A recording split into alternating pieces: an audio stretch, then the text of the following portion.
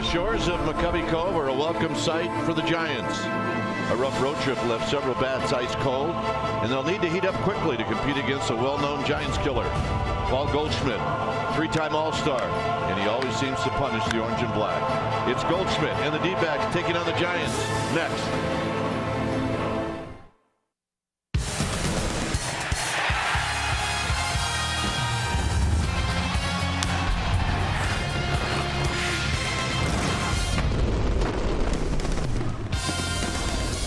We're coming to you from AT&T Park. That's right, home of the Giants. The Giants are indeed back home. This is game one of a four-game series. Diamondbacks and Giants. Hi again, everybody. I'm Dwayne Kuiper. Alongside me is Mike Krukow. The Giants go 2-4 on this past road trip, so now they're home. They're home for 10 games, and that's always a good thing. And it would be good, Mike, if this team started off by catching the ball and getting a good start from Peavy. Well, those are the two keys tonight. I mean, they have not been playing good defense. The last 5 games, they've made 6 errors, and this is not what this team is all about. Right. They're about defense. They're about good pitching. And in regards to the good pitching, quite frankly, Jake Peavy has to be better. He was a little overamped his first start. Then he got Coors fielded. He needs to show a better slider tonight. He needs to show a better sinker and better command of those corners. That'll be the key. Interesting, though, the Arizona Diamondbacks, they've made 11 errors, and this is a good defensive team. So basically, whatever team catches the ball the best is going to win this game. That's something we will watch very closely. All right, 4 years ago today, the Giants won a ball game on a walk-off hit. When we come back, you'll see who did it and all the other good stuff after this.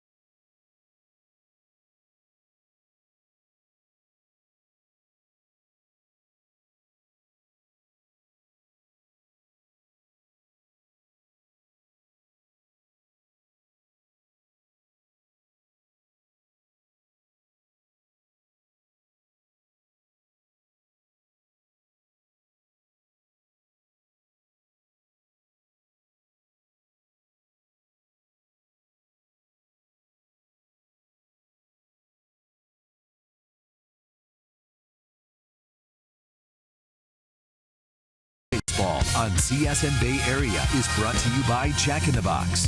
Taste the Baconlicious Sourdough Bacon Ranch Combo, only at Jack in the Box. And by Toyota, the full-line automaker with the longest-lasting vehicles in America. Toyota, let's go places. Well, that's a sight for sore eyes. Your San Francisco Giants have returned to the Bay Area after a pretty rough road trip, but they got to sleep in their own beds. They got some home cooking, and they arrived at the park today ready to turn things around. Welcome back to the broadcast. I'm Amy Gutierrez, and we believe here that reminders are a very good thing, especially after a tough go on the road. Fans and players need a reminder of some of the greatest moments in Giants history. Now, we only have time to show you one, but it's a good one, and it is our Togo's big play, the Togo's Way, on this date in Giants history 2012. Matt Cain against Cliff Lee, an epic pitcher's duel. Cain went 9 innings, gave up 2 hits. Lee lasted 10 innings, gave up 7 knocks. Neither gave up a run, and Melky Cabrera came up big with an RBI single to right off of Antonio Bastardo to knock in Brandon Belt for the win, and that was one worth celebrating for sure. Did you see who Cain struck out in that first shot? Just wondering. Little Hunter Pence action. All right, well, the Giants certainly hoping to celebrate this evening. We've got a lot still to come, including a video of one of your favorite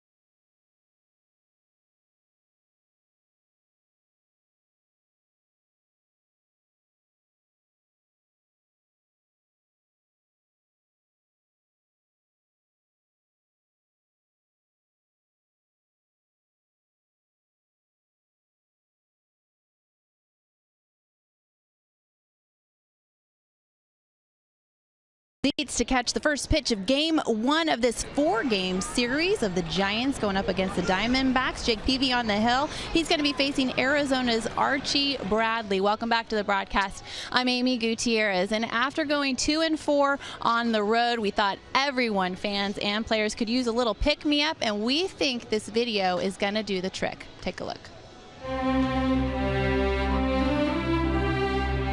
When you put this cap on, you represent something significant. It embodies all that came before. The pioneers that made this cap into the emblem it is today. Now cherished as the symbol of this great city, our city. 2 colors, 2 letters, 2 flaps. The 2 flaps down cap, like 1 flap down, is a statement of pride, of individuality, and about not giving a beep about nothing. And he's hit one to deep left center, and it is gone, and he's got 1 flap down. And I mean nothing. So represent SF and get the 2 flaps down cap.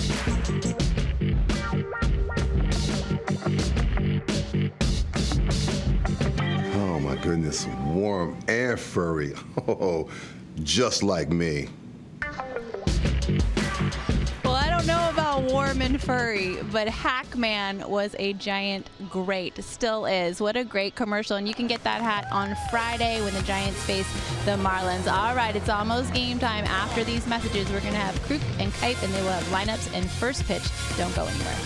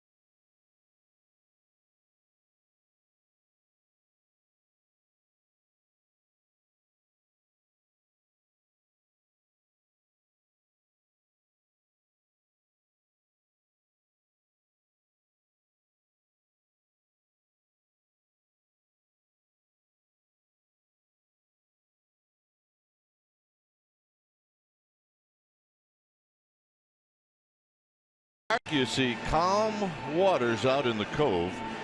Our game time weather is presented by the Santa Cruz Beach Boardwalk. The boardwalk, yes indeed, it is open. Visit beachboardwalk.com for park hours. Very nice 67 degrees here at the yard. Humidity is low and there's hardly any wind at all. It is partly cloudy, and we're expecting the ball to carry tonight. All right, let's take a quick look at Chip Hale's lineup. It'll be Segura, the former Brewer, Lamb, and then Paul Goldschmidt, who seems to like this place, followed by Peralta, Tomas, and Wellington Castillo. Nick Ahmed. Ahmed, a very good defensive player. He's also got 3 home runs and 7 RBIs this year. He'll hit 7th. Then it's Chris Owings and Archie Bradley called up to make this start tonight.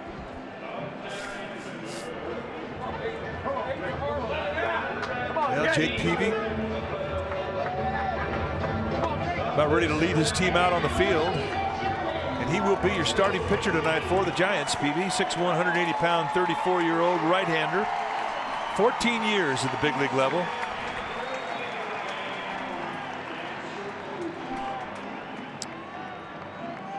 Take a look at the numbers for Peavy. 147 lifetime wins against 117 losses. This year, he's still looking for his first win. He's 0-1 with an ERA at 10. Had a rough start in Colorado. A lot of hits in not a lot of innings, which has really run his innings per 9. His hits allowed 9 innings. But look at the strikeouts per walk. So that's good news. And what is the key for him tonight is the finish on his pitches, the finish on his slider, the finish on his sinker, and his ability to command both sides of the plate. He'll give you the high 80s, low 90 fastball with sink and cut. He's got a slider and a changeup that he'll throw at you, and he'll lower his angle as well. Normally he's a low 3/4, but he can even go lower. Lifetime against these Arizona Diamondbacks, 17-13 in 34 starts with a 4.49 ERA. The Giants, who get to put the home creams on tonight for the first time in what seems like a long time. This is going to be the defense that will play behind Peavy, starting the Giants outfield from left to right. It'll be Pagan, Span, and Pence. Pence, the best arm in right field. Crawford and Tomlinson on the left side, with Matt Duffy getting a day off. Joe Panik and Brandon Bell will be on the right side. Buster Posey, he'll be in the squad, putting down the signs.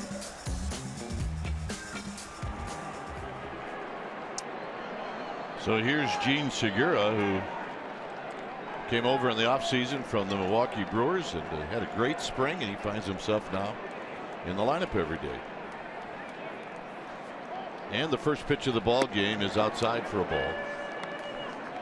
So we get started at 7:16. Segura hitting at .333. He's got 3 home runs. He's knocked in 6. And there's a high foul down the right field line and out of play. He is not afraid to swing the bat, and he swings hard.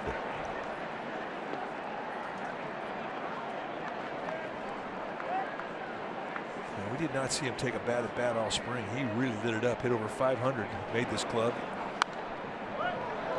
He runs that in on Segura's hands. It's 1-2. Diamondbacks really were dealt a severe blow to their team right at the end of spring training. A.J. Pollock, their all-star center fielder, went down for an injury that is likely to take out the entire season. So it was Segura who assumed the responsibility of leading off, and he's done a nice job for him.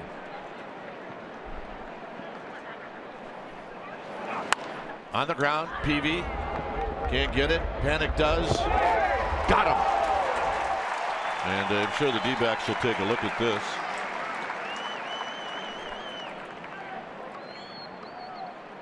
But a close play, and Segura, who runs pretty well. It's close. I mean, I think they have a pretty good argument. Yeah, he beat it out. Yep. So they are going to take a look at it. And I agree with you. This is going to be a base runner at first with nobody out. This replay review is presented by Xfinity.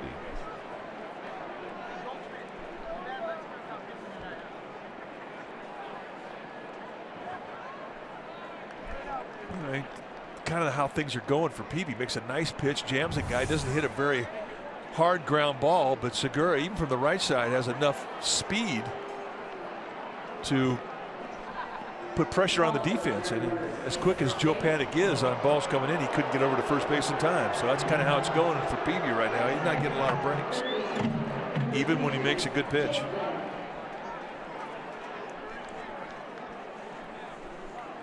So here's Jake Lamb. Segura has got a couple of steals. He's been thrown out once. And Peavy immediately out of the stretch, and that gets Buster Posey on the shoulder, and it's no balls and 1 strike. Buster's probably thinking better that than my arch. Buster got hit on the arch on a Chase Utley foul ball and missed the first 2 games in Denver, where no hitter alive wants to miss games in Denver. Just on the heel of the hand. I mean, it's, say, wow, he's got all that leather and glove. Well, you get hit in the wrong spot in the hand, it'll light you up. 0-2. You see the backdoor slider right there. That was quick. That's the type of movement you're looking on the pitches from Peavy, especially with that slider. He'll cut the ball, he'll throw a slider. He may have been lazy in the last couple starts.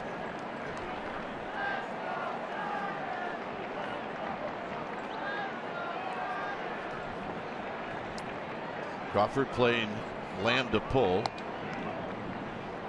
Off the line at third is Tomlinson. Just underway here in San Francisco. Giants in this game, game 1 of a 10-game homestand.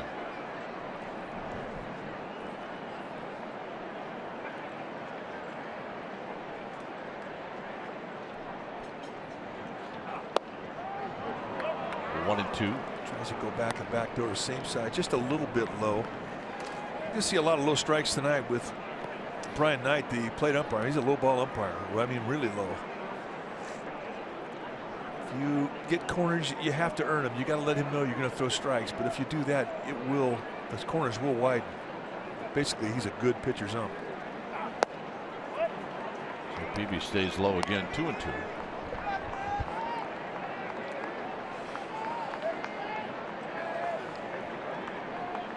Segura with good speed at first.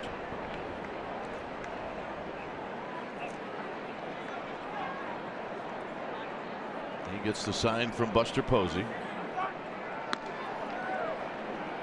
And the sign was throw over.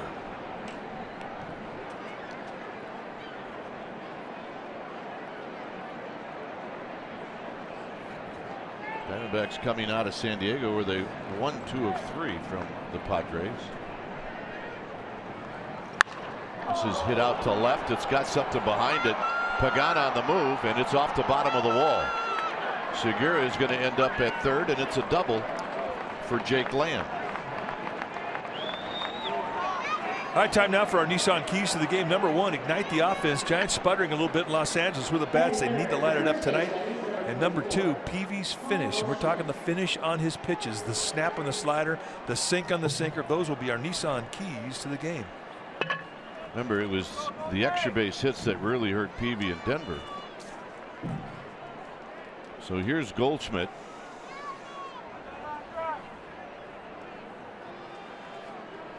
Goldschmidt hitting at 205.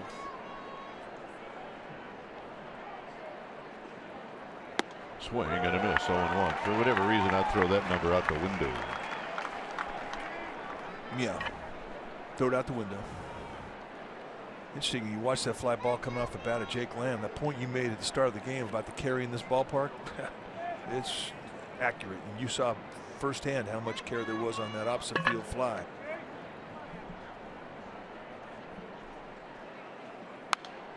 Goldschmidt with a mighty swing and a foul back. Nothing at 2. You don't normally see carry to all fields at this park. I mean, you'll see carry to left field, but usually right field's sewed up. You can't hit it to right field, but not tonight.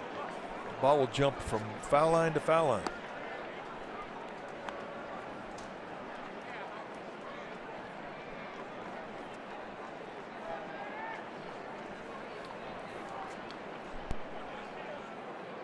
There's never been a ball hit in McCovey Cove by a right-handed hitter. This guy at the plate could do it. Now he just tried. It's out of play on the right field line. Brian Knight is the home plate umpire. Todd Tickner, Bill Miller, and Pat Hoberg are your umpires from first to third. Bill Miller is the crew chief. I think he's a local guy. Yeah, he is. He's a good umpire.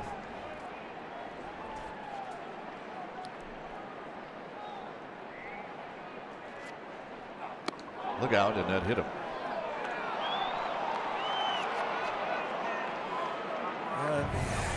You get an 0-2 count at a guy, you try to throw a 2-seam fastball up and in, and it just brushes his uniform. That's another bad break for Peavy.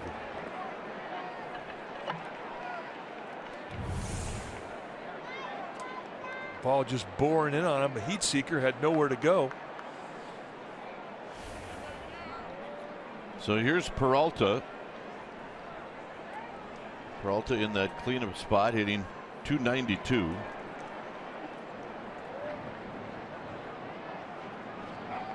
And pitch high. 1 ball and no strikes. You'll see more knee-high strikes than belt-high strikes from Knight, plate umpire. You look at the fingers from Buster Posey. Jake Peavy does not have great vision, and he needs help to see signs.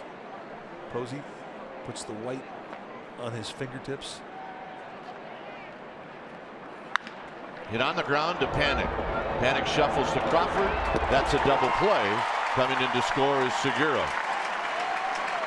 Nice play. That is a nice play. That's also a nice pitch to get that ground ball.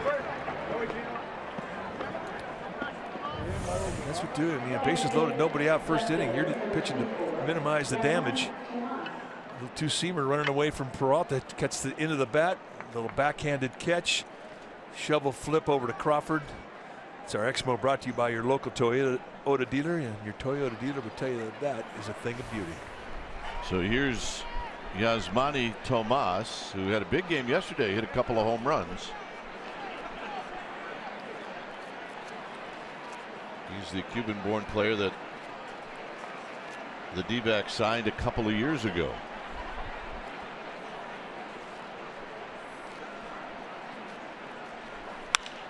Lines this one to Pagan, and that's going to end the inning. So Peavy limits the damage. And now the Giants are coming up, and Span will lead it off.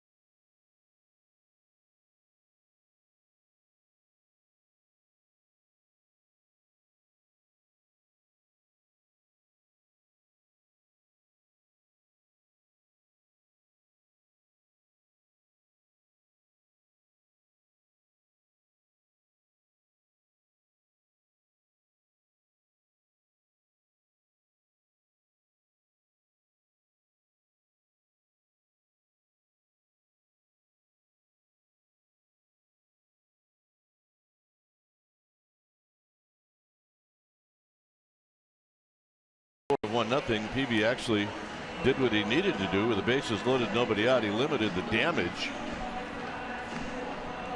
So now the Giants will face Archie Bradley with that 14-inning game that the Padres and D-backs had on Saturday night. De La Rosa was scheduled to start tonight. He ended up pitching in that extra inning game. Thus they needed a starter, and here he is, Archie Bradley. He is the man on the hill. They brought him up out of Reno, their AAA affiliate. I mean, this time last year, Archie Bradley was off to a great start. His first 3 starts, he faces Bumgarner, Greinke, and Gallardo. And he was off to a great start. I mean, pitched beautifully against the Giants. Didn't get a decision in this game. But then last April, he got hit in the face by a Carlos Gonzalez line drive, and it fractured his right sinus, and it DL'd him. And he was never quite the same. And when we saw him last year, I mean, he was lightning stuff, and he can be that way. Low to mid-90s with the fastball. He'll 2 and 4 seam it, more 4s than 2s. He's got a great curveball, and that's what you're going to see mostly, a fastball curveball combination. He also throws a slider and a changeup. Big guy, 6'4", 225 pounder, still a youngster, 23 years of age, just about a year's time in the big leagues. Here's Denard Span to bat first. And at third is Jake Lamb. And the first pitch to Span is a call strike. Span hitting .224. He's got a home run. He's got 9 runs batted in.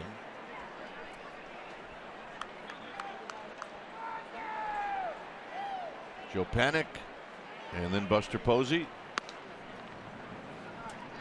Last 2 fastballs at 94, and that last one wide. 1 ball and 1 strike.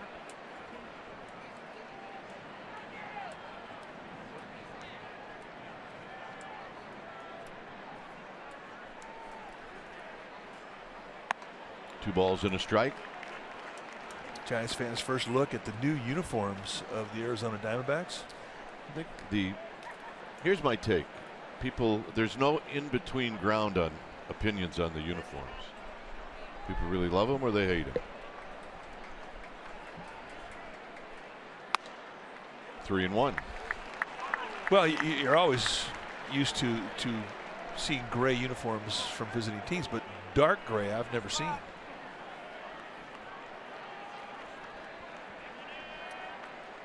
They also have a dark gray with the blue piping and letters. I like them. I think they're pretty sharp.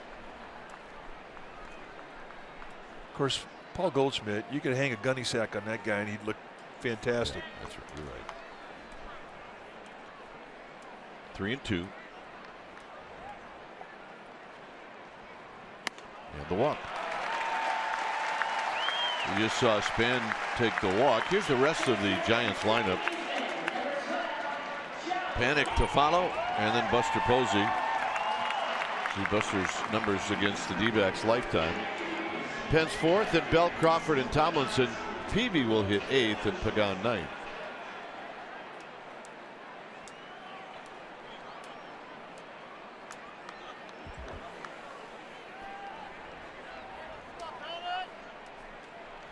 So here's Joe Panik hitting at .261.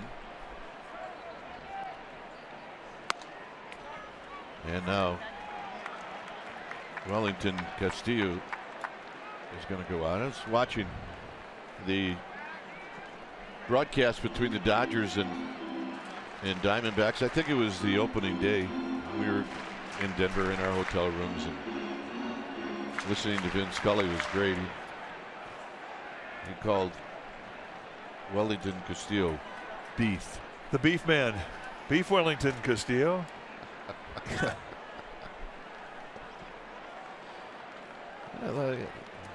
That's perfect. So beef just went out to have a word. It's 2-0. No, and I think the word was, your stuff's good. Start challenging. Quit nibbling. A lot of missed fastballs, and really, when that happens early in a ball game, you got to go to another pitch. Give a guy a feel of something else. Get him back in the strike zone with a slider, curveball, anything.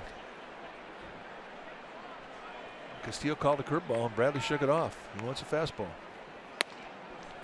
And he pours it in at 95. 2 balls and 1 strike. Buster Posey on deck. 1-0 D-backs. There's Buster. Giants got back around midnight last night from Los Angeles.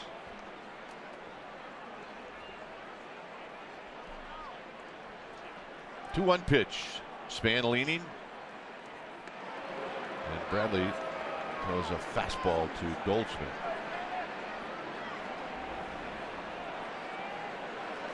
From the manager to the trainers to the broadcasters, everybody's thrilled to be home. Yes, we are. A little flare to left. Coming in is Tomas, and he'll get there to make the catch. Let's take a look at the Diamondbacks defensively. Starting in their outfield from left to right, it'll be Tomas, Owings, and Peralta. Good arms at left field and in the center field. Ahmed and Lamb on the left side of the infield. Segura and Goldschmidt on the right side, and Wellington Castillo will be in the squad, putting down the signs. Here's Buster. 256, 2 home runs, 5 runs batted in.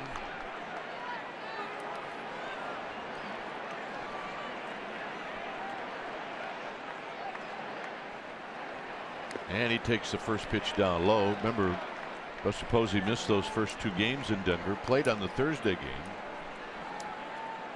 and then went into LA and picked up his first hit of the road trip in the 9th inning last night.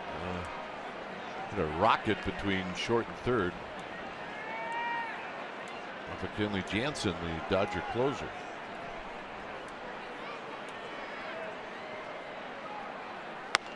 And a strike, 1 ball and 1 strike. See, I mean, Bradley just looks like he throws downhill. Good size. Yeah, 6'4", good tilt from a. I mean, I think that's kind of like the prototypical average for a big league pitcher, 6'4".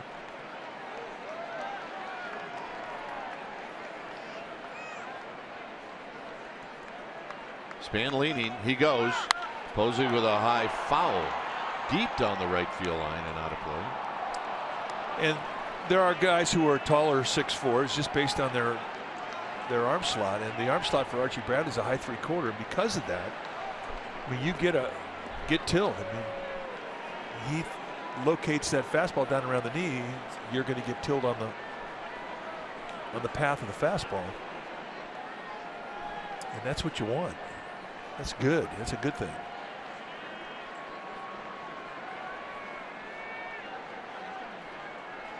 One and two to Buster Posey with Pence on deck.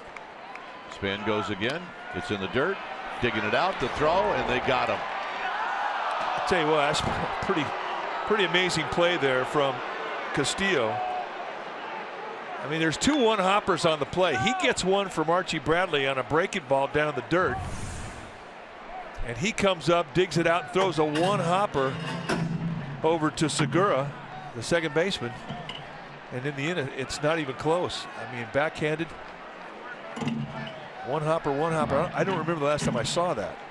That was very nicely done. It's 2 and 2 now to Buster. And he shoots this one down the right field line. That'll be a base hit. Peralta with good speed, and he will hold Buster Posey to a single. And that's the first hit of the game for the Giants. Time you see Buster Posey have a series where he's reaching, hit balls off the end of the bat, you'll see him adjust in the next couple of games by doing this, really forcing himself to use the right side of the field. Let that ball get in deep and just shoot that thing off your right hip, go the opposite way. Nice at bat. Here's Pence.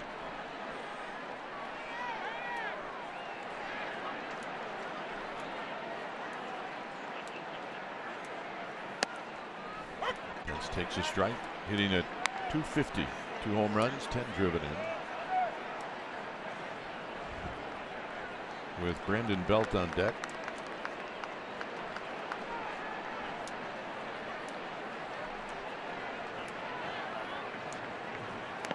Down low, Wellington Castillo with the block. 1 ball and 1 strike. That's the curveball. This is a knuckle curve or a spike curve, depending on the guy's terminology to describe the pitch. But what really makes the pitch is the high 3/4 release he has. And he snaps that thing off. I mean, it's like that curveball's coming at you with a 12-6 break rolling right off a table.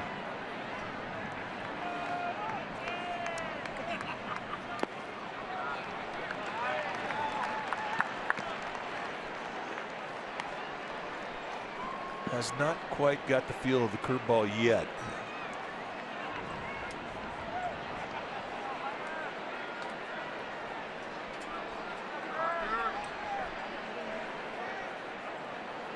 Goldschmidt holding on Buster Posey. It's 2 balls and a strike.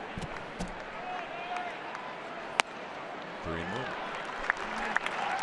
Next pitch for Bradley will be number 20 here in the first inning. Doesn't quite look like he's got the feel of the ball yet.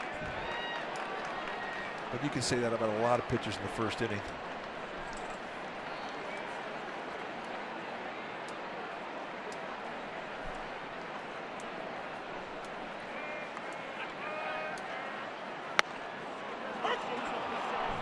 Well, if he was looking fastball, he was not looking middle away.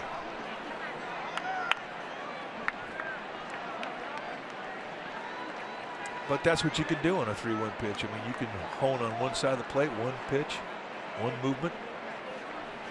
3-2. Posey will be on the move. He goes, and Pence takes ball 4. So more pitches out of Bradley. So here's Belt.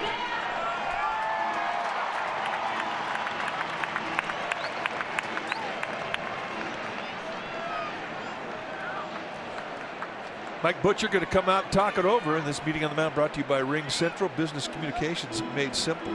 And for Butcher, who realizes that Bradley's still searching for that release point, I mean, he'll suggest things like slow it down a bit, maybe pick up the pace a bit, shorten your stride a bit, just something small like that.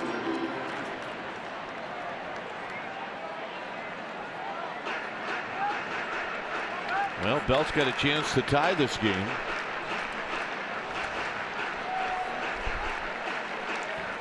Comes in at 298, 3 home runs, 8 driven in.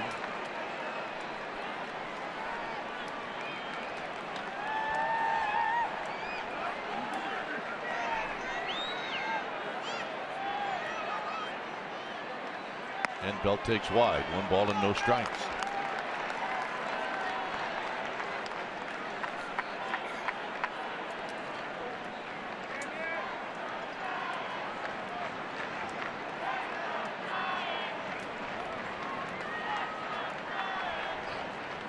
So Belt step out as Bradley steps off the slab. Posey at second.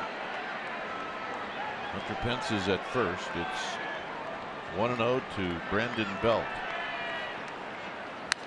Foul back, good swing by Belt. He's up there looking for something middle away.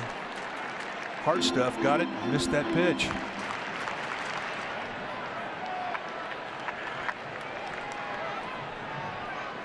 Guys don't like to foul off something they were looking for.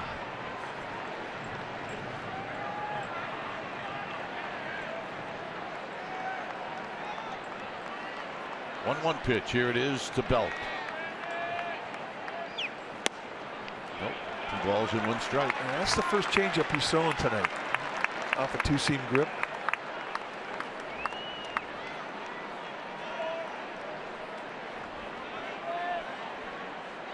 Looked more like a BP fastball speed than a changeup at 89, but still had good movement running away from Belt. 2-2. Backs it up.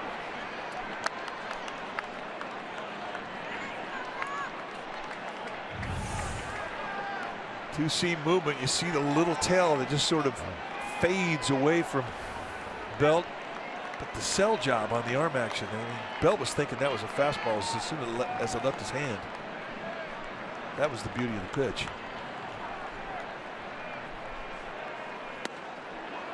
And why not throw another one? 27th pitch of the inning coming up to Belt, and again the runners will be on the move. They might throw another one. You're right.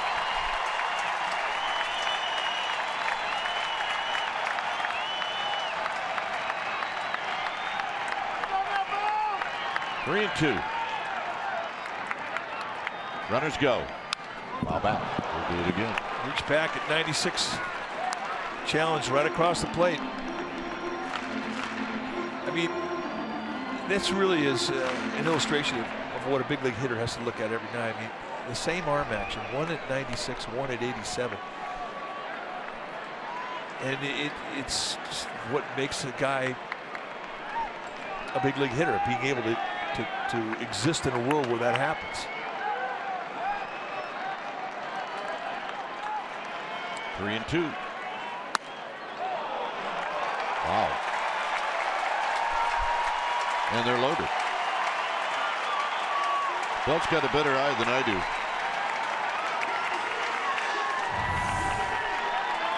Two-seam fastball, just a bit high, just a bit away. We saw a lot of high strike zones the last couple of umpiring crews that the Giants played. And Brian Knight's a low ball guy, and he just proved it in that sequence. Crawford hitting .263.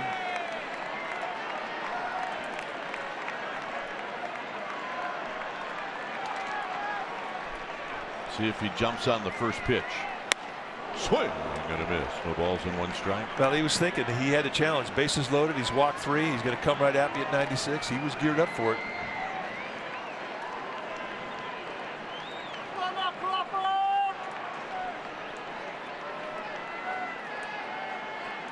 Posey, Pence, and Belt here in the first inning.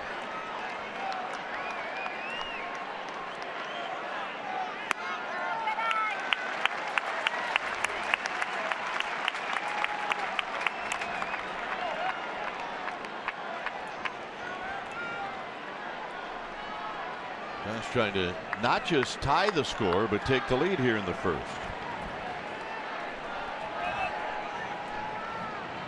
Now the D-backs are going to get their bullpen moving. 2 balls and 1 strike. I mean, this is Bradley's debut this year. I mean, he had been in Reno until a couple of days ago. So Tyler Wagner, right-hander, to head down. This is a bullpen that really got torched this weekend in San Diego. They had a 14-inning game where their starter got taken out of the ballgame in the 2nd inning. They had to eat up 12 1/3 innings. Takes a while for a bullpen to recover from that. High and foul and out of play. It's 2-2.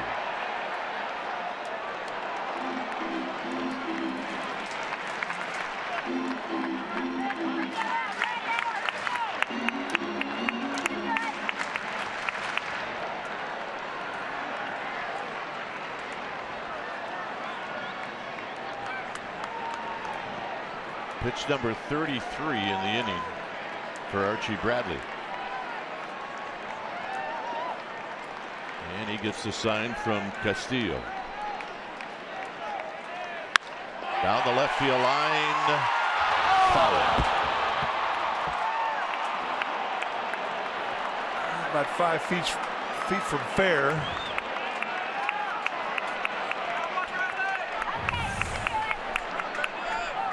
Pitched him away, went with the location.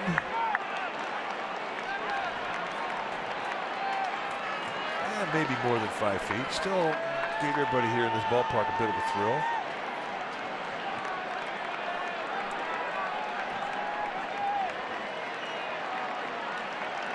He got wounded. He did. So it's 2-2.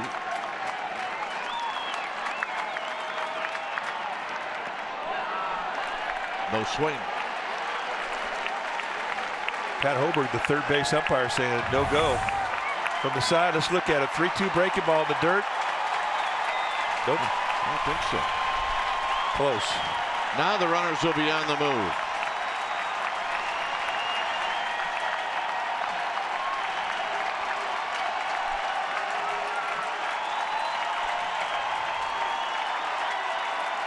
Posey, Pence, and Belt will take off 3-2. And now Crawford asks for time. As I mentioned, Posey, Pence, and Belt.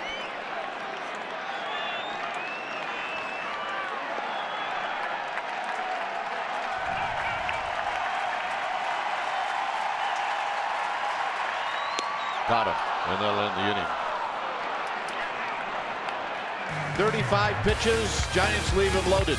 It's 1-0. T-Bets.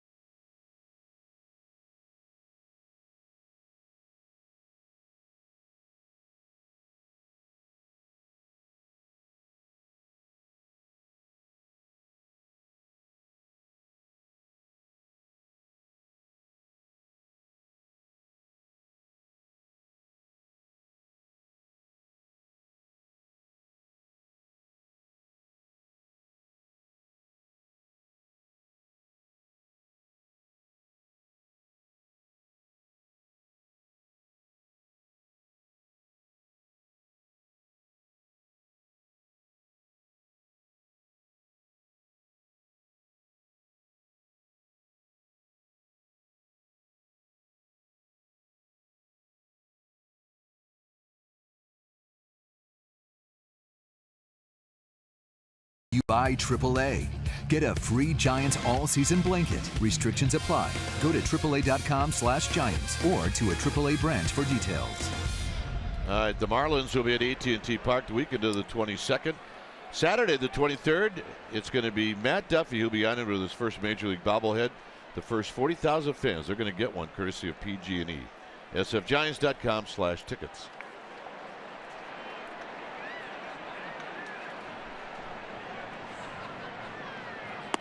Castillo, who takes down low. Castillo hitting 194. It was really a great year last year for Wellington Castillo. Off to a slow start, however, this year. Look out. One ball, or make it 2 balls with no strikes. Heads up.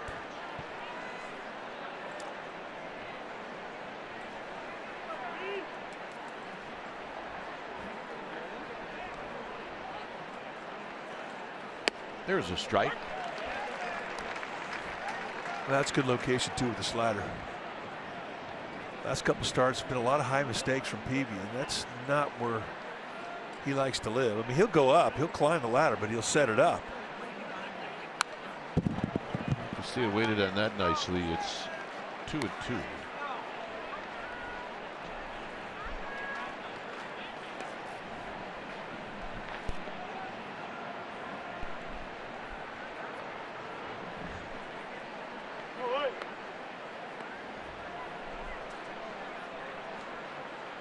Two pitch, here it is, and it's 3-2.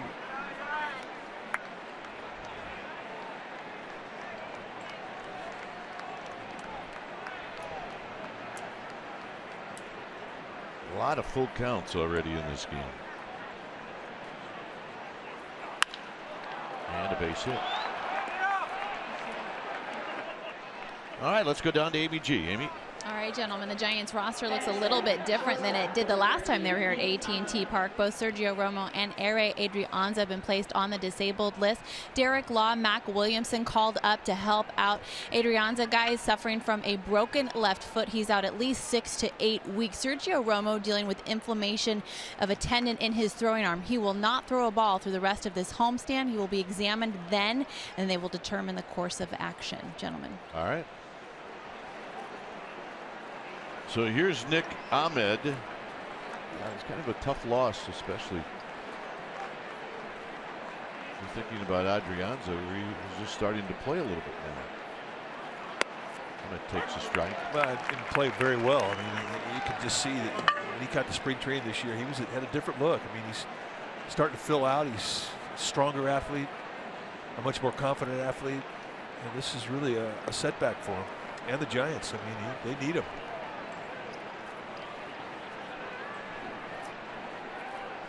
Here's the 0-1 to Nick Ahmed. Swing and a miss. Another good 2. That's a good slide. I mean, he hadn't had that slide in the last 2 starts.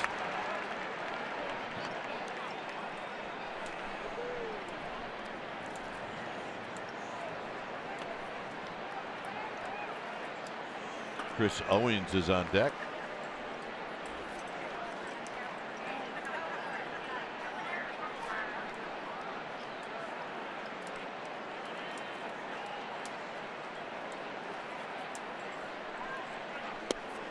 Just off the plate, 1-2. That's a good 0-2 pitch, though. Pitch that you're going to tease both the hitter, who might swing at it, or the umpire, who might call it a strike.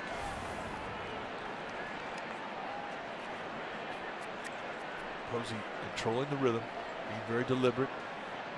Finally puts down a sign.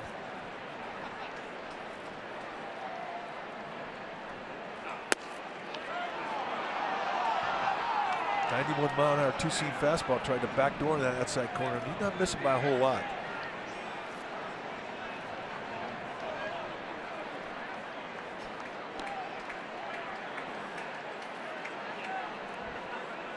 Well, about Ahmed, I mean, he's got a pretty good eye to take those 2 pitches. Goodness, does he ever?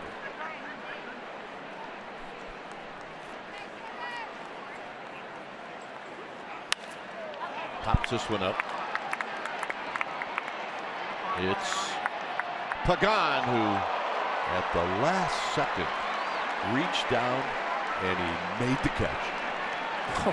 Had it all the way. You want to give a pitcher a heart attack, a manager a heart attack, a pitching coach a heart attack, and 41,200 people a heart attack. Here's how you do it.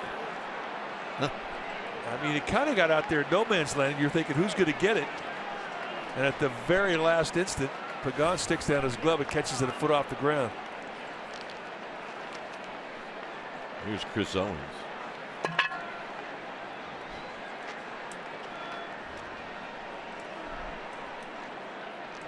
Owens hitting at 200.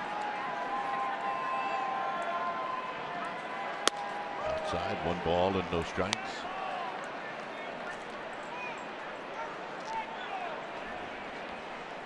Two RBIs on the year for Chris Owens. Finds himself in center field. When A.J. Pollock went down, the D-backs started looking for volunteers.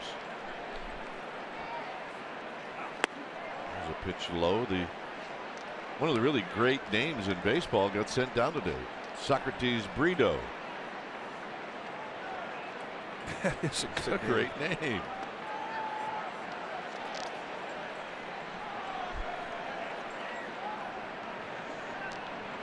So it's 2-0 to Chris Owens. On deck is Archie Bradley. Down the right field line and out of play. 2 balls and 1 strike.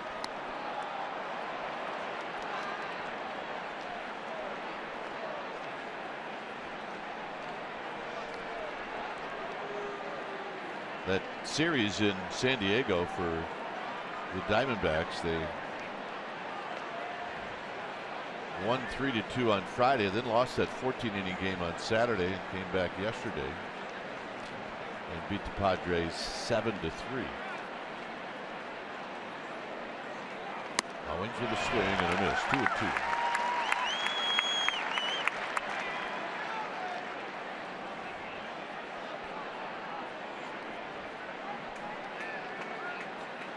So this is a long road. This is a 9-game 3-city trip for the Diamondbacks. As they started off at home against the Rockies and the Cubs.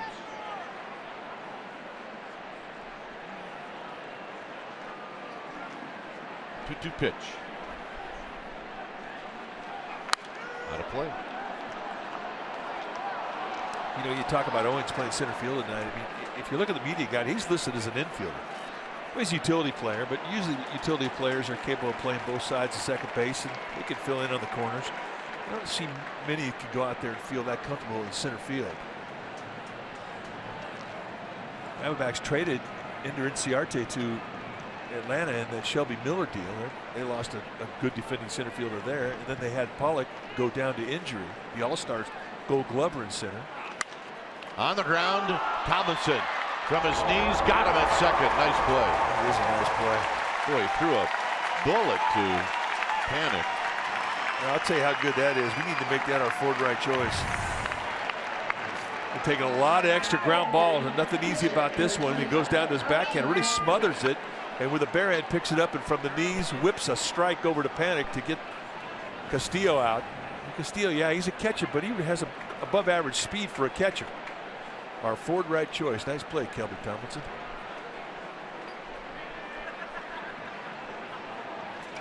So here's Archie Bradley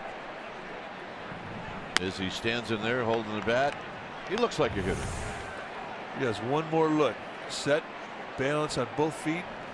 You get one crossover step, lay out, knock it down, bare hand from the back knee. Strike 3. Grab some pine meat.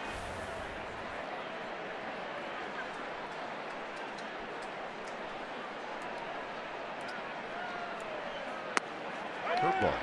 1 ball and 1 strike. It's a little lazy, get it in, break a ball on a 1-0 count. You're not expecting a pitcher to be up there looking for anything other than a fastball. I wouldn't throw the same type of breaking ball at Paul Goldschmidt. No, probably not.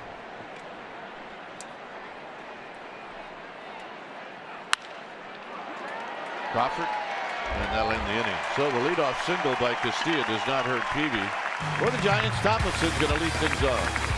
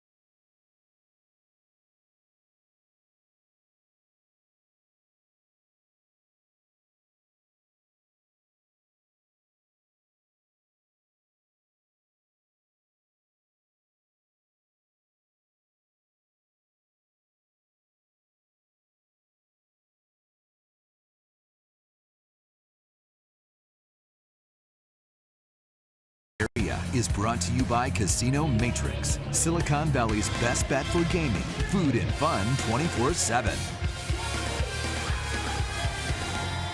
Well, the San Diego Padres come to AT&T Park April 25th through the 27th, and Monday, April 25th, and Tuesday, April 26th, 7:15 games.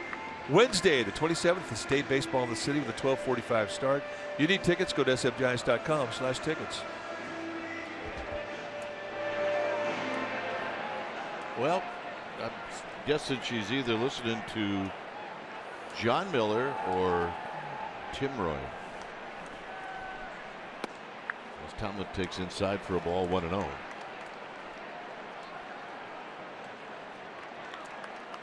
But she's got the spirit. Attitude. There's a strike to Kelby Tomlinson. Have not been many corner strikes on the strike zone tonight. For the most part, both pitchers, whatever strike they've been getting has been right over the plate. Tomlinson lines it to right, but standing there and waiting is Peralta, so that's out number 1. And here's Peavy.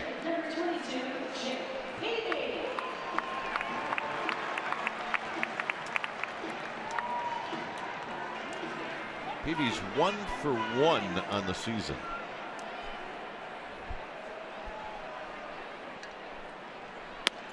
And a strike.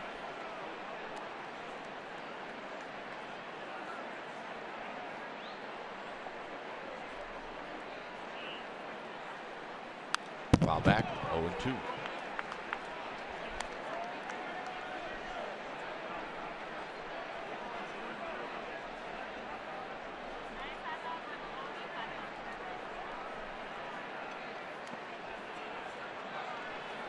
.41 pitches now for Archie Bradley. He keeps staying with that curveball. It's kind of like a guy with a jump shot. If he's not making baskets, a good shooter keeps shooting, and a guy with a good curveball will keep throwing it. But he hasn't quite zeroed in. The best curveball he's throwing tonight was the one that ended the first inning in a 3-2 count to Brandon Crawford. I mean, that's as good a curveball as you can throw. He hadn't thrown one like that since. Peavy hits one high down the right field line. And that'll be foul. Well, he held it long enough. He just did what all ball players do when you miss a ball. Look at his glove. Look at the glove. Peavy up the middle and a base hit. He will battle you. There's no doubt about that. Yeah, you're right. He'll compete. Just get it in, two-seam fastball. And Peavy not trying to do too much, going right back up the middle. Beautiful. Hit a home run last year. Yes, he did. Did he hit it in Denver? No. Did he hit it in Philadelphia? No. He hit it here.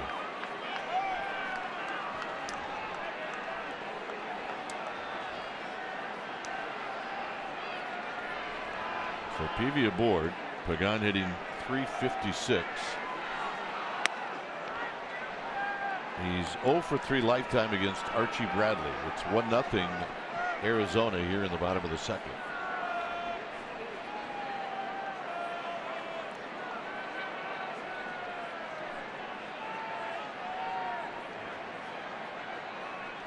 On the ground, fair down the left field line.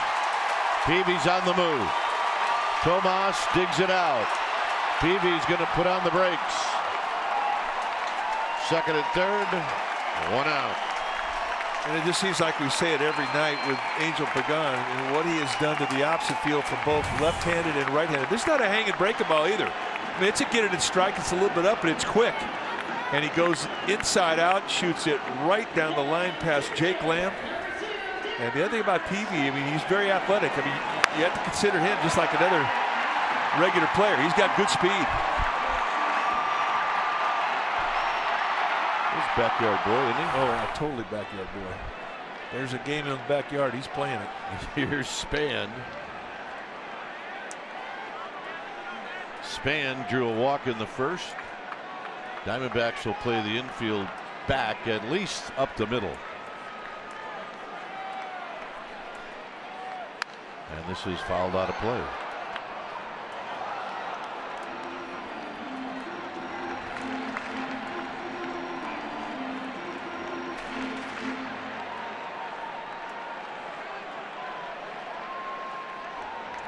Peavy at third, Pagan at second.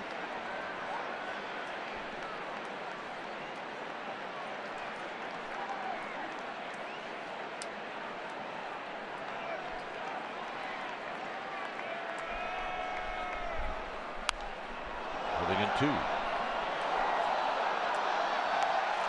So good RBI chance for Denard Span. And he's going to have to try and beat the best stuff that Bradley has, because Bradley's pitching for the strikeout.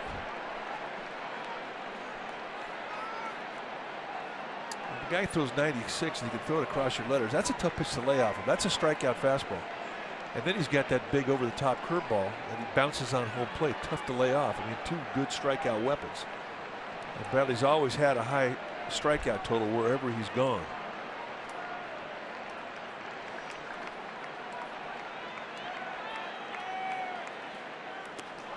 And that squirts away. Here comes Peavy, and this game is tied.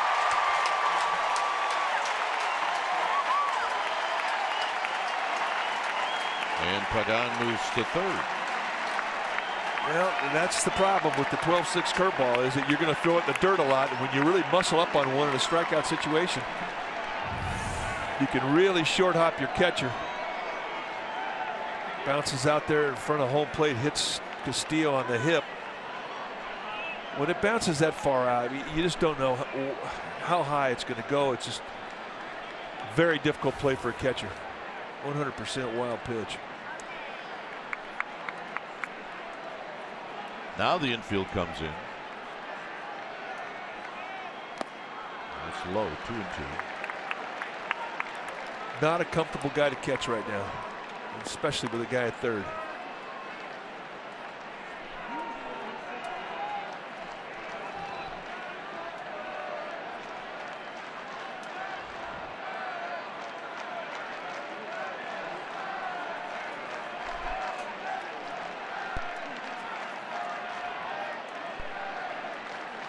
Two balls, 2 strikes. And a base hit into center field, and the Giants take the lead. RBI number 10 on the season for Denard Span. That's 2-strike money hitting right there. Nice opposite field line drive. I mean, you talk about an at-bat that's a slump buster. Watch how quick the hands are. Very little load. I mean, he's just so quiet up top before he starts a swing. And watch how flat the bat is. Just a very, very disciplined swing back up the middle.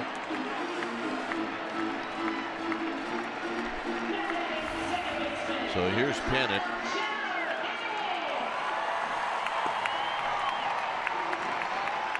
Joe Panik hit a pop-up to left field in the first.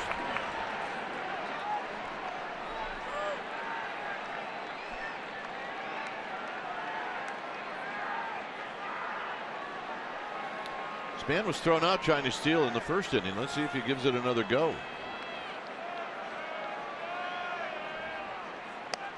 It's outside, 1-0. Well, Castillo is got the lethal combination of very quick delivery and a very strong arm. He's not an easy guy to steal off of.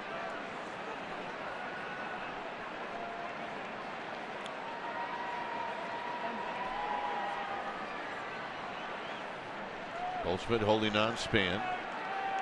Span goes. He got a late break, and that looked like a hit and run, because I doubt Panik would swing at a pitch out there if he wasn't forced to.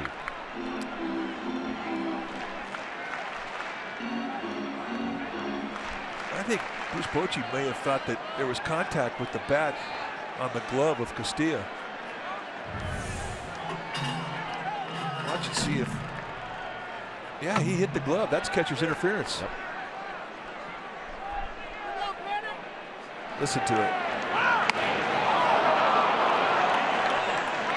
And if it's catcher's interference, Joe Panik's going to first base.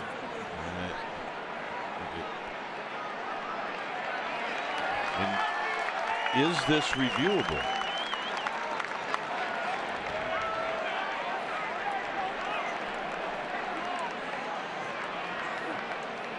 If the umpires get together now and change this, because one of the umpires actually saw it, it makes him look bad.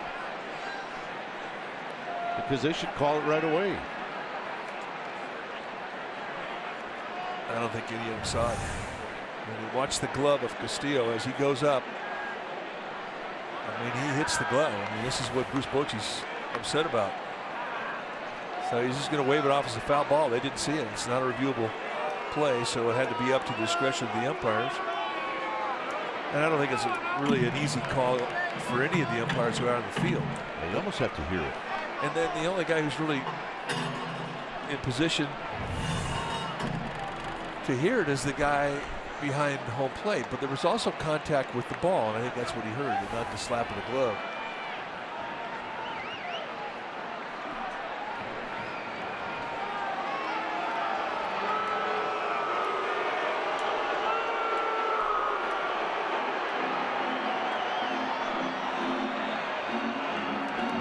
Maybe Brian Knight is asking Joe right now, hey, so did you really hit the catcher's mitt? Joe Panik would never lie. No, he would not. Oh, no, we did call him the best liar on the team last year. Well, yeah, but when you ask him about how do you feel when he's trying to mask an injury, he was always doing the stiff upper lip thing and saying that he felt fine when he didn't. Other than that, he always tells the truth. 1 ball and 1 strike.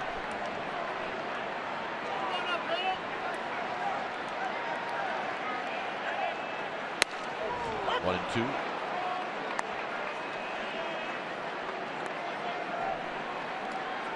Giants have taken the lead here in the 2nd inning.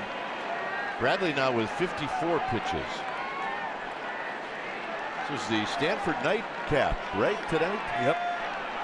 Stanford alumni, students.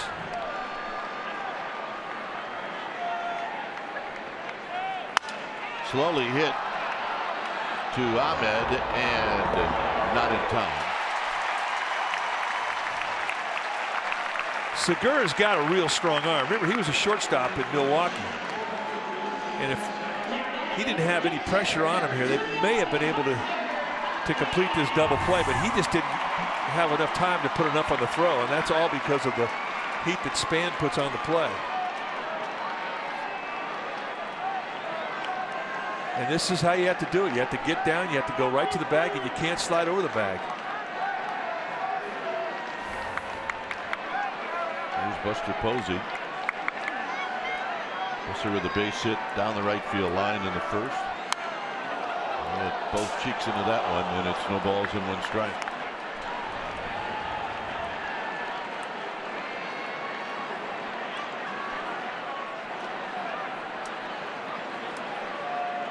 Pence to follow.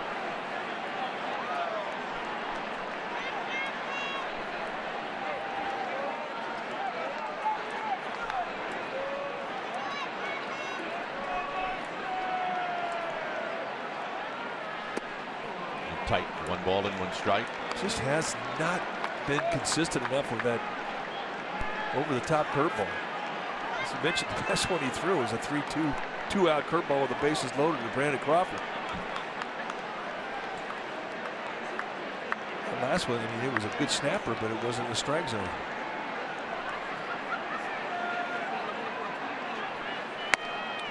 Wide 2-1. And even when you have a curveball like that, you have to prove it throughout the game that you can get it over. Because if you're not throwing that big for a strike zone, hitters aren't even going to think about it.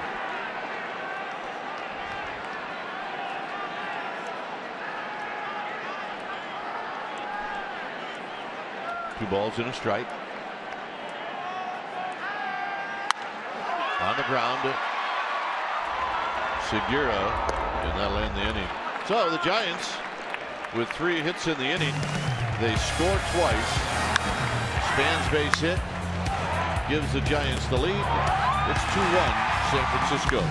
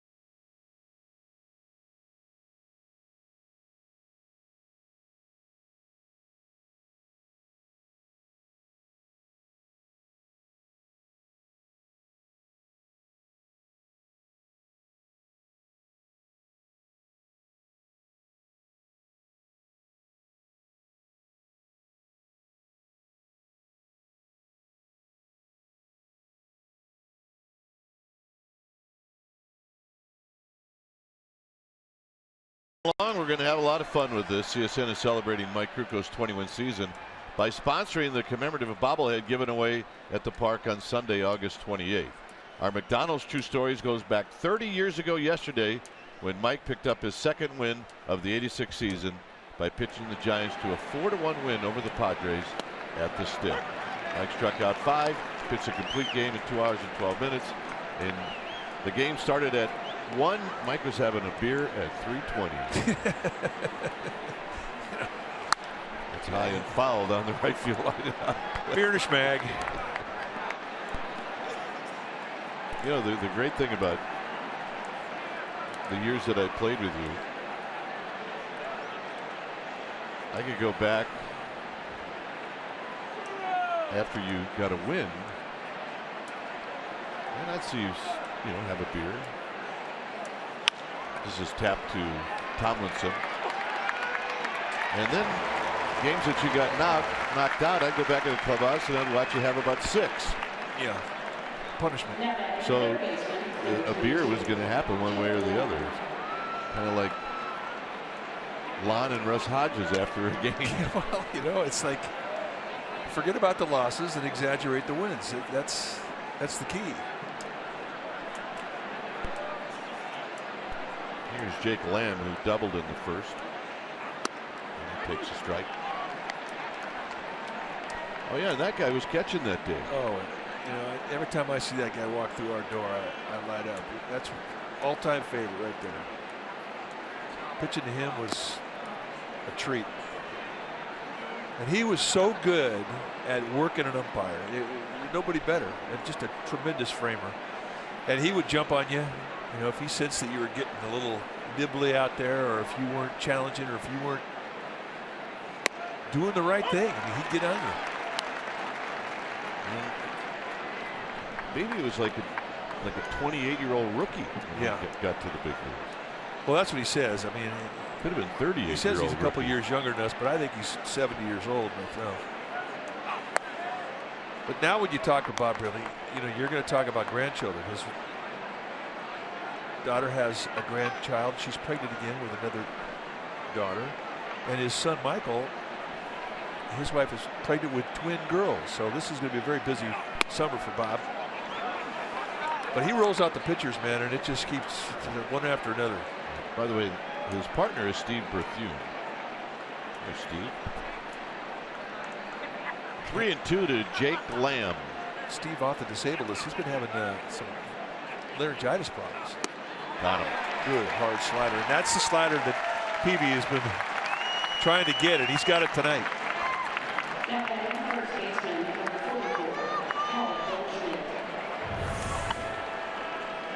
3-2. You can see the eye of the slider, then just back foot explode down. And Lamb, who is not a guy that strikes out a whole lot, cannot lay off. Goldschmidt was hit on the jersey in the first inning. Here he takes a pitch inside for a ball.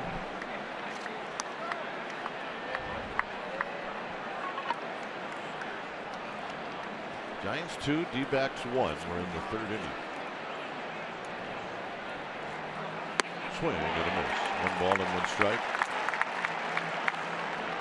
1-0 slider. The other thing too about that slider, once he gets a feel of it from that low 3/4, he'll lower it down and flatten it out and widen it out, especially away from righties.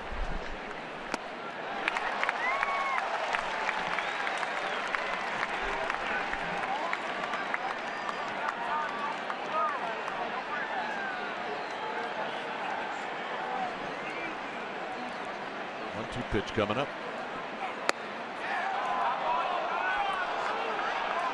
Just a bit outside. Have not seen many corner strikes, and that's not the norm with Brian Knight. Usually you get a little width. We have not seen it tonight in the strike zone. It's been tight. Got him, and that'll end the inning.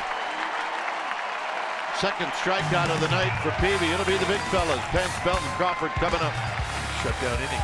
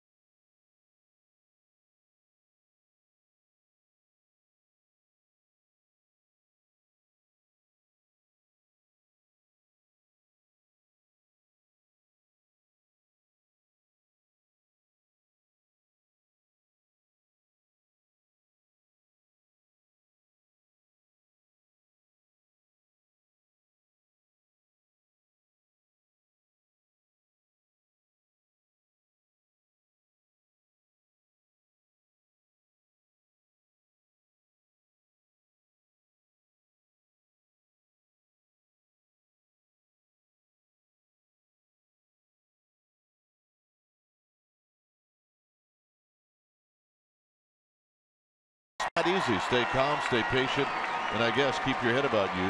That's the hardest thing, keeping your confidence high. It is.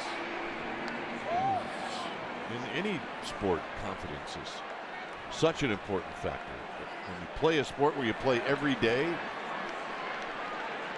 You get tested. not every day is going to be a good day. You got to keep your confidence. Although you talk to Hunter Pence, every day is a good day. He doesn't have a bad day. Doesn't. It is not allowed.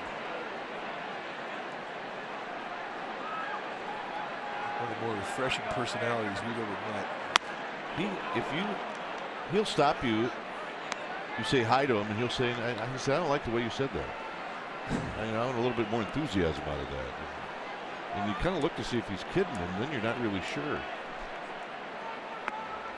2 balls and a strike.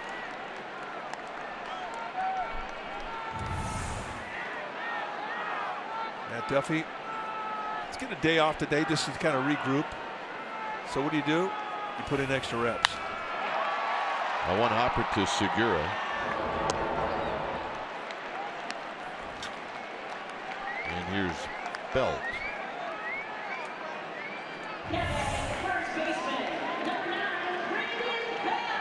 Talking it over with Bam Bam Newlands, Giants hitting instructor. Talk about load, about balance. Put yourself in position to give you a good look. It's the same things you hear every day.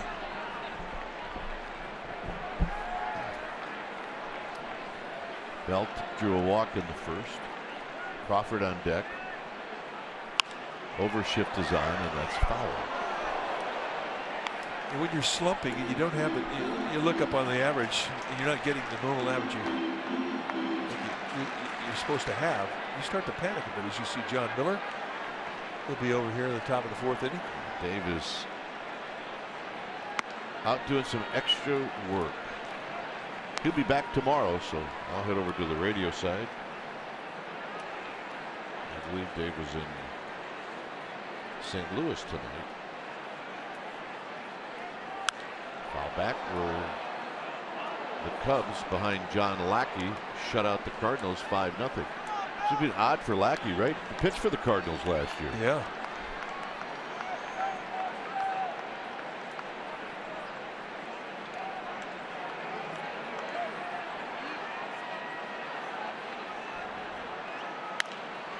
Rolled out to Segura. All right, let's check in with Amy G. Amy? Gentlemen, I'm very happy to report that Roberto Kelly is back to work this evening coaching third base. Yesterday was a very scary moment. You guys witnessed it. He was hit in between innings in his own dugout, getting ready to go out to third base by an errant throw by Dodgers Corey Seager. Of course, it was accidental, but thankfully, Roberto was wearing his helmet. He had to leave the game. He did fly home with the team. He was able to drive home. I talked to him today. Said he has a little bit of a headache, but he was able to sleep, and he's back on the job, gentlemen. Yes, that is good news. As Crawford rolls this one up the middle, and Segura is going to make all 3 plays, and that's going to end the inning. John Miller will be in. I'll see you back here in the 7th. It's the Giants 2 and the Diamondbacks 1.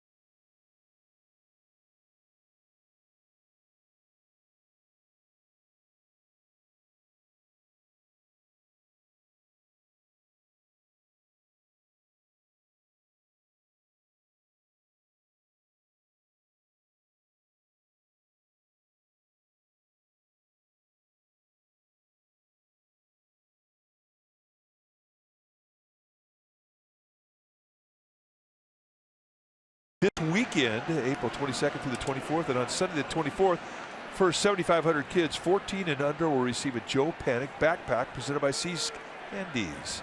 So you want tickets? Go to sfgiants.com/tickets. It is 2-1 Giants. It's the top of the 4th inning, and here to tell you all about it, my pal John Miller. All right, and David Peralta will lead off and hits a sharp one-hopper. Belt, one away. So how you feeling? Better? Much better. You got your pipes back? Much better. That the Giants got 2 runs in the second inning. Everything was cured, just like that. And Jake Peavy struggled early on and looked bad. Bases loaded, nobody out. The cleanup hitter up in the first inning, and only the 1 run. And everything's swung completely around since then. Well, he had a stretch of bad breaks that kind of it never stopped.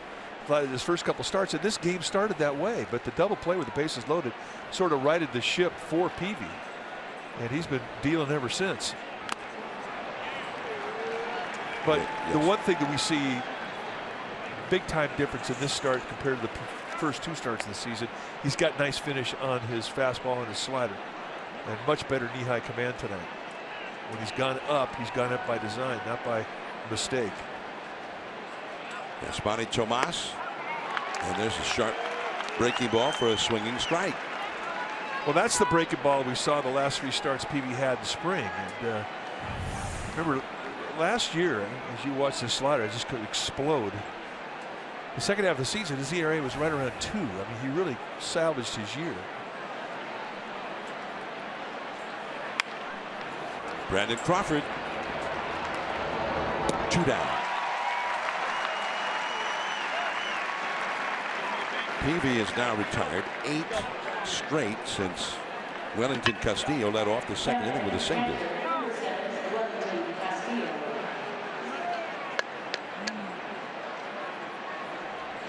So Castillo will try and do it again here. 2 runs, 4 hits for the Giants, 1 run, 3 hits for the D-backs.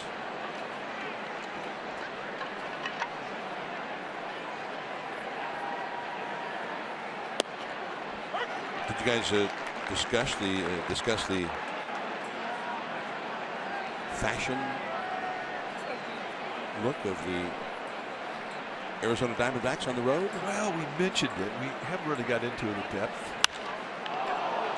Deep center. Span racing back. Still going back. No, it's a home run for Castillo. So just like that, it's tied up. I think that's really the best surprise to everybody in this ballpark. But we talked about the carry, and it's been to all fields. A carry that you do not normally see here at AT&T Park. But when the weather warms up, you start to see drift. And center field has always been the livest field in regards to carry, because that's where the wind blows right over the top of the stadium out towards center field. I think Span thought he was going to get that ball the whole time. Well, the way he went right at the end, and still he started to square up as if he were going to make the catch, and then all of a sudden thought, man, I may have to leap right here. Find the wall. See how just far, about 4 feet over the wall. Drifted right out of here. That is caught by Brandon Crawford off the bat of Nick Ahmed. But the D-backs have tied the game. It's 2-2. Kelby Tomlinson will be coming up.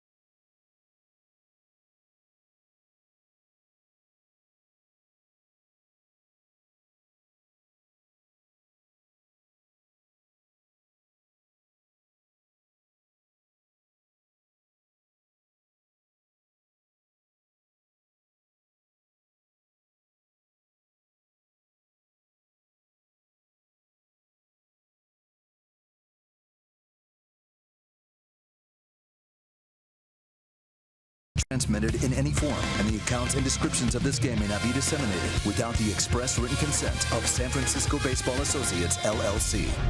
Well, we're going to celebrate the 2016 All-Star Teacher, brought to you by Provident Credit Union. You can vote and be part of this great tradition. You vote at csnbayarea.com/AST. The winner receives $20,000 for his or her school. It's the 10th season that the CSN All-Star Teacher program has existed, so we need your help. Again, go online to csnbayarea.com/AST.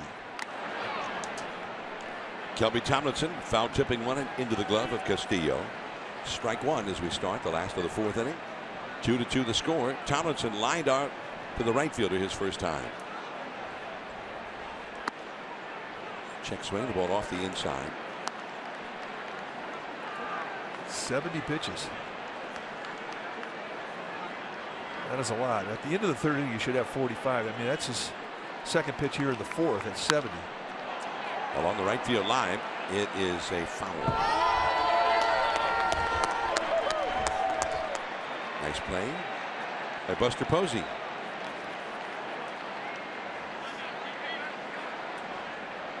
Buster Posey's avatar.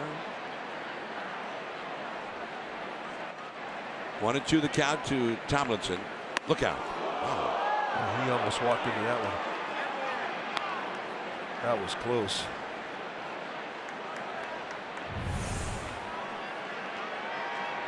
Right over the right shoulder, and I guarantee he doesn't know how that missed him. That's one you definitely smell, and folks, it does have a smell.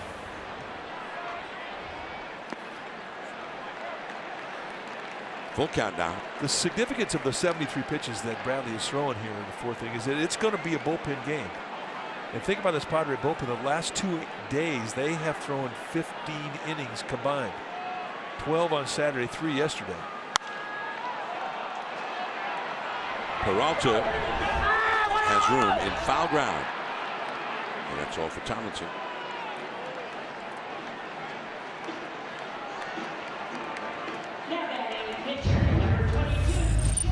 Jake Peavy in the second inning stepped up, got a fastball middle in, and went right back up the middle.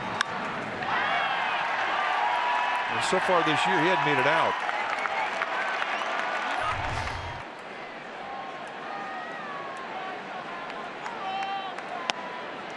At the knees.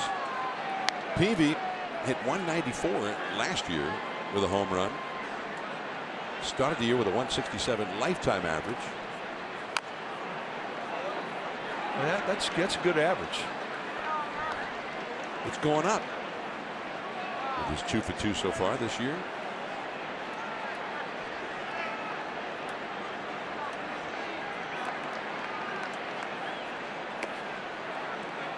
And it's a ball and 2 strikes to Jake Peavy. The series will continue with night games tomorrow and Wednesday. Matt Cain tomorrow against Robbie Ray. And then Madison Bumgarner and Zach Greinke will hook up on Wednesday night. Behind second, Ahmed. Not this time for Jake. 2 down. Just did not hit it quite hard enough to get it past Ahmed this time. 2 down, Pagan giving Peavy a little extra time to get back into the dugout. Take a seat. Will come up. Pagan followed Peavy's second inning single with a double, and that got the Giants rolling to what would be a 2-run rally. Right now it's 2-2. Giants and D-backs tied up last of the fourth.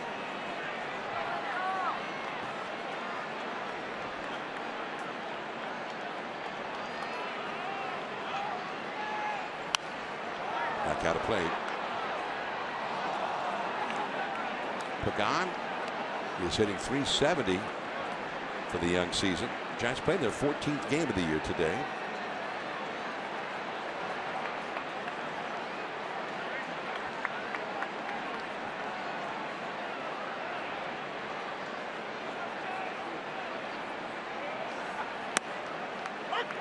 Fastball right down the throat. You watch a guy take a pitch like that. You say, how can you take a pitch like that? He wasn't looking for it. 0-1 count. I mean, he's sitting on a pitch on a location, and it wasn't fastball middle away. Probably some off-speed pitch.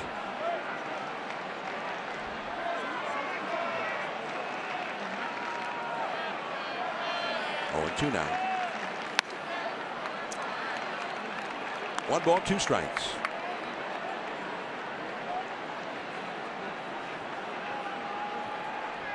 Got a rain delay in Minnesota.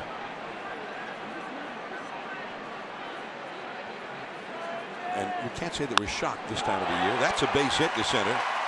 And it almost took Archie Bradley with it.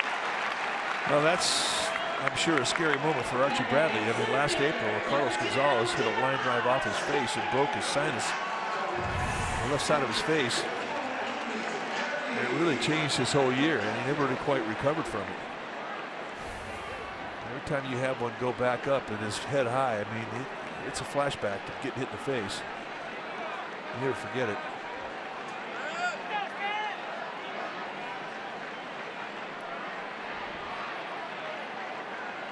So here's Denard Span now. It's a spot where if Pagan could steal the base, that would be a big play.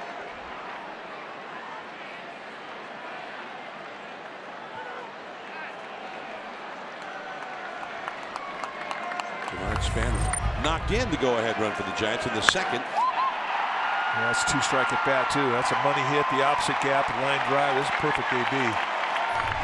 And I like your point about the stolen base. Pagan knows the deal. Perfect situation for a base stealer. 2 outs. If he's thrown out, really, you start next inning off a Span. But if he's successful, you've got a runner in scoring position. So it's a win-win. Chip Hill, skipper of the D-backs, thinking the same thing. That throw was called by the bench.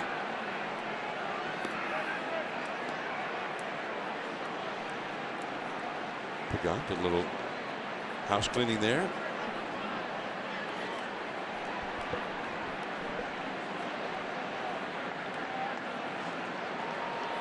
Pagan has 2 steals so far this year in 3 tries.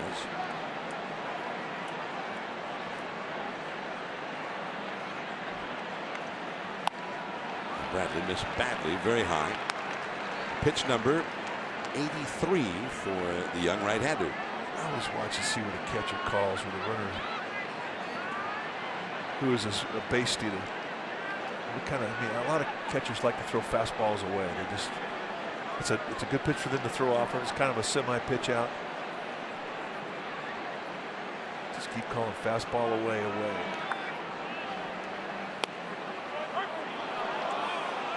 And I think it's always made great sense to have the type of hitter that's a good middle-away fastball hitter hitting behind a base stealer, because you're going to get those pitches on that side of the plate.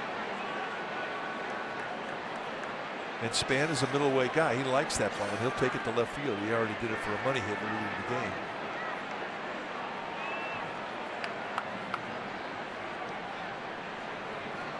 One ball, 1 strike to count.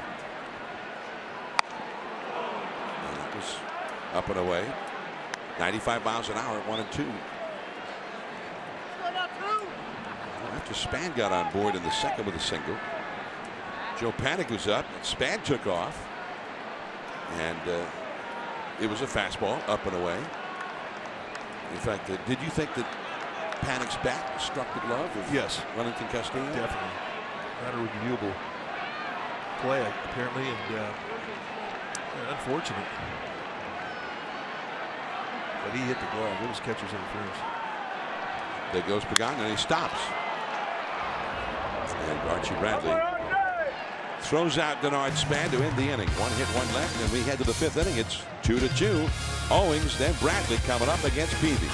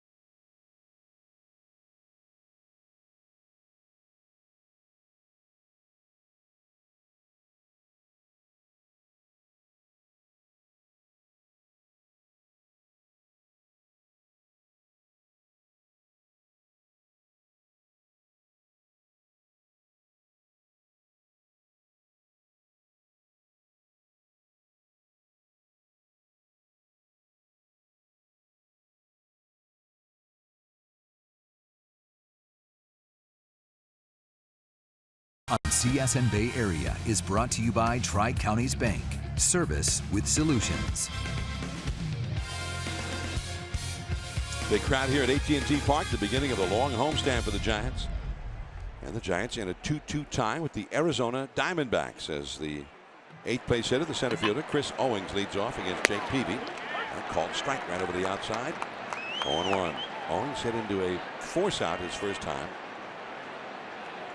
Hitting a ground ball to third. In fact, I think he may have thought he had an extra base hit, but Tomlinson with a diving stab to knock the ball down and then got up in time to throw out Castillo at second base. Play of the night for Kelby Tomlinson there.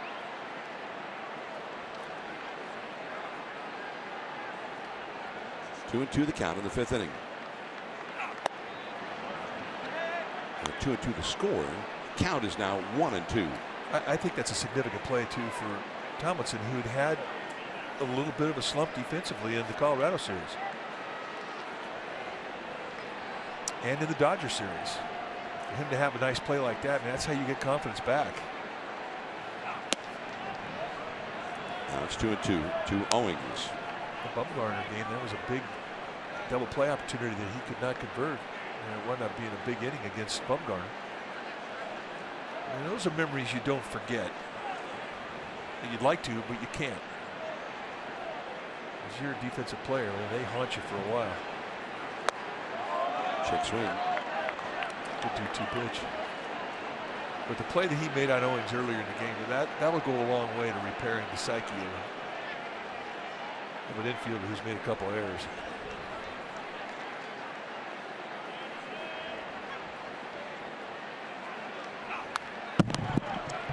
Still 3-2. So Owings having a very long battle here with Jake Peavy leading off the 5th inning. 2-2 the score. D-backs with a single run in the 1st and again in the 4th. The Giants got 2 runs in the 2nd. 2-2.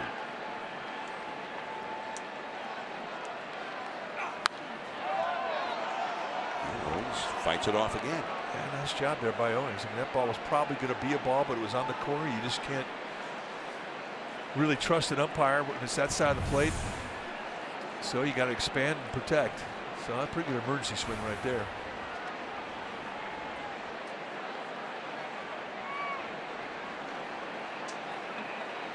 Three and 2. And that's a base hit to center field. Let's go down to Amy G.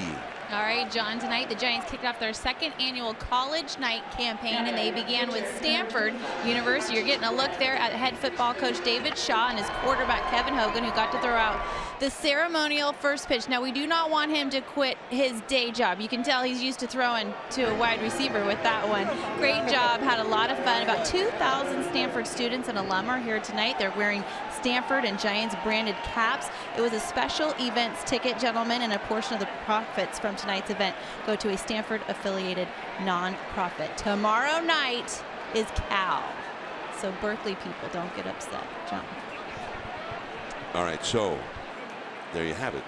The story behind the story. Showing bunt, Archie Bradley. He took the ball out of the strike zone, ball 1. Well, and Bradley can hit too. So you have to respect that as a corner infielder. If you get a little frisky and you crash too hard early, he'll pull that bat back and slash.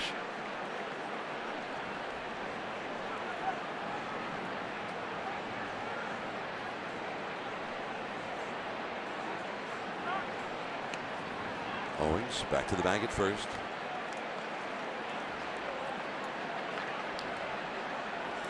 Bradley grounded into a force out his first time. Had a ground ball right to Brandon Crawford at shortstop.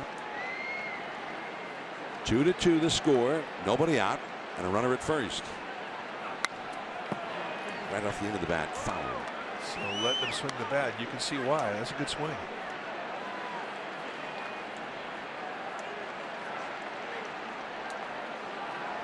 Bradley with a long look at third base coach Matt Williams.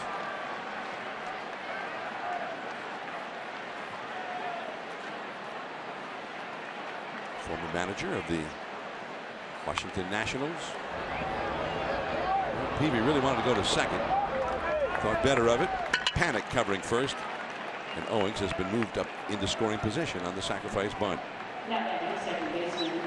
Well, that's your job. I mean, you have to anticipate the play at second base. Now, Owings runs well, so it was going to have to be a sharp bunt.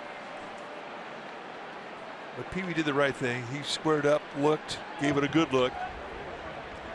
But in the end, you have to get one out. So a job well done from Archie Bradley to get him over. So now Owings at second. Segura, the leadoff man, who got an infield hit leading off the first inning and later scored the first run of the game. He's also grounded out to third. Right to the second baseman, Joe Panic. And over to third base goes Owings, but now with 2 down.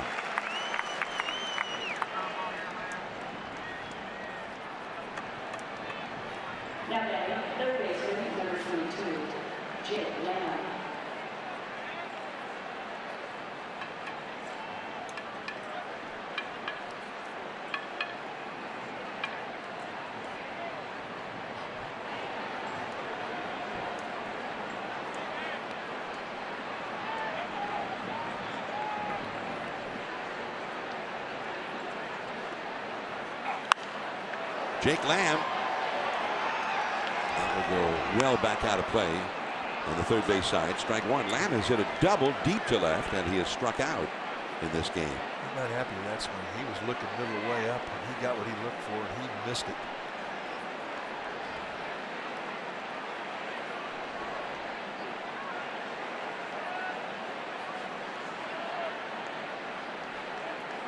He wants to crowd him with the fastball in. Right there. Perfect pitch. I remember he punched him out of it on a slider on his back foot his last at bat, and I think now they've got it set up with 2 pitches, 2 fastballs to go down and in out of the strike zone.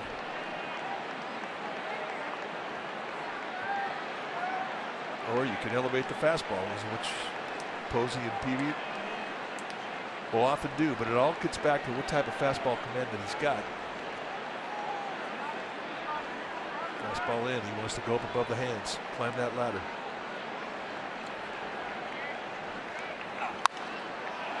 A high pop up. Tomlinson. And the inning is over.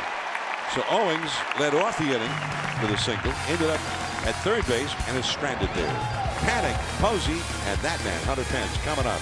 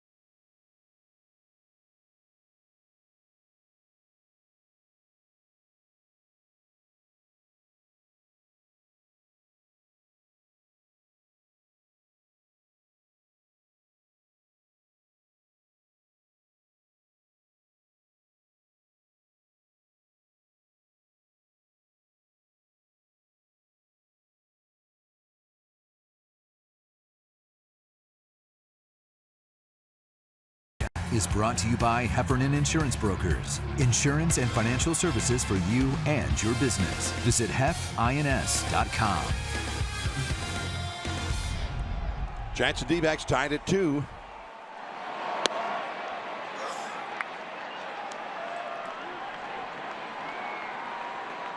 One ball and no strikes to Joe Panik, leading it off for the Giants here in the 5th inning against Archie Bradley. This will be pitch number 88 for Bradley. That ball is hit high and deep to right center field. Still going, and goodbye. That is a tape measure home run in this ballpark. And Joe Panik, for the 2nd game in a row, goes deep. And the Giants are back ahead. Now, he talked about this in an interview after the Saturday game in Los Angeles. He says, I'm starting to let the ball get to me, see it better. And yesterday's home run here backspins the ball. Now, we talk about the carry in this ballpark tonight. You don't see much carry to this side of the field. But still, that's an impressive swing of the bat. Buster Posey, ball 1. That's over the 20-foot high wall out there. And that's right at the point where the ballpark gets really, really big. You see it. The 24-foot high wall drops down to 20 feet high out in that big gap above those final 3 archways before the 421 marker. And it was well back up into those bleachers. Buster Posey is single to right, grounded out to second. And that is too long. But Panik had a couple of hits. That one was a kind of a broken bat base hit, and then one was a ground ball that kind of found its way through the infield. But he said, I could feel myself coming out of this little funk that he was in. And lo and behold, I mean, he really backed up the next couple days. It's a 4-pitch walk to Buster Posey. Let's take a look at just how far this thing travels, and the importance of backspin here. On a night where there's carry in the ballpark, if you can backspin, you're going to get carry on carry. And for Joe Panik, home run number 3. Bill Miller says, whoopee!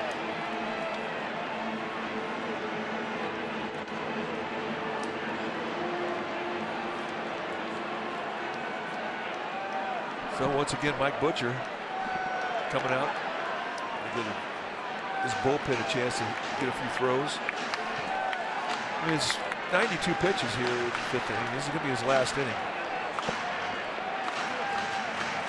But a home run and a 4-pitch walk, I mean, that's a red flag. The guy's getting real close to being done.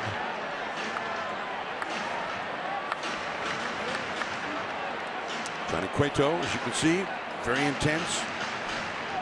Just that's dugout entertainment right there. Just has a real hard time relaxing. Yeah, it's a shame.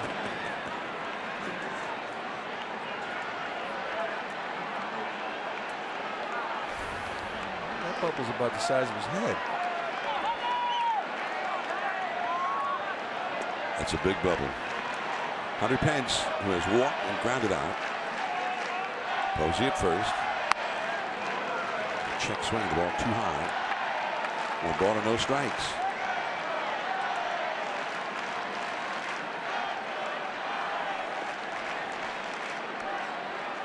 Randall Delgado, a right-hander, warming up in the Arizona bullpen.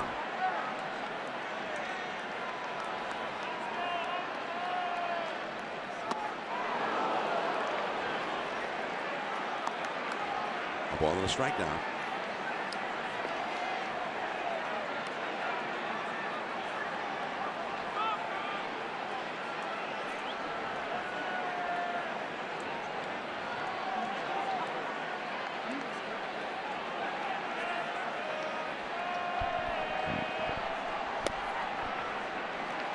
Now 2-1.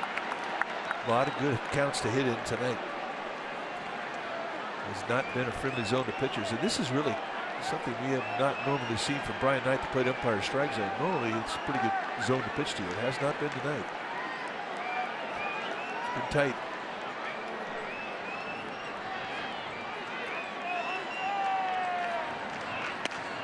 And the curve is down and in.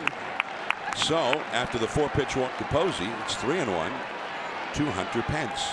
Pence has had 4 hits in 22 at bats since last Tuesday's spectacular home run in Denver, the 455-foot home run to deep left center at Coors Field. 3-1.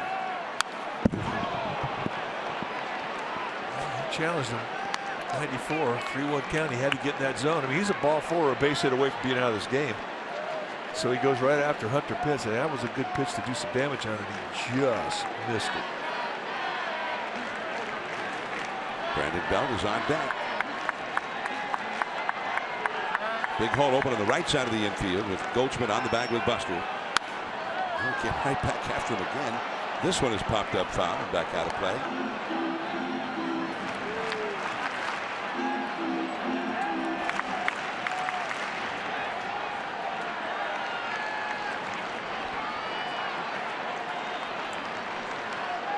The outfield is straight away and pretty deep, especially Rusney, or rather Yasmani Tomas in left field. 3-2 pitch, and he struck him out. Pretty good comeback. 3-1 challenge, 3-2 challenge, and then he gets him with 3 straight fastballs, and he gets a swing through strikeout. Going right at him. I mean, there's not a lot of corner on that challenge fastball either. I mean, that's pretty much right in the middle of the strike zone.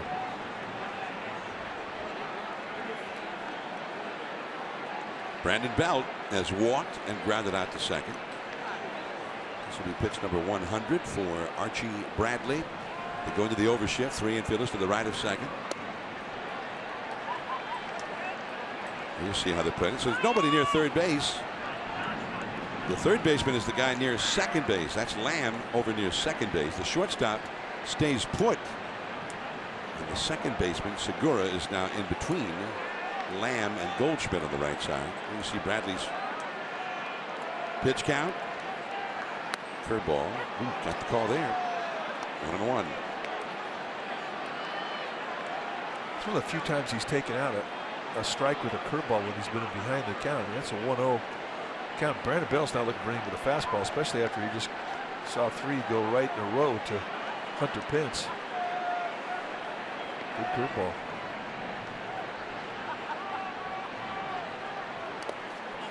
Dug out of the dirt by Wellington Castillo, and he bluffed to throw to first.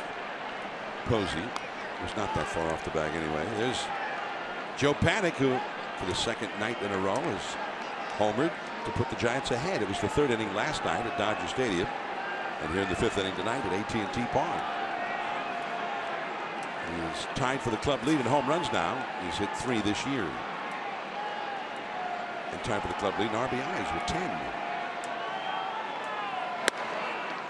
Just missing in the inside. Well, I don't think he missed. I just don't think he got it, and that's an example of how tight the strike zone's been.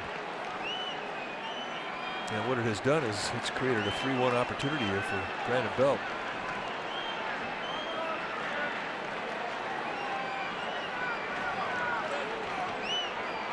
Three and one. 1 out, 1 on. Got the call out there. 3-2.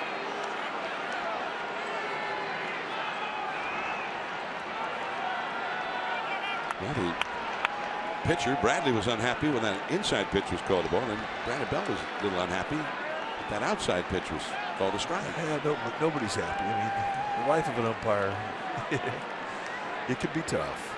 3-2 the count. That's through. He hit it into the defense. A low liner, and he hit it hard.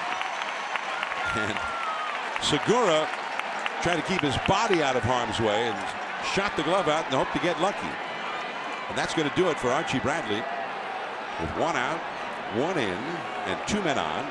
Here in the 5th inning, Randall Delgado is summoned for the bullpen to face the left-handed hitting Brandon Crawford. When it's time for a change, think Speedy Oil Change at Auto Service, your oil change tune-up and smog experts.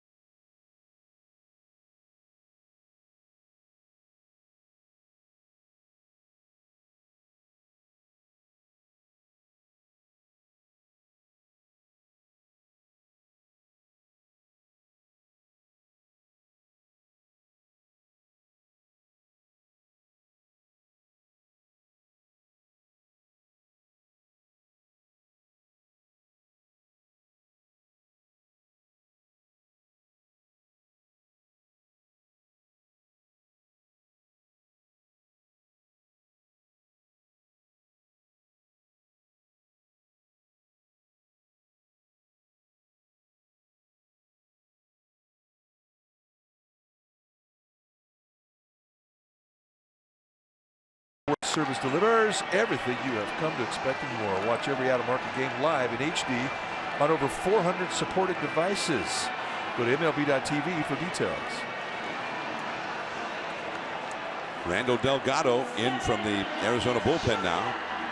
In a tight spot. He's got 2 men on. And Brandon Crawford coming to the plate. There's Delgado. And Mike, this guy throws pretty hard. He's got good stuff. I mean, he's a low to mid-90s guy, 4-pitch pitcher, and really pretty good control throughout his career. He got 9 1/3 innings as a reliever pitcher. That leads all major league relievers in innings. But he's a perfect swingman because of ability to control 4 pitches. Posey at second, Belt at first. And there's ball 1 to Brandon Crawford. Delgado came up originally with the Atlanta Braves. And he was involved in the Justin Upton trade. The D-backs traded Justin Upton to Atlanta before the 2013 season. Oh, changed up. That's a good one. But again, an example of 1 of 4 pitches that he'll throw at you any count. The D-backs in that trade for Justin Upton, by the way, not only got Randall Delgado, they got their shortstop Nick Ahmed in that trade. The veteran Martin Prado came to Arizona for a while. Now it's 1-2. Crawford is struck out and grounded out to second. Posey, the runner at second, and Belt over at first. Giants have 7 hits in the game. There they are. And the Giants have a 1-run lead, 3-2.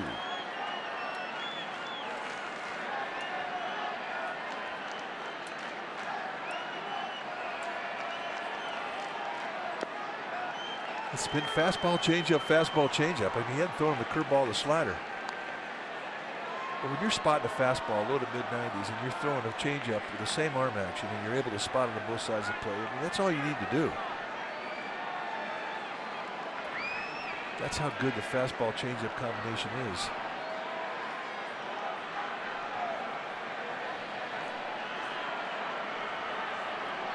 Giants had a 2-run second inning. Arizona single runs in the first and fourth. The Giants have added a run here in the fifth and hoping for more. Inside at 93 miles an hour. Now it's a full count.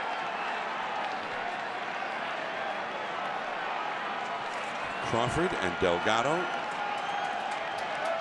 They have faced each other many times. Crawford 4 hits in 15 career at bats against him and a couple of walks. Struck out 3 of those 15 at bats in the past.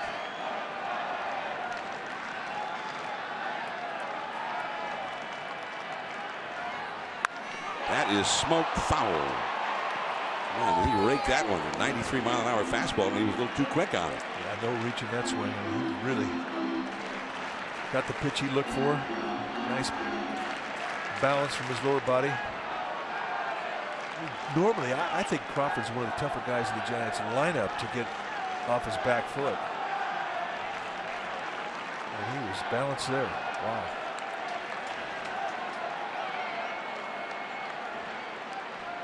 Kelby Tomlinson, a right-handed hitter, is on deck. 1 out, 2 men on. He walked him.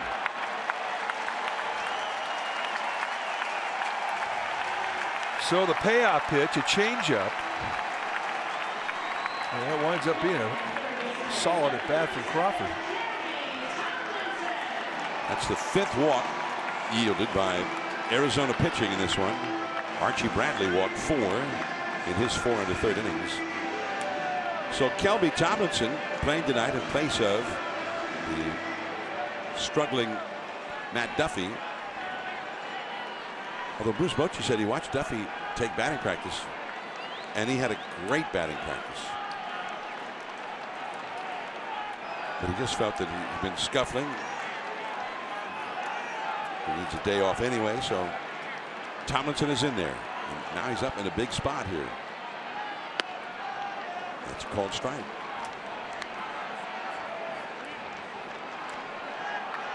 With right-handed hitters, you'll see more breaking balls than changeups.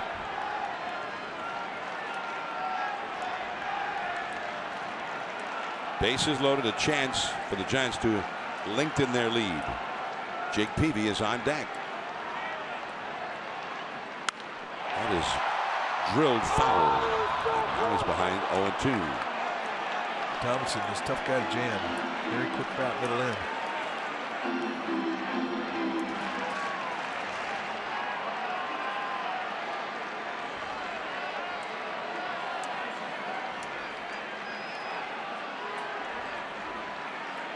Randall Delgado way ahead of Tomlinson here in the count. No balls, 2 strikes with the bases loaded.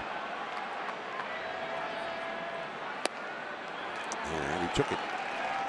Good curveball though, on a good location when you're ahead 0-2. The Giants have Posey at third, Belt at second, and Crawford at first. 3 men on, only 1 man out. The infield double play depth up the middle for Arizona. 1-2 the count. And he changed up on him, and Tomlinson just got a piece of it. Nice quality changeup. What sets up the changeup is the arm action. When you hold that with a circle grip, the ball comes off your middle, your ring, and your little finger, the weak side of your hand. And you don't get the same push on a changeup that you do on the fastball, even though the arm speed is identical. And it winds up being about 4 feet short of the fastball. Too high with the fastball. 2-2. A sneak attack him with 93 across the letters. This is a pretty good at bat right here we're watching. Tomlinson, who did a great job with the bat when he came in the last couple of months of last year, replacing the injured Joe Paddock. He hit 300. 2-2 the count. That came back over the outside. Strike 3 call. Backdoored him with perfect 92-mile-an-hour sink that takes out the knees on the outside corner. I mean, this is absolutely a perfect pitch. And Castillo tucks it right in the strike zone. Pretty impressive sequence there from Delgado. So now if the Giants are going to add to their lead, it will have to be Jake Peavy to get it done. Peavy has hit a single and scored a run in this game.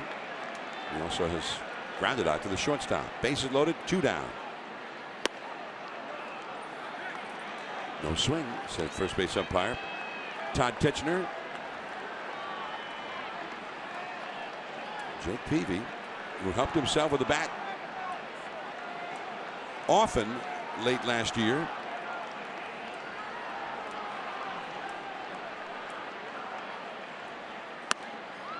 And that's a called strike. 1 ball, 1 strike to Jake Peavy. Peavy against Delgado. They have faced each other before, but Peavy has not had a hit against him. 3-2 Giants, 5th inning. Bases loaded, 2 down. 1-2.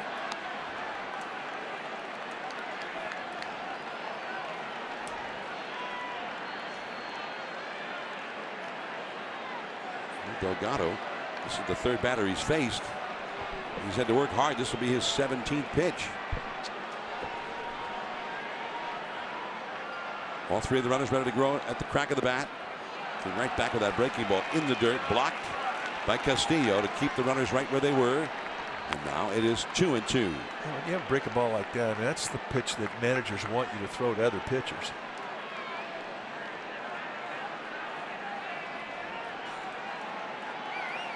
From Peavy's perspective, you just take swing out,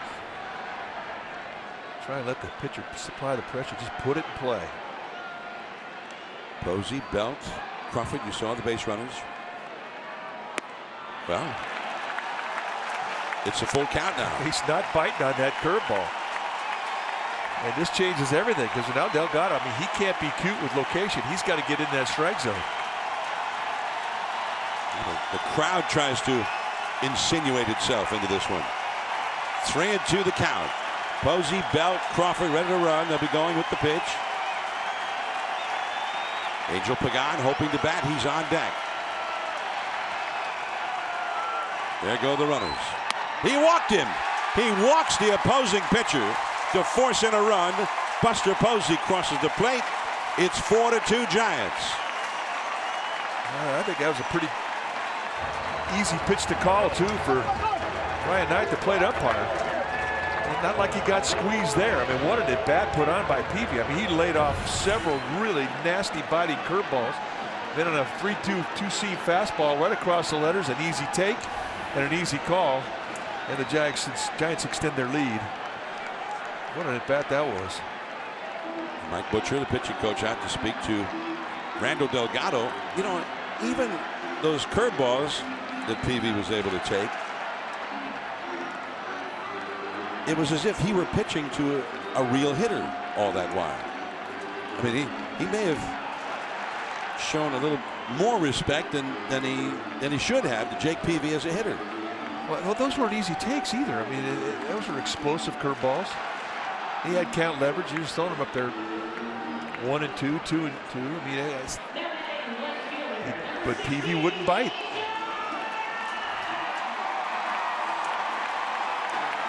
So Jake Peavy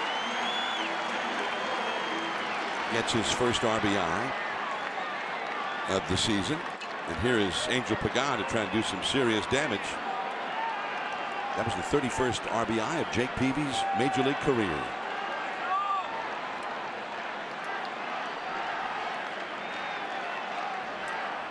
Bases still loaded. Back to the screen. 1-1. Pagan has doubled past third and scored a run. And he is singled. Yep, she's an Angel fan. A lot of them in the stands.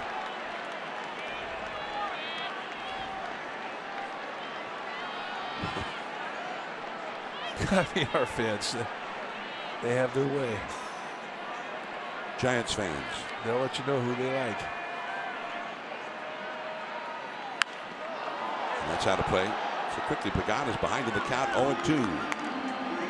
Pagan has a .400 lifetime batting average against Delgado, 6 for 15 with 3 doubles. He's also walked 1 time against him.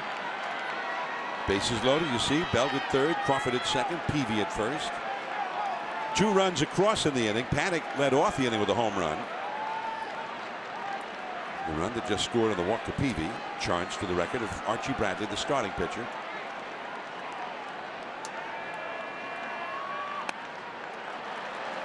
One and 2.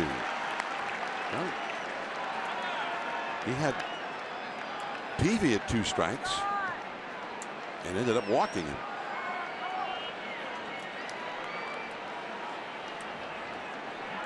And this big moments here. Every pitch is huge. The Giants are a base hit away from maybe going ahead by 4 runs or more. Delgado trying to keep it right at the 2-run level. Down and in. Those are easy takes. You kind of feel like you're wasting an opportunity when you throw a pitch that isn't even a consideration for a hitter to swing at. It's tough to swing at something when you're trying to get your legs out of the way of it. And those are pitches that really will anger a pitcher. Easy takes. 2-2 the count to Angel Pagan. Base hit to right field. Belt in to score. And right behind him comes Crawford. He scores. The throw to third cut off. The throw back to first. Not in time. And Pagan continues his magic with the bases loaded.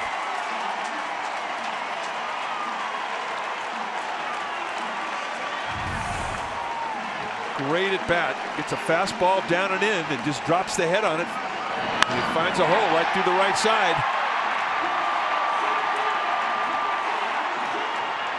2 runs in, and it sets it up for the top of the lineup. What an at bat that was. And watch the reaction from the bench.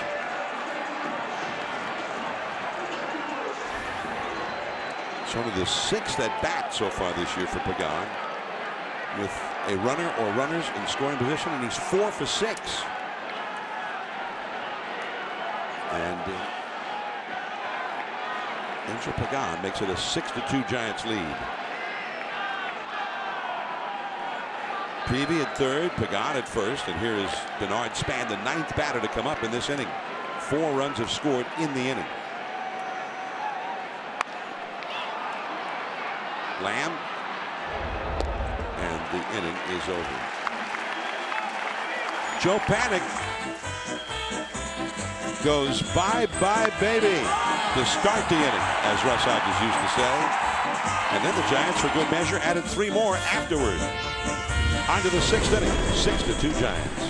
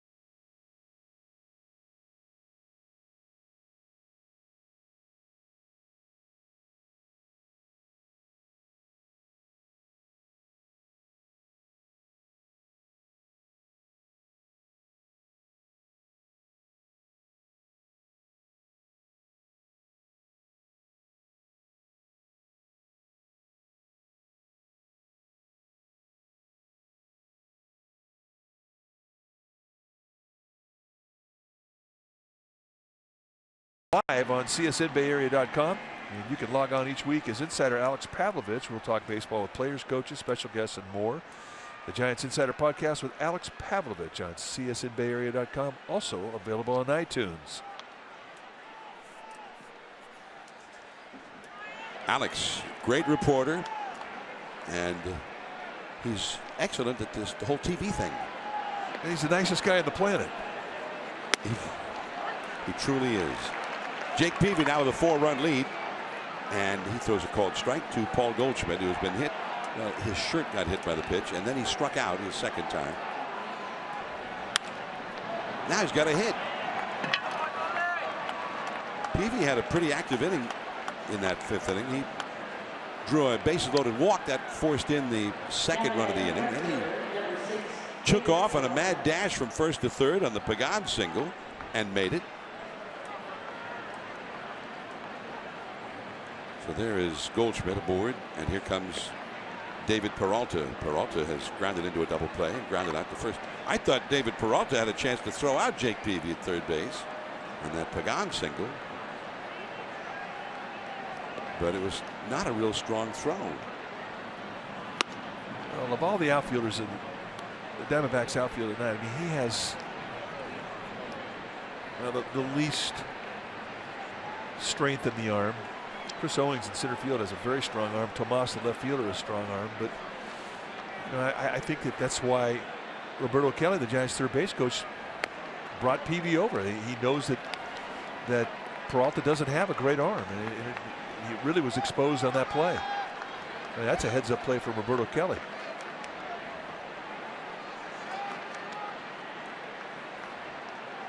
Corey Guerin heating up in the Giants bullpen, and back to the bag is Goldschmidt.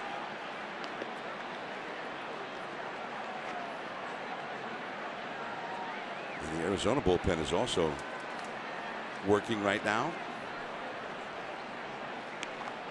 Top of the 6th inning, a long way to go in this game yet. The Giants ahead 6-2.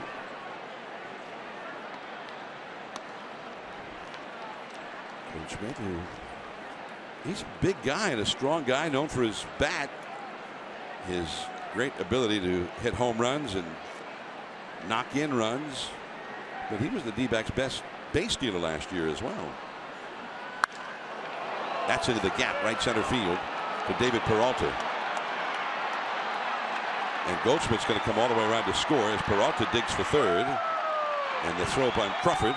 It's a triple for Peralta. Now it's 6-3 Giants. And things have not started well for Jake Peavy here in the 6th inning. Well, 2 line drives. And Mark Gardner, the Giants bullpen coach down there, watching Corey Guerin start to heat up. So I'm sure urging him to get going.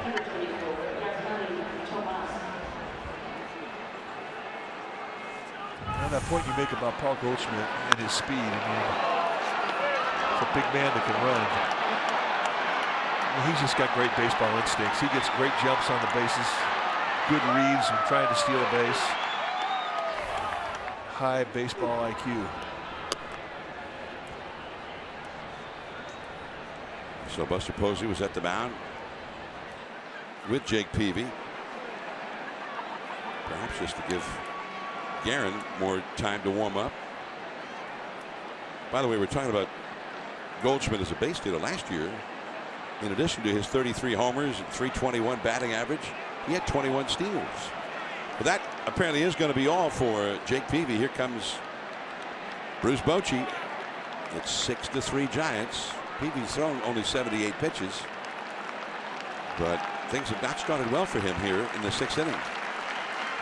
And there's the call for Guerin from the bullpen with a string of right-handed hitters coming up.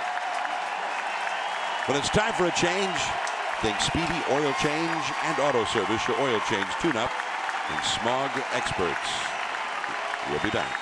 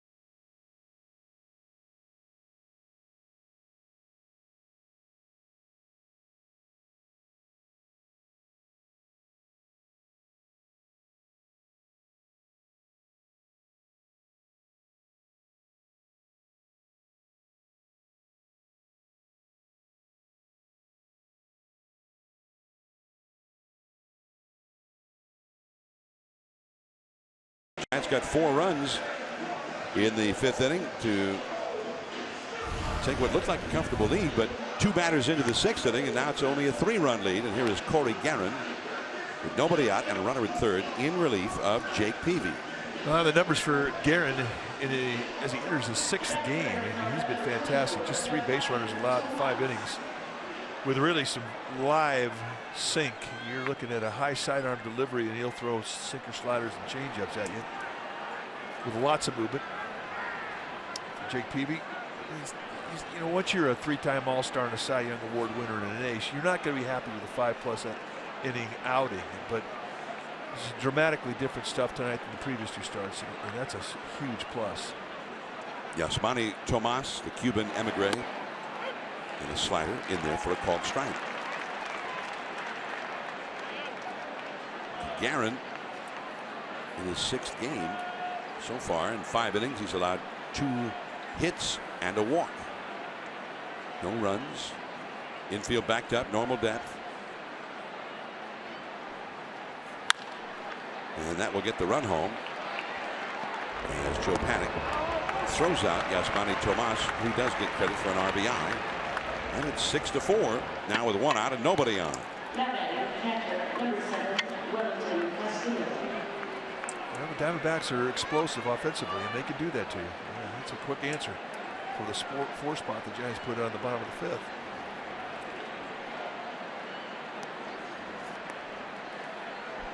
And I'm sure Guerin would love to have gotten a strikeout. Try to strand that runner for Jake Peavy. But he's not a big strikeout kind of a pitcher. Here is Wellington Castillo. And a sinker for a strike. The low strike on the outside.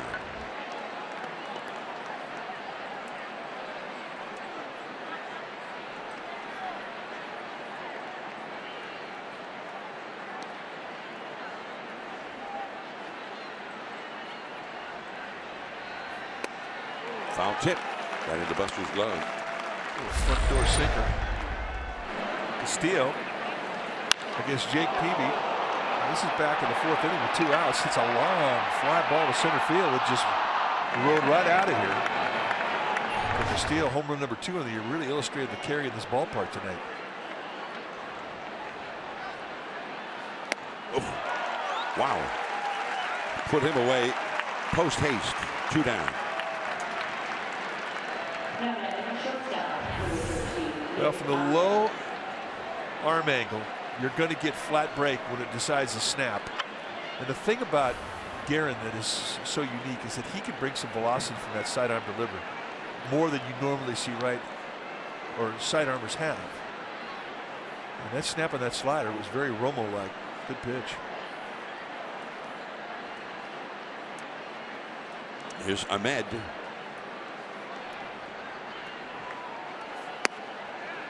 Strike 1. Ahmed has flied out to shallow left center and lined out to the shortstop. Brandon Crawford went up high to snare it to end the 4th inning. Ahmed has hit 3 home runs already this year. He's an excellent defensive shortstop.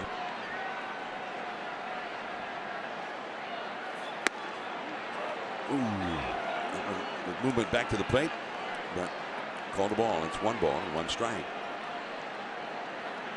Sort of wrapped around the corner.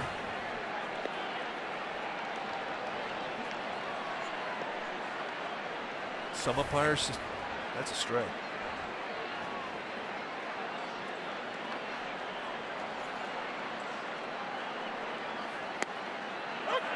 So that's a strike to this umpire. Well, I mean, some umpires, that's a ball.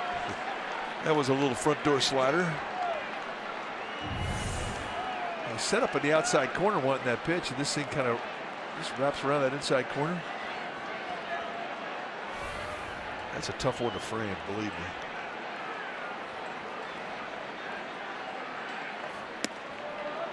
We're back with that slider, way outside this time.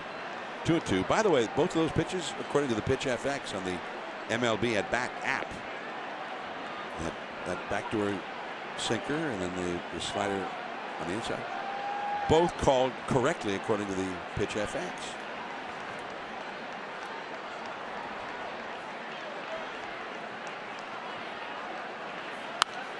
Popped up, found it back out of play. 2-2. Buster Posey, of course, they've started to quantify catchers. They call it their framing ability, and the way they kind of define it is they quantify every catcher's ability to get strikes and on pitches that don't read out as strikes, and Buster grades out very well in that category, and also on pitches that are in the strike zone. Tomlinson, the long throw in time. 3 up, 3 down there for Guerin. 6-4. Panic coming up.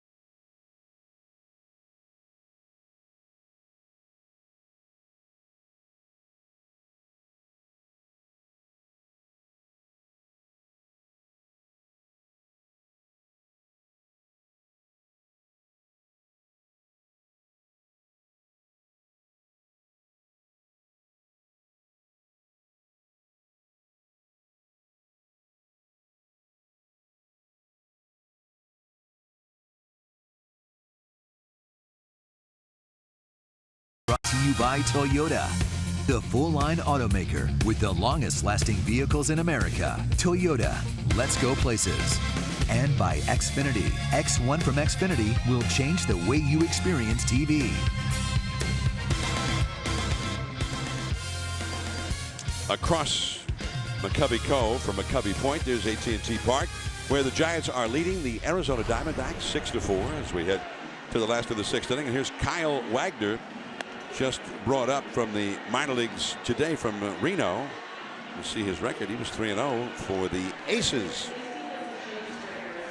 Well, our first look at him, and we understand he's a sinker slider changeup guy. Tyler Wagner, 25 years of age, 6'3", 205-pounder out of Las Vegas, Nevada. So, I mean, guy from Las Vegas playing in Reno, had to be pretty comfortable with that. He came from the Diamondbacks along with Gene Segura. In that trade, the D-backs sent starting pitcher Chase Anderson and the veteran infielder Aaron Hill and a young prospect to Milwaukee. And there's ball one. He actually got into 3 games as a starter for the Brewers last year. Tyler Wagner.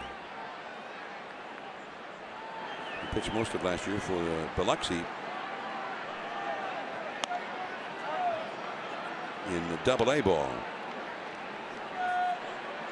The Biloxi, those are the Shuckers, right? They should be. Close to the Gulf. A lot of oysters coming up out of the water. Why do I have a question about the name of minor league team in Double-A? I ask you. Bring it on. Joe Panik, who homered leading off the 5th inning. Not this time.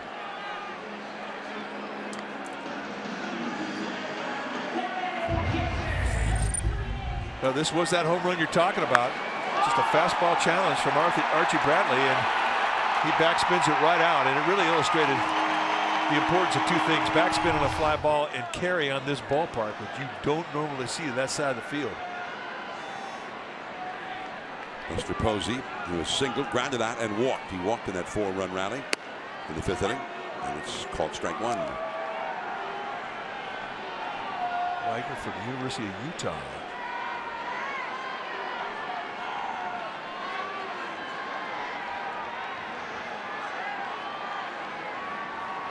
But he really slingshots as he takes the ball out of his glove to get ready to get his arm in throwing position. I mean, it does not drop down below the belt, which most guys do. I mean, it's a straight take back, and he really gets to a high position quickly. I mean, that's the position you want. When that front foot hits the ground, as a pitcher, you want that hand in a high position. Feed the giant. And that's a good position to be in, but I mean, he really has a compact take back. Slingshot style. Most guys will drop that hand out of their glove, they'll swing it down below their belt. Not Wagner. Ahmed, 2 down.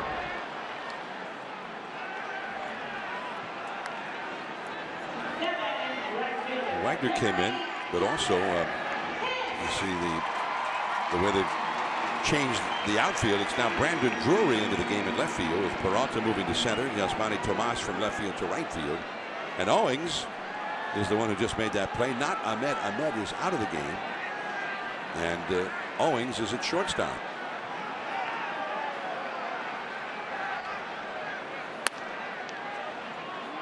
Well, I think Owens would be much happier playing shortstop than center field. I mean, he's normally an infielder, but because of necessity, he finds himself out in center field, which I mean, he can play it, but I'm sure he's more comfortable at short than center.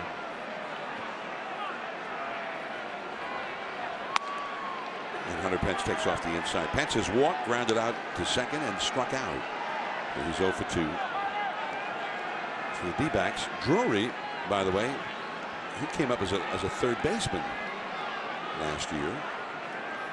He's the left fielder. He is playing very deep in left field for Hunter Pence. Called a strike on the outside. Pence. Now 4 hits in his last 23 at bats since that spectacular home run in Denver at the start of the last road trip. Base hit to right center. Tomas gets it back in. Tomas, a much better arm in right field now than Peralta.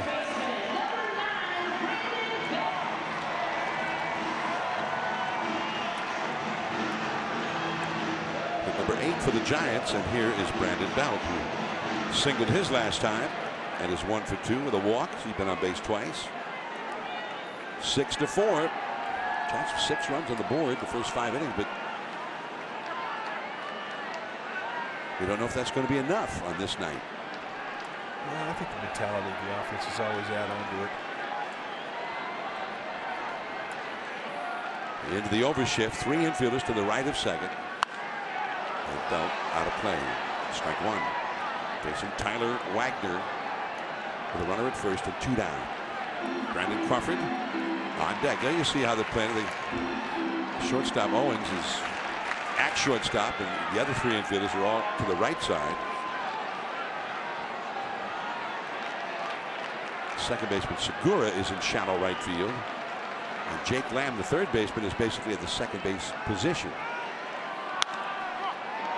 Hit sharply, but right to Goldschmidt to end the inning. Dwayne Kuiper will be returning from the radio side. Enjoyed it, Mike. Thanks for stopping by, partner. On to the 7th, 6-4 Giants.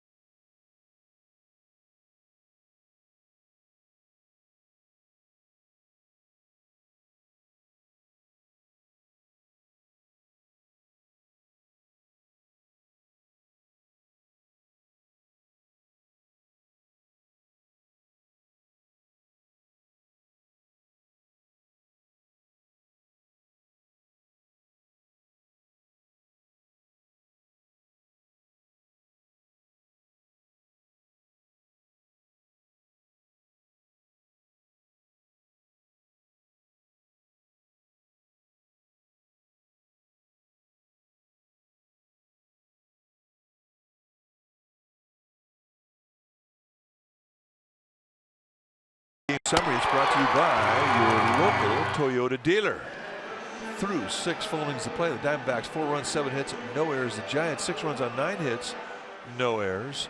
Jake Peavy solid through 5. He'll be very happy about how his stuff was tonight. Angel Pagan, the big swing of the bat. He's 3 for 3, a double with, and he had a base hit with the bases loaded for 2 runs. So 2 RBI, scored a run. He's the guy so far tonight. That is our Toyota game summary brought to you by your local Toyota dealer. It is 6-4 Giants. Top of the 7th once again. Here is Dwayne Kuiper. All right, it's Chris Owings who's going to lead things off.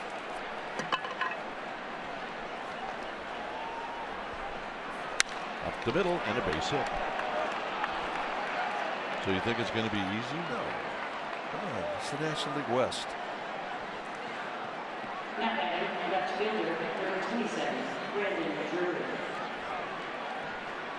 So Drury is going to hit. Remember, he just came into the game.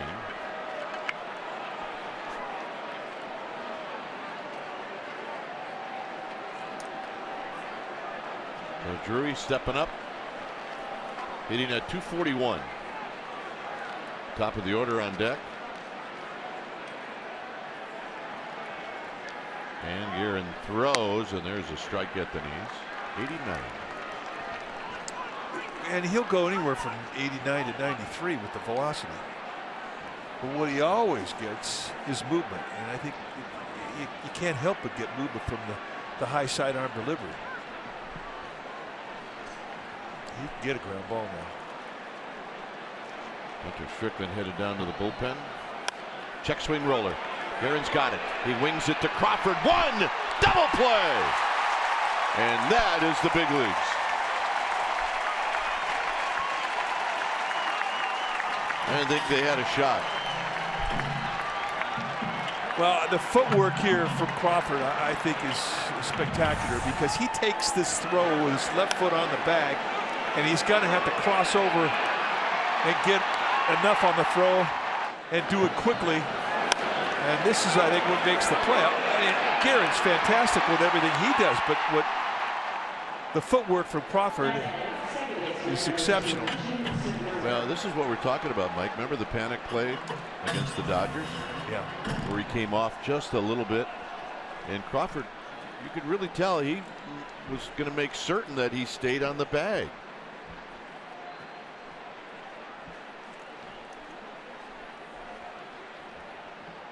So here's Segura. Look out, and a base hit.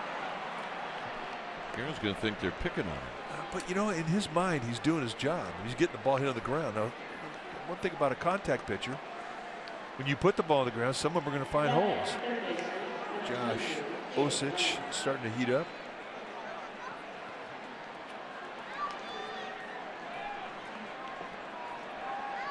Yeah, I guarantee you, Crawford, I mean, he doesn't practice coming across the bag, making contact with his left foot, doing kind of a scissor step onto his back foot and getting off a throw. I mean, that's an ad lib.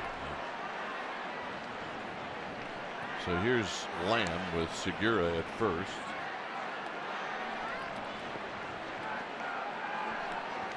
Lamb doubled in the first, struck out in the third, popped out in the fifth. It's a 6-4 lead for the Giants.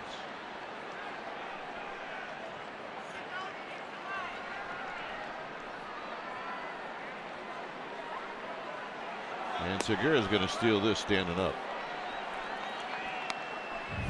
Well, let's look at the footwork from our Exmo. Beautiful play from Guerin right there. Left foot, come across scissors. Now, it's a lot easier to make it in this day and age because the rules of second base have been changed. But still, beautiful play. Out of play down the left field line. Well, easier in one way, harder in another way. Last year, Crawford could have come off that bag by 6 inches and they would have called him out. Neighborhood play. Now you have to make sure you stay on the bag.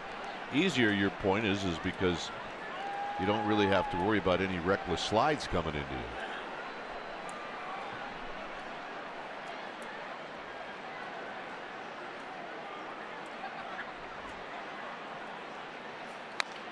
Tap foul. It's now 1-2. For the longest time, if you were a base runner going from first to second and there was going to be a force play at second, you knew what side of the base you were going to slide on based who was going to receive it. If it's a shortstop, you're going to be sliding on the second base side of the base. If it's a second baseman coming across the bag, you're going to go on the shortstop side of the base. I mean, that's where you slid. But now you have to slide straight in the bag. You can't take a route to one side of the base. You have to go straight to the bag. But baseball has tightened it up and says that you better make contact with that base if you're a middle infielder. So we're all learning the effects of how this new rule is going to make on the game. And so are the players. And there really was some confusion when the season started. There's clarity drifting in now, but I still think that rule has a ways to go.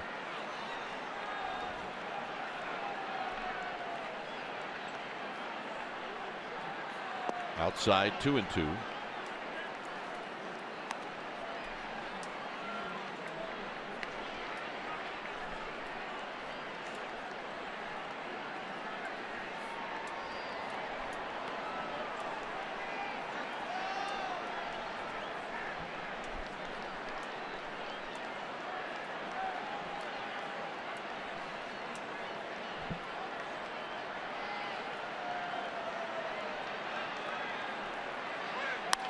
Get on the ground to panic. And this will end the inning. 2 hits in the inning, but nothing. 6-4 Giants.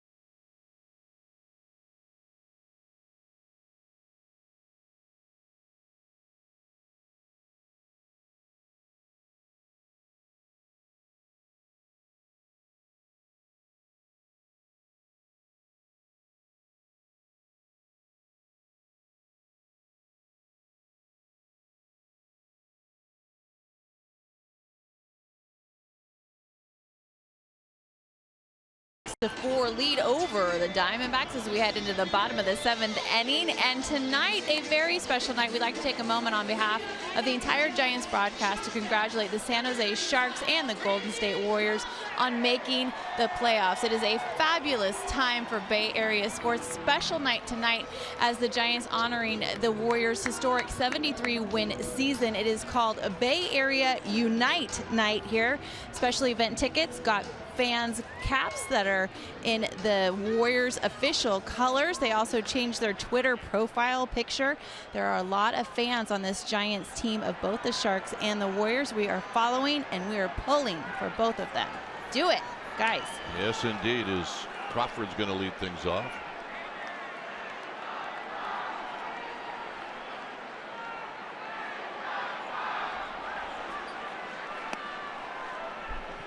The 2 days we were 3 days in LA, and it turned out that the Sharks were staying at the same hotel that we were staying at, right next to the Staples Center. This is lifted to left. Is this a bang? It is. It's going to spin into the bullpen. And oh no, too bad. Look at it. Was that his date? I'm not with him. Well, they know the deal. I'm not with him. I'm just going to go. I'll see you later. Can you get a ride home? Yep. See you. Oh, you hate to see it too.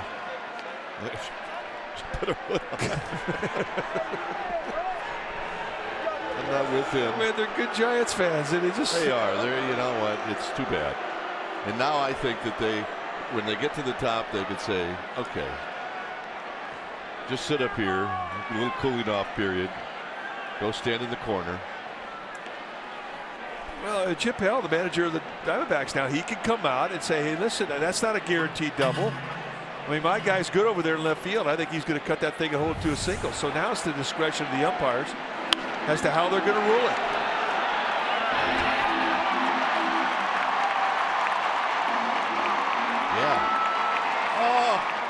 Well, he thought it was foul, I think. Well, it was really close. It was only fair by 4 feet. Oh, he had a bad angle? Yeah, brought his glove. There it was. Well, but you could see where Drury was, the left fielder. I mean, he's thinking, I got a chance to make a play. And then the reality of what he did sets in, and it's just unfortunate. But this may cost the Giants 90 feet. I don't think it's going to, but they're going to look. This replay review is presented by Xfinity. Well, you saw the reaction of the fan. A little too late. Yeah, I'm not going to bury the guy. I mean, you can tell he's a good fan, but I'm not burying the guy either. He just made a bad mistake there, a bad choice. But whatever it is, his girlfriend, sister, wife, I don't know. I got a little problem with that. Her read on the thing was as it should be. She went right to the Tim Lincecum hoodie, and that was it. All right. Yeah, look at. Okay. She's like, you seriously? Oh, come seriously? on. I don't believe you did that. I came here with you. But the hoodie makes the whole thing. He goes, yeah, I'm sorry. She worked so hard to get those seats. Yeah. Honey, I do love you. That's it. But I'm not sure if I love you.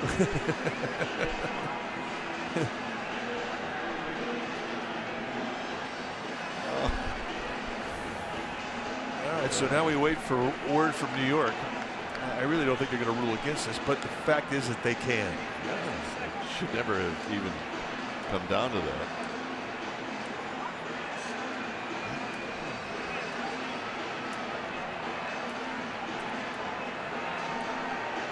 So second base it is. As it should be. Yeah. I mean, those are reasons why you have replay. The crew back in New York, all veteran umpires, know the deal. They got it right. Marvin Bernard, by the way, is in the on-deck circle. So Tomlinson's job here is get him in or get him over. Well, he looks like Marvin Bernard. Did I say Marvin Bernard? Well, you did. Yeah, I saw Marvin all weekend. I got Marvin on my brain. It's Gregor Blanco. Up the middle. Owens will make the play. And Bruce Bochy is going to pull Marvin Bernard back. It's going to be Gregor Blanco. So Tomlinson with a productive out in a strikeout situation gets the runner over.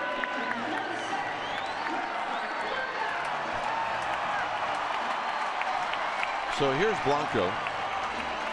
Marvin looked pretty good, by the way. Yeah, he did. It's a good ad to the Spanish broadcast team. Working with Erwin Higueros on Spanish radio.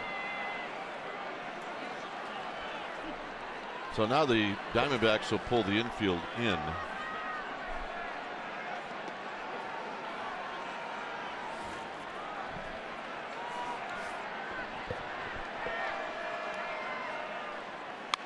And a bouncing ball behind Billy Hayes. Look out. Shot. Right by, is that Dale? That is Dale Nesbitt. I don't know. I thought with such a hard infield, it really wasn't Dale's fault. 0-1 to Bernard.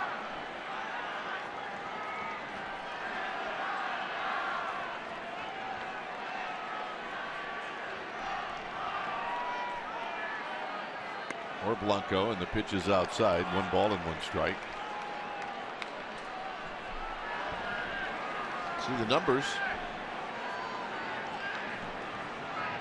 Blanco coming off the bench, trying to get this to a 3-run lead.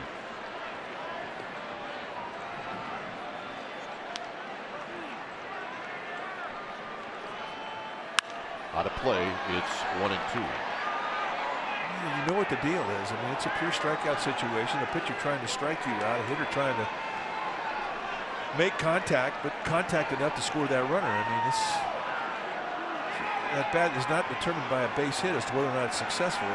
It's determined as whether you can get that run in.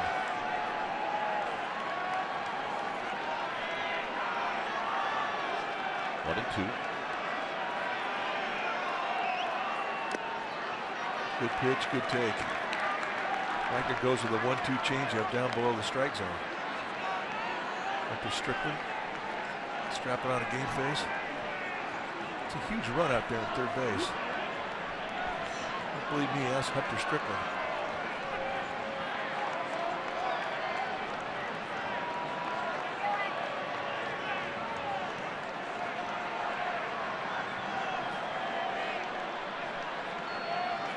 2-2 pitch. Here it is.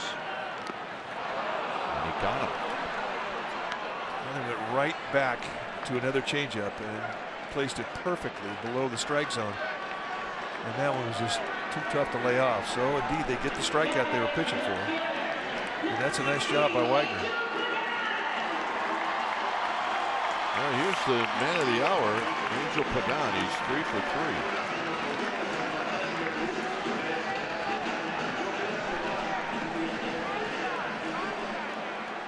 He has been solid all April.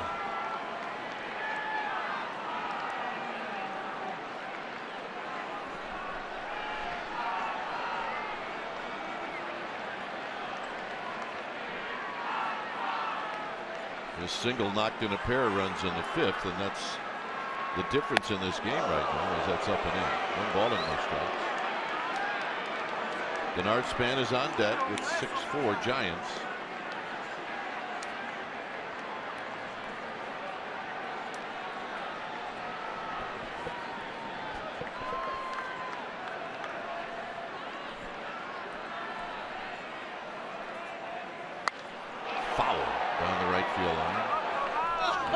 Look out, Dale. Dale, heads up down there. Dale's asking for a routiner. Meanwhile, Cheryl Boykins over on the third base side, dying for some action. Tucked right in behind that fence. That's a good place to be. She needs a play.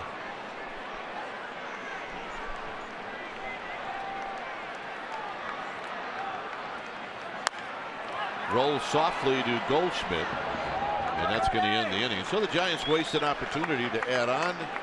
8th inning is coming up. Marvin.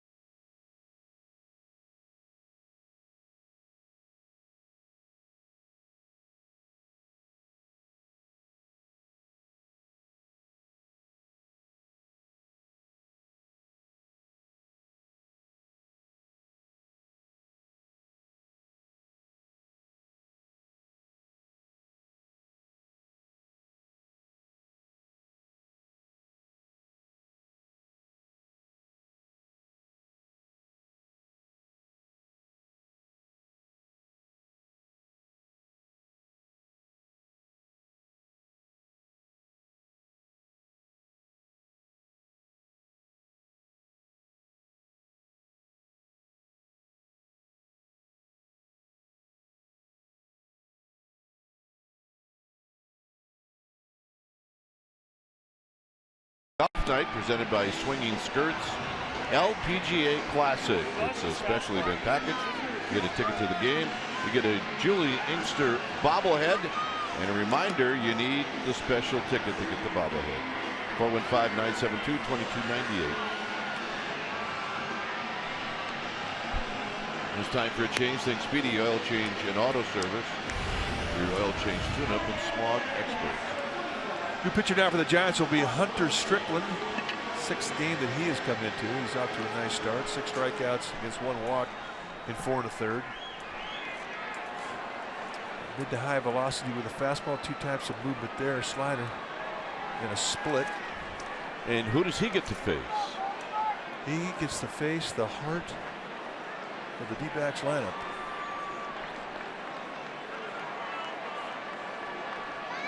And it's Paul Goldschmidt, who's 1 for 2. And there's a belt tie strike, and it's 0-1. Duffy comes in now to play third.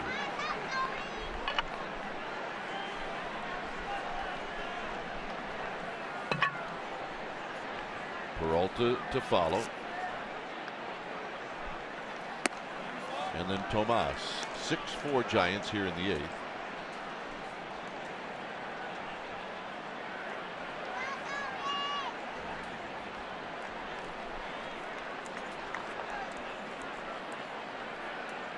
Hickory stick.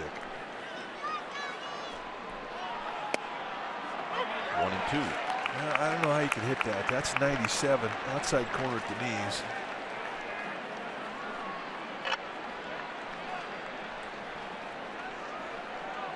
Just be thankful it's not a third strike, I guess. Well, it will make you think about the next pitch, that's for sure. 2-2.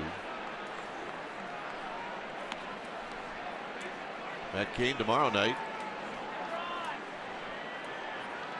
Bumgarner and Greinke on Wednesday. Did we ever get word about Shelby Miller? No. I don't think we did. Shelby Miller was a starter for the Diamondbacks that started a game in San Diego. And in the second inning, he threw a pitch and dragged his knuckles on his forefinger and his middle finger of his throwing hand. And on his follow through, he scraped it in the dirt, had to come out of the game in the second inning. Goldschmidt fights it off. You know, this is what it looked like. It really is not something I've ever seen before. And I mean, he jammed it in there hard. I mean, it wasn't just a scrape, was it? So he had to leave the game. Now, the significance of that is the game would go 14 innings, and the bullpen had to eat up 12 innings.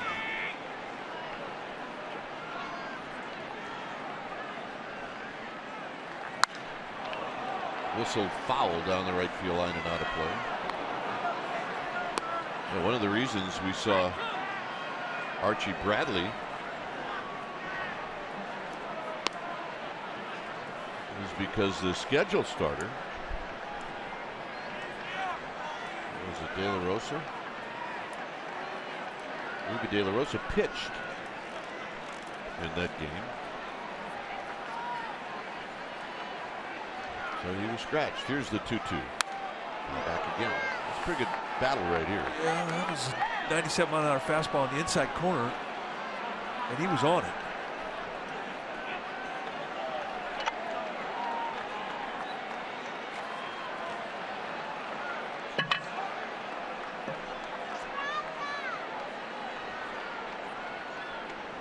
So this will be the 8th pitch coming up to Goldschmidt.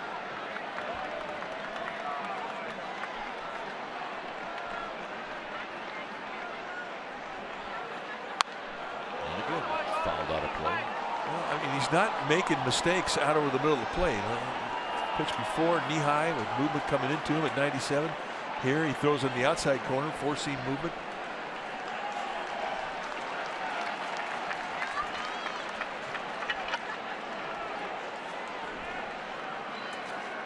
Strickland got a new baseball, one that he likes.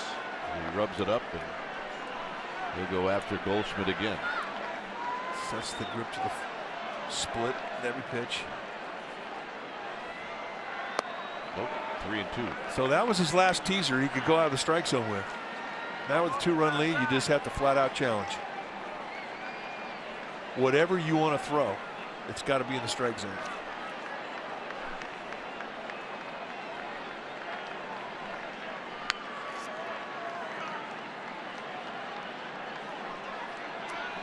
So 3-2.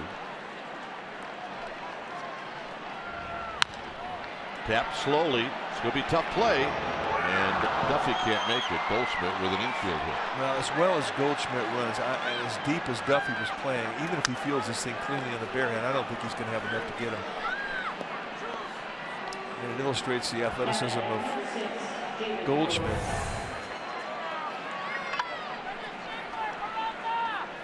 Had to be a do-or-die bare-hander, but even if you'd have got it, I don't know if they'd have even made a throw. Stay tuned immediately after Giants baseball for Esurance Giants post-game live. You're going to get highlights, reaction, analysis. It's all coming up after the game. There's Peralta. That's low. 1 ball and no strikes. Peralta tripled in the 6th inning.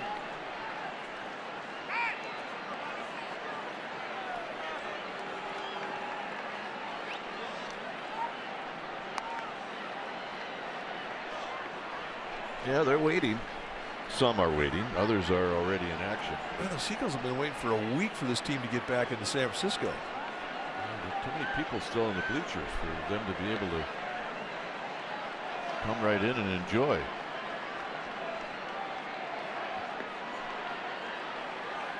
On the ground and a base hit. So just like that, tying runs aboard. I think Peralta can hit a fastball. Yeah, he proves that at just about every series. This is one that's right out there that's very hittable, though. In regards to location, that was a mistake. They set the target away. They wanted it at the knees, and he missed out over the play at the belt. And that may be the message here from Dave Righetti. Pitch to the situation. The situation calls for ground balls. You should be pounding the knees. If you miss, you should be missing underneath the or below the strike zone. And Derek Law very quickly is heading down to the Giants bullpen. Law, who had made a pretty impressive debut in Saturday's game, going to get heated up. In that inning against the Dodgers, he gave up a hit, but he struck out 3 guys in the middle of their lineup.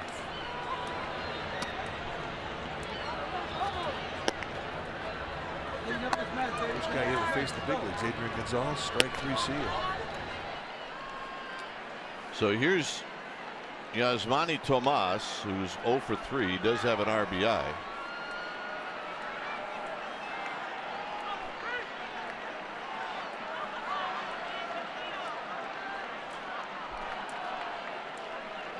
And he fouls it out of play. He has been red hot.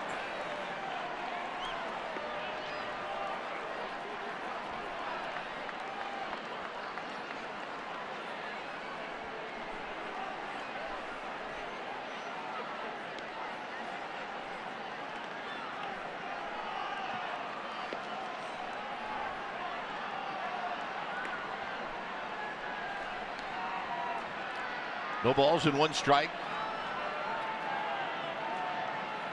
Swing and a miss. Not even 2. 97. That's good location there.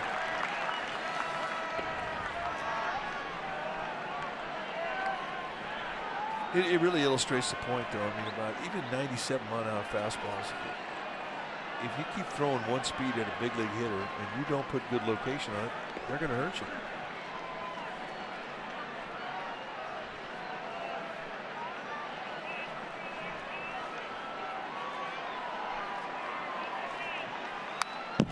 Out of play. Tomas just looks like he's in the swing mode.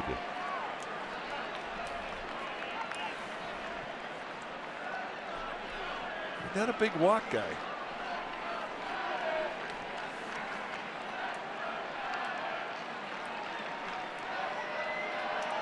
Goldschmidt, an infield hit at second. Peralta, a solid single to right at first.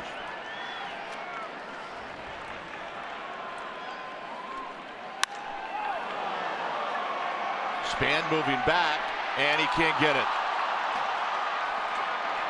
Peralta is going to be held, and the bases are loaded. Nobody scores. I don't believe that I just saw.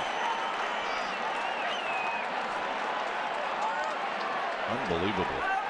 That's the longest single I've ever seen.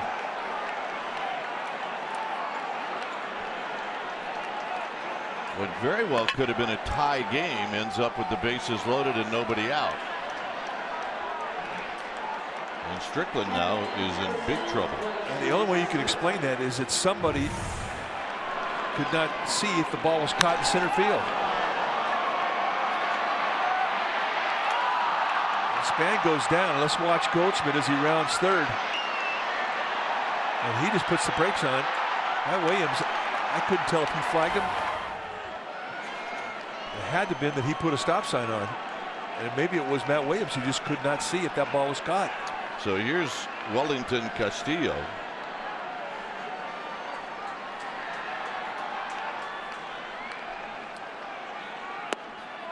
1 ball and no strikes.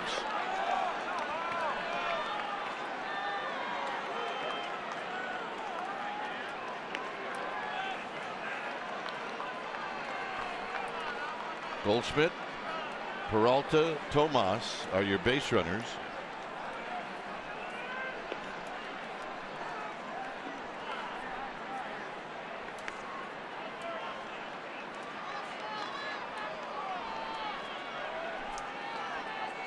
Strickland has allowed 3 singles.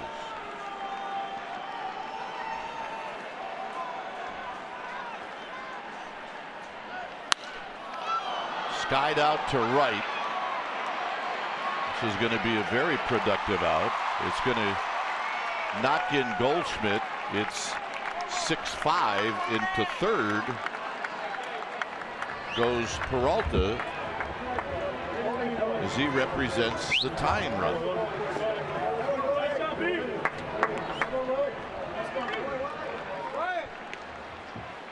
And it looks like Ricky Weeks is going to pinch hit. Your pitcher, please. For Arizona, pitching for Tyler Wagner, number 5, Ricky Weeks Jr. 2 for 7 as a pinch hitter so far this year, with lots of power.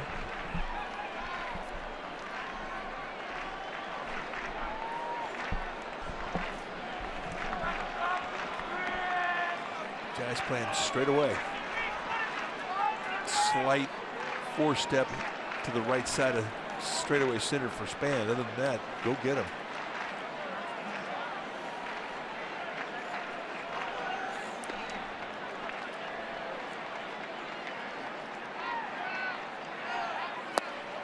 Low, 1 ball and no strikes. Weeks a good fastball hitter. Stands right on top of the plate. His hands almost hang over the plate. The way he stands in that box is just a total challenge to a pitcher to try and jam him.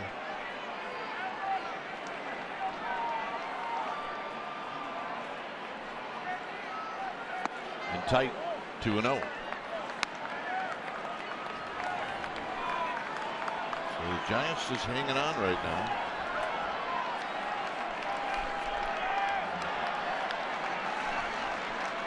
There's Derek Law.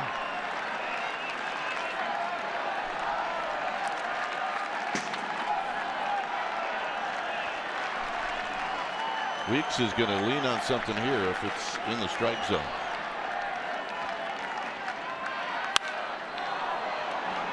Span's coming in. Tagging is Peralta. Here's the throw home. It is not in time. Game tied.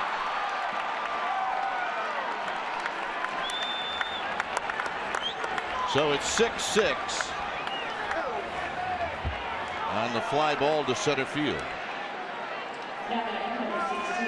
And also on the play, Tomas goes down to second. So 2 good situational at bats here from the Diamondbacks, and it's a brand new ball game. But more importantly, I mean, the Giants let that ball go through as they should, but also allowed Tomas a chance to get in the scoring position.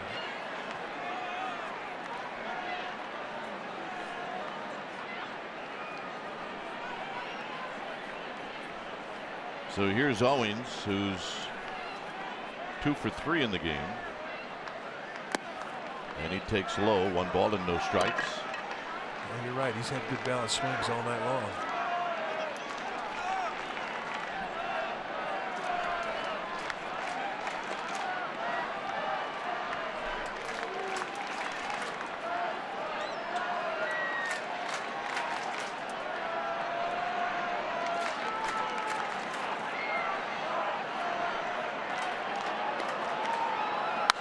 On a play, 1 ball and 1 strike. Inside out approach. I mean, that swing had right field written all over it.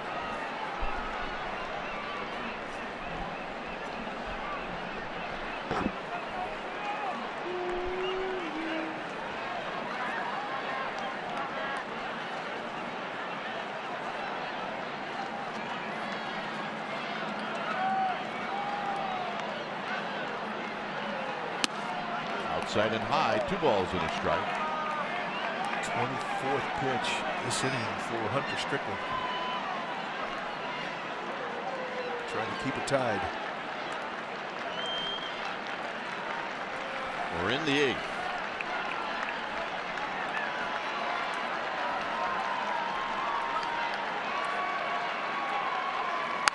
Out of play, 2-2.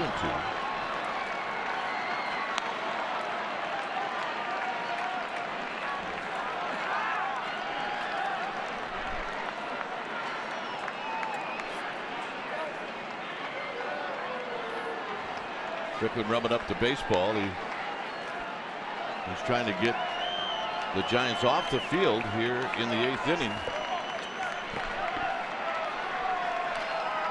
It's a 6-6 game.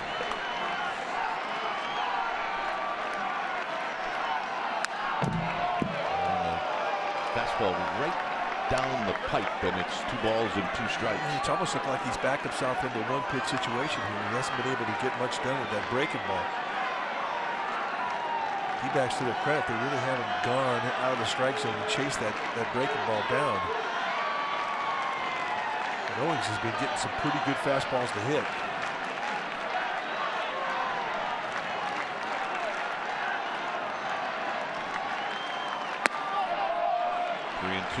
Just not biting on it. I mean, that's a good 2-2 pitch. I mean, you don't want to drop it in the strike zone. You want that thing to fall out of the strike zone, down and away.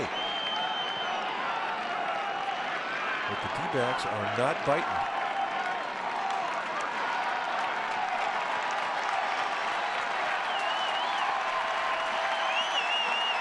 Three-two pitch. Here it is, and he got him. Got him to bite on that one. It's a tie ball game. And the Giants will have the top of the order coming up.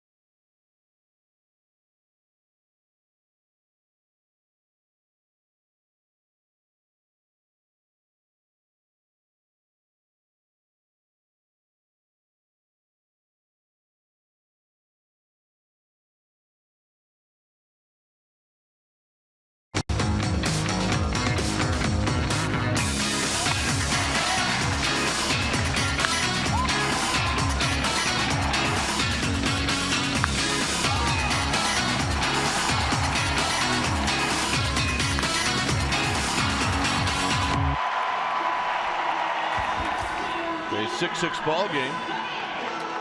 And it's time for a change thing. Speedy Oil Change and Auto Service, your oil change tune-up and smog experts. Take a look at the numbers for Daniel Hudson. It's the 6th time that he has come into a ball game, and Hudson is off to a great start. 3 strikeouts, 1 walk, just 1 hit allowed in 4 2/3. Hudson's a hard thrower. We've seen mid to high 90s of velocity, but he's got a new pitch, a changeup this year, and it's been a good one for him, especially against lefties. Span shows bunt and takes a strike. This is a little celebration going over at Oracle. Well, yeah, how'd they do tonight? I think they're in overtime. We can't be spoilers for those of you who have recorded the Warriors.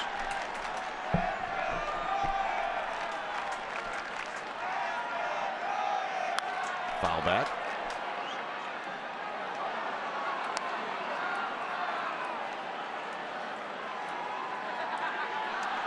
That man making a play.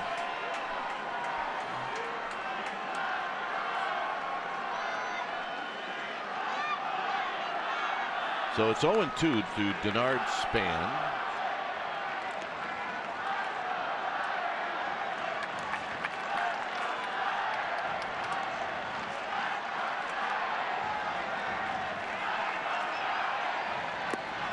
Down low. Hard slider at the back foot. You get 3 looks from Hudson before this year. I mean, he had the changeup. It wasn't one that he really would use unless he was way ahead in the count, but now he's throwing it behind the count. Meanwhile, the bleachers.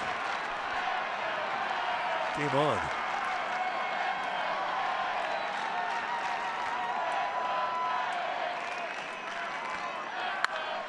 Foul down the right field line. Look at it.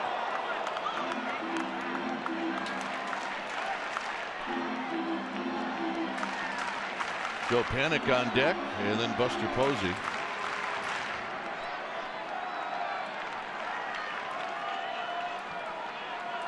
A 6-6 ball game here in the bottom of the 8th.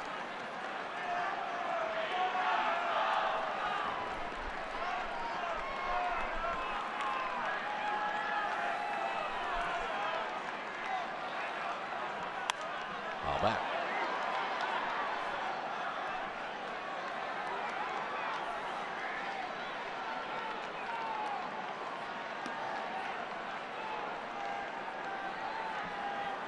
Span picked up an RBI with a base hit in the 2nd inning.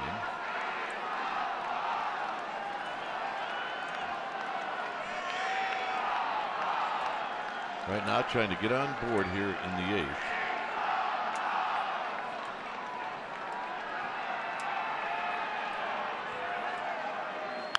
Out of play again. And there was that changeup.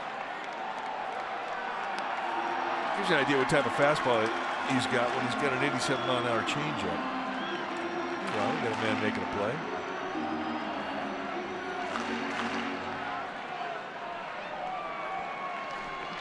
That'll be a lively conversation in the car ride home. Yes, it will.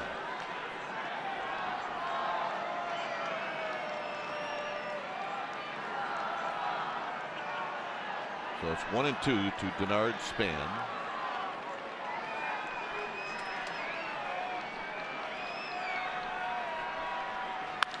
And a base hit into right center field. And this could be a triple. Span's on the move. Tomas picks it up. Span will stop at 3rd. And he beat the changeup.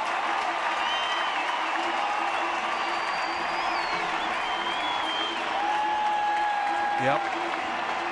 He likes that one. Backed it up, a changeup out over the plate on the outside corner, actually at the belt. And he was not fooled at all. Finds a gap, and once this ball gets by Tomas, an easy 3-bagger for the speed of Denard Span. And that changes everything. It changes everything, and here's Panik, and now golf clap. The Diamondbacks have to play the infield in.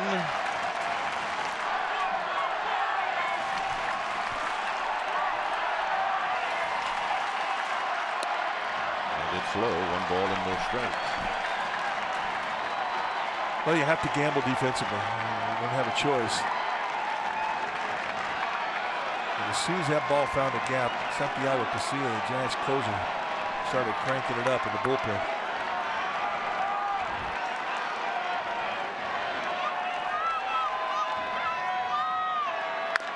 Foul past Billy Hayes. It's 1 ball and 1 strike. Panik hit a home run, his third of the year in the 5th inning.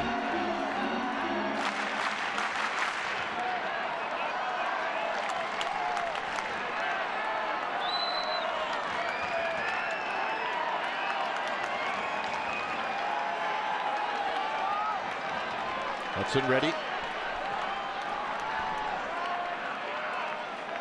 Look out. That go through him? I do not know how that missed him. I mean, that's a 95-mile-an-hour cut. And I mean, this is a heat seeker coming right in at you. Oh, missed him. Yeah, missed everything. I mean, that was a nice play from Castillo, the catcher's perspective. Coming completely across his body at the high velocity miss.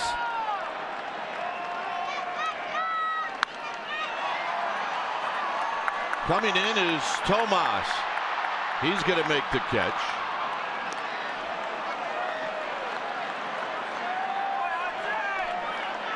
So it'll be left up to Buster Posey or Willer.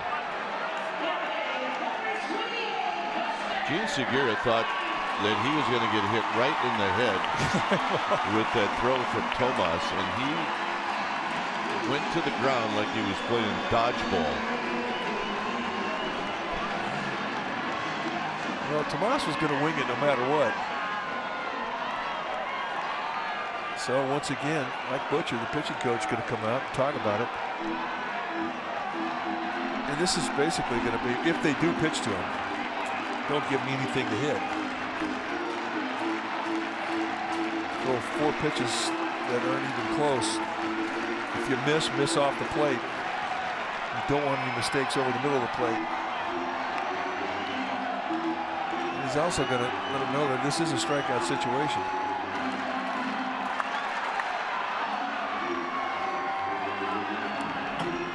But Hudson already knew that. So Buster will step up. He will continue to play in.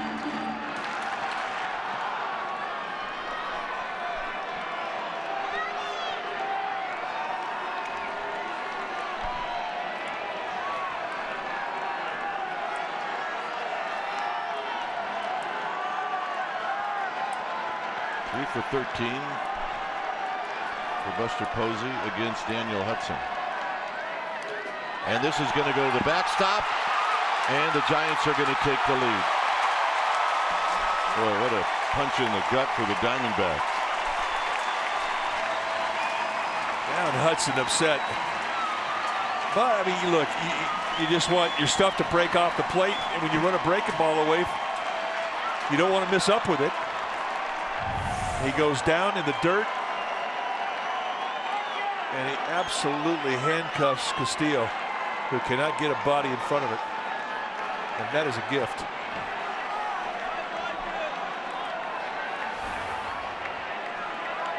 So it's 1-0 to Buster Posey.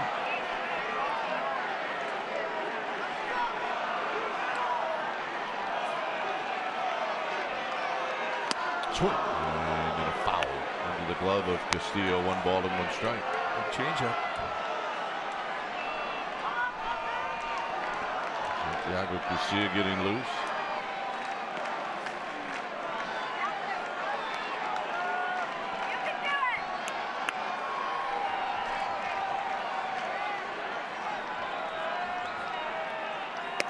At the knees, 1-2. Nice 2-pitch sequence. The 1-0 changeup to even the count, and then a 95-mile-an-hour knee-high fastball on the black away. And just like that, Posey's in a 1-2 hole.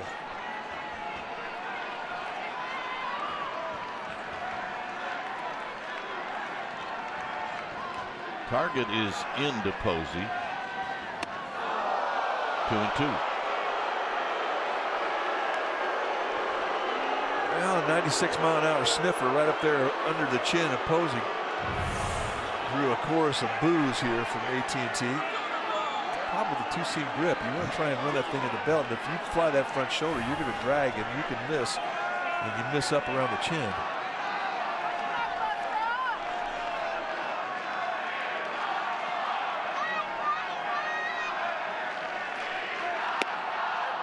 Got him.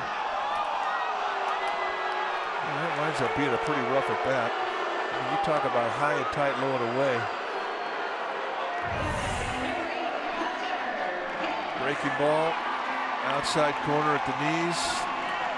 And Brian Knight, played umpire, says looks pretty good. See ya.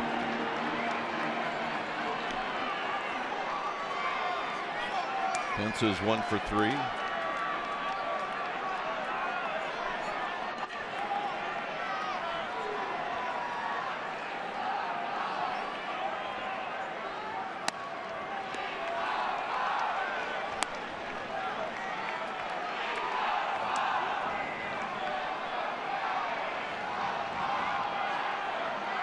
Pence now trying to get on for Belt.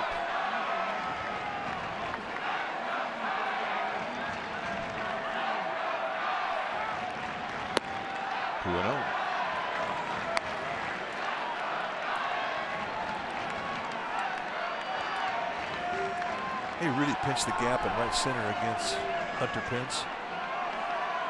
I mean, there's not a lot of room there. They're taking it away. They're giving him the line and right. They're giving him the line and left.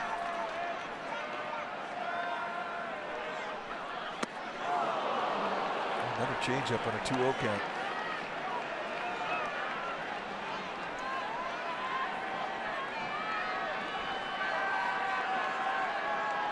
If I were commissioner, I would make that pitching legal in that count. Only because guys can get hurt swinging and missing. And maybe even in that count. It's a good changeup, man. I mean, he didn't have that kind of a changeup last year. At least he didn't have the confidence to throw it like he's throwing it now. And when you throw 95 to 97, I mean, guys are not going up there thinking changeup.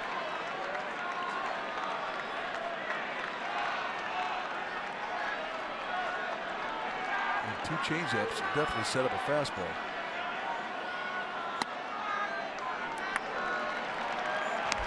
And now I wouldn't have any idea what to look for. Well, if you throw it 2-0, you'll throw it 3-2. Absolutely.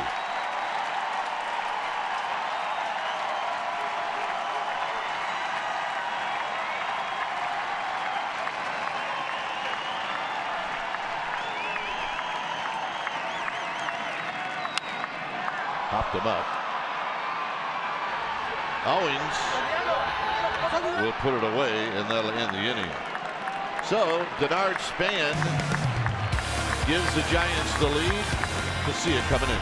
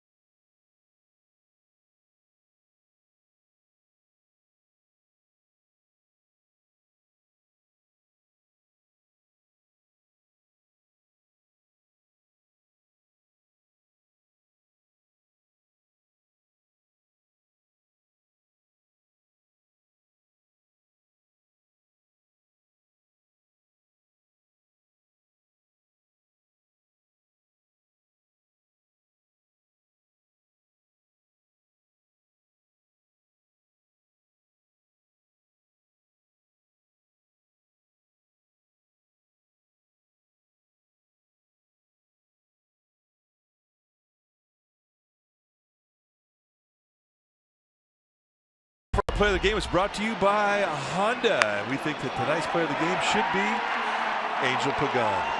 And why is that? Well, it's his 5th multi-hit game of the season, and this is only the 14th game of the year.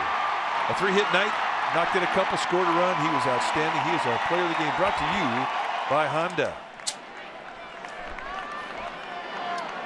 When it's time for a change, think Speedy Oil Change and Auto Service, your oil change tune-up and smog expert. And here is that new pitcher for the Giants, their closer, Santiago Casilla. 3 saves on the year, 2.080 ERA.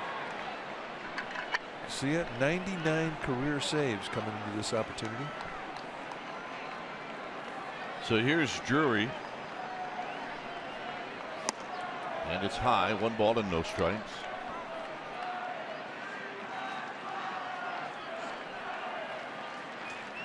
90-mile-an-hour fastball with the 2-seam grip for Casilla. I mean, he'll run it low to mid-90s, more mids than lows recently. Swing and a miss. 1 ball and 1 strike. He'll cut the ball like you just saw. You can throw a slider, curveball, changeup, and he'll throw them in any count.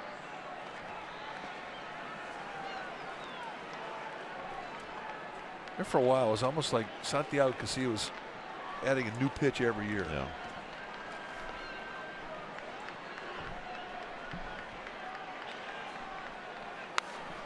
Cued right past Segura. It's 1-2.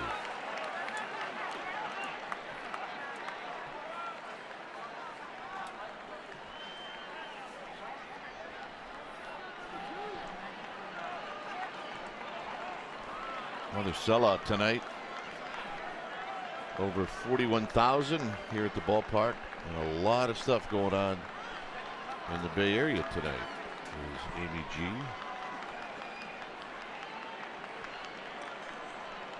Gave us all of that info, and there's a swing and a miss. He got him. Just a ladder climbing a 1-2 count. He's 93 to right above the letters. And Drury goes right after and cannot keep that right hand on top.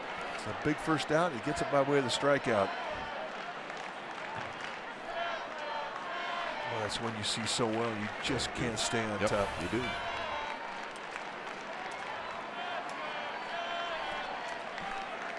So here's Segura. And he's 2 for 4. And he's not afraid to take a healthy rip. And it's high, 1 ball and no strikes. Jake Lamb is on deck.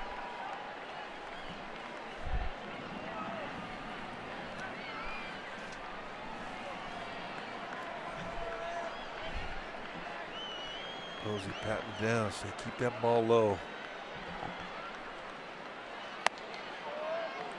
Segura's got power. Diamondbacks obviously are thinking if we can get 1 guy on, then Goldschmidt's going to hit.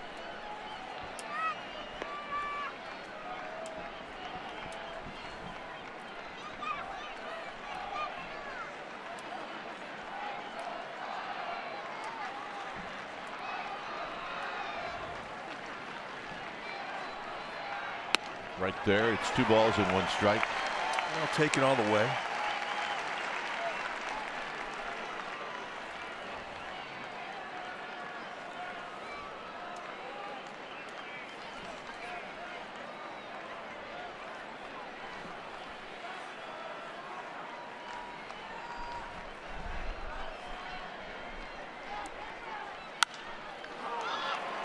Hit out to Pence.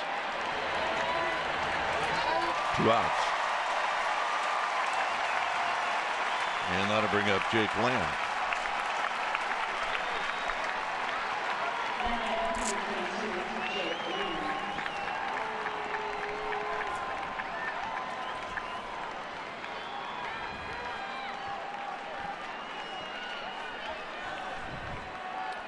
Lamb tonight doubled in the first. Instead he struck out, popped out, and bounced out.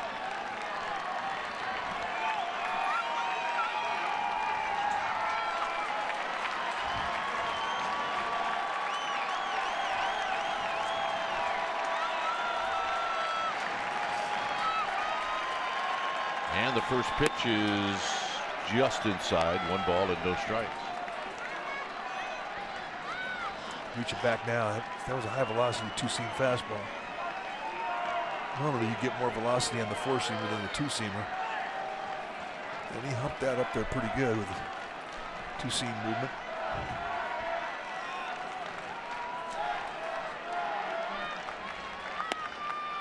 And he gets the call at the knees. It's a ball and a strike. Perfect changeup. That's the thing that sets him apart from other closers. I mean, he can give you a lot of different types of movement, and he'll throw them all any count.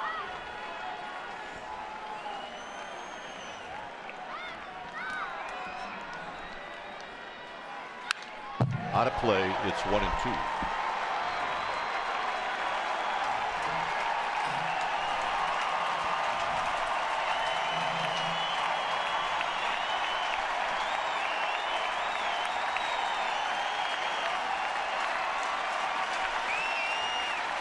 All standing.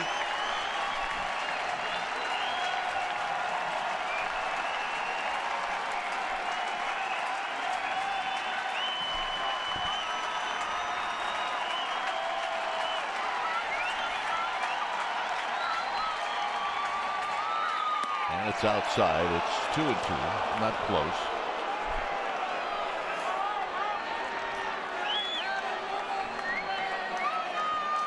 I mean, it's a save that he's aware of from a personal standpoint, and it would be his 100th. You can't rush the moment. You have to stay within the rhythm of the inning. And he's a veteran. He's slowing it down.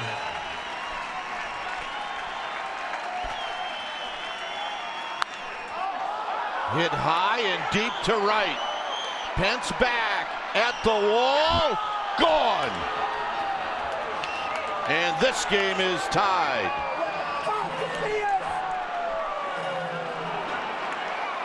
A 2-out game-tying home run for Jake Lamb. And it's 7-7. How about that? Yeah, I mean, you know, it really shouldn't come as a surprise. And this ballpark is playing small. And you don't normally say it, especially to right field. But there has been no win on a night when it's been a warm evening, San Francisco standards. And on any other night, that's usually an out on the warning track. Not tonight. So here's Goldschmidt who takes a strike. And let's watch it from this flash cam. Just a high fly ball in a 2-strike, 2-out situation, down by a run. A home run by 2 feet. Wow. Anytime it hits that aluminum and makes that noise, it's gone.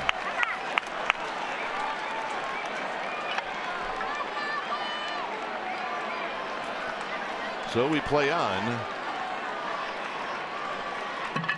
in a 7-7 game. And it's low. It's 1-2. You knew it had a chance, and on a night like tonight, which you see maybe 4 times a year, it gets carry, and we got a brand new ball game.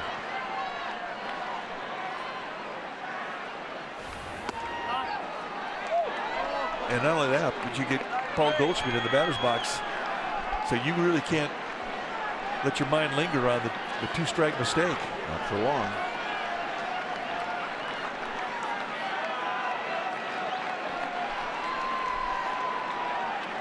So 2-2 to Goldschmidt.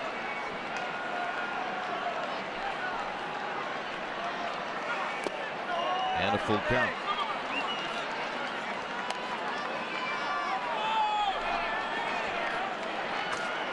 What you see is going to take a little bit of a walk. Well, you got to find the calm. You cannot let the anger cloud what you have to do on the next pitch. It's tough.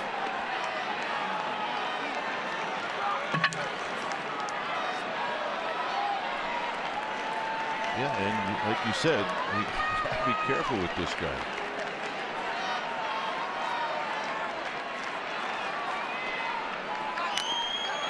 And he just got a piece.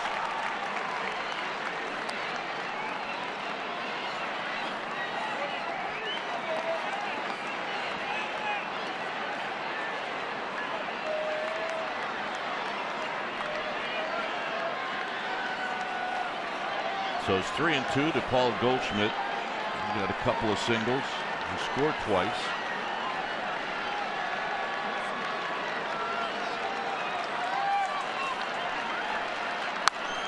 Out of play.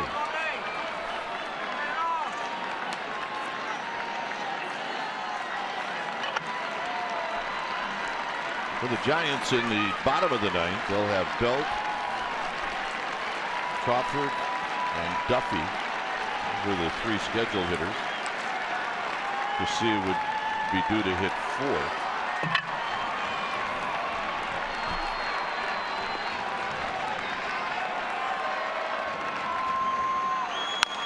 Tapped slowly to Casilla, and that'll end the inning.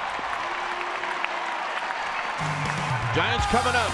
It's 7-7. Belt to lead things off.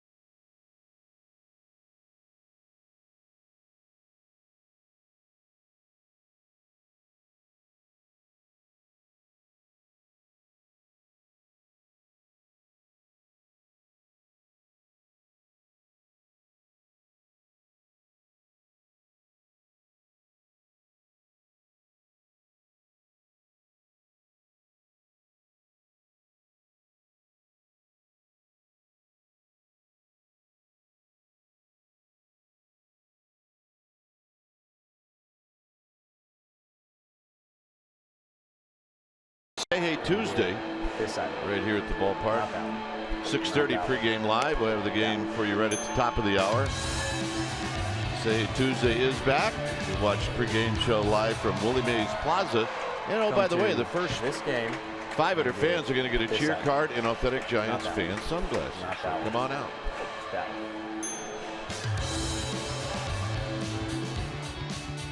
So here's Belt. Bottom of the ninth, a 7-7 ball game.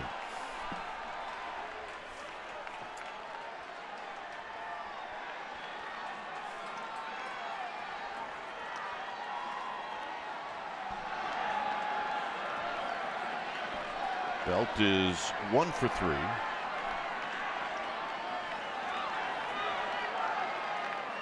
And he takes outside for a ball. The two Brandons and then Duffy. Well, you really have to force yourself to stay within the at-bat. I mean, it always becomes a home run derby in tie ball games, and you just think, well, I just need to get on base. Keep it simple.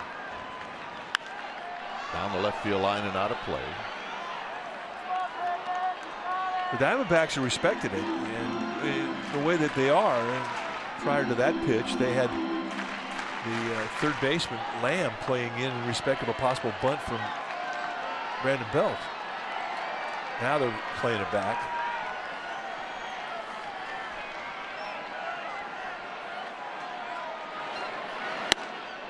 He takes one in tight to even the count at 1-1 strike. There is no wind in this ballpark. Such a rarity.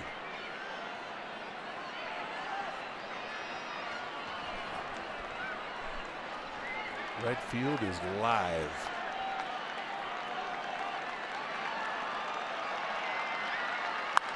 Belt pops this one up. Owens is going to give chase, but it's going to be 20 rows back.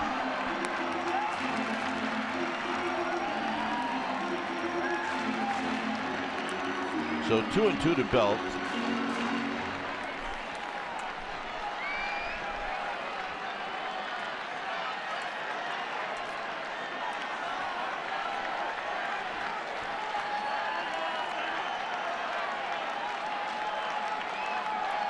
Outfield is deep and straight away.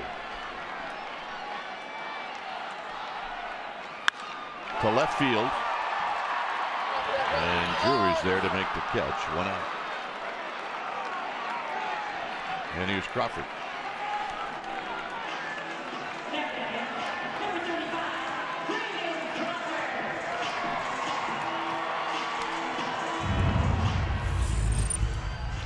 Against the Dodgers in the rain, Brandon Crawford did this to end the game. Joe Blanton fastball, belt high away. Crawford just went right with it.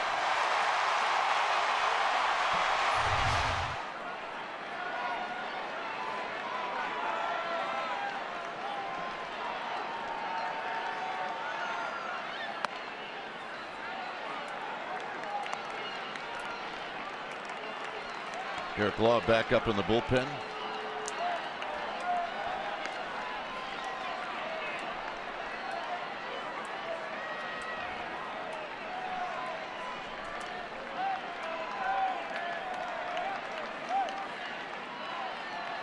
I'm gonna miss. 1 ball and 1 strike. Yeah, change up. Really had Crawford out front. I guess the one pitch you don't look for. A 1-0 changeup. You're just not.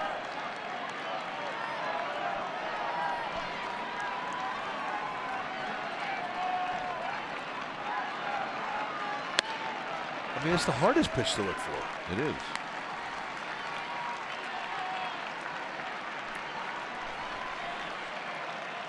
Yeah, guys with great changeups. I mean, they could even tell you it's coming in a 1-0 count. You still can't look for it. That's how good a changeup is. Except for that one. 3-1.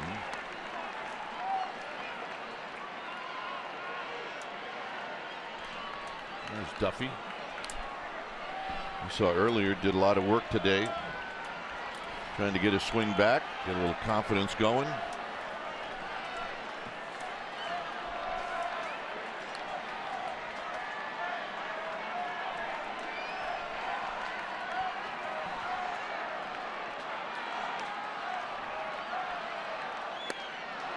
Two. Throw it 1-0, you'll throw it 2-0, you'll throw it 3-1, you'll throw it 3-2. Get your attention when you're hitting off it. Change up.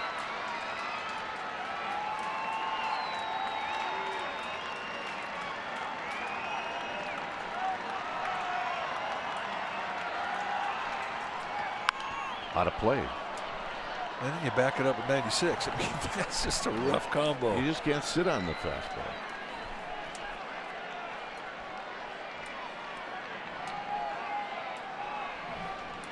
Hugs. Pats in the back. Yep, foul balls are magical.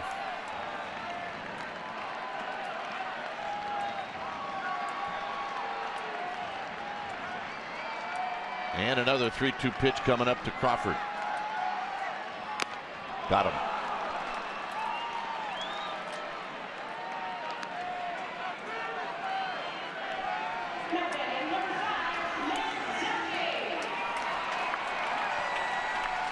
Dwayne Kuiper along with Mike Krukow. Amy G is here as well. It's a 7-7 game here in the bottom of the 9th with 2 outs. Giants were an out away from going home, and Jake Lamb hit a solo home run to tie it up in the top of this inning. So here's Duffy with 2 outs.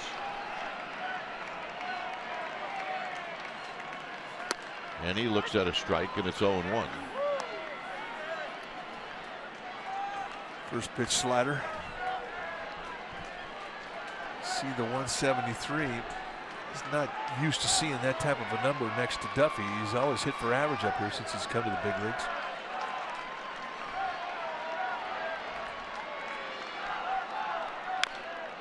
And this is rolled foul. We got another off-speed pitch. It's another 2. One of the strengths Duffy has always shown is his ability to stay in the strike zone. This little slump that he's been in, he's been going out of the strike zone. Yeah, he also take a lot of balls to right center field. And we haven't seen that either.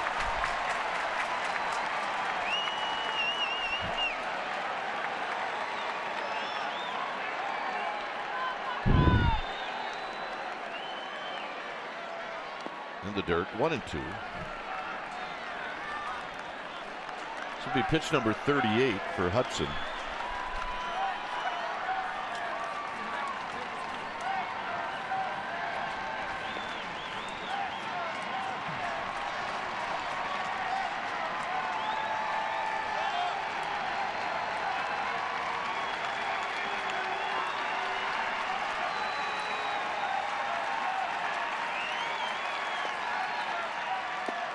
Got him.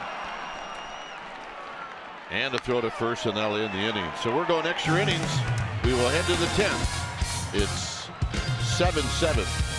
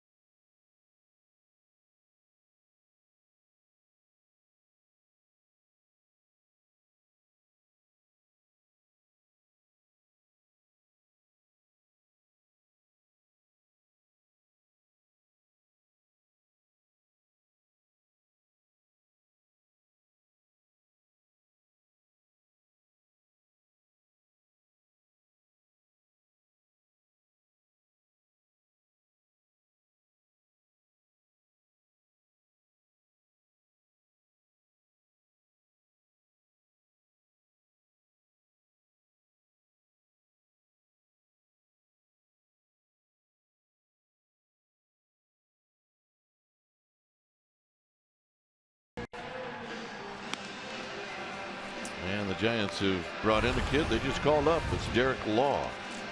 Derek Robert Law making his second appearance. This was the debut he had in Los Angeles when he came in and faced the heart of the Dodger lineup. Had 3 strikeouts. The hit was a 1-out triple off the bat of Justin Turner, and then he got 2 strikeouts and left Turner stranded at third base. How did he do it? Well, we saw a fastball between 93 and 96 miles per hour, a curveball, and a changeup.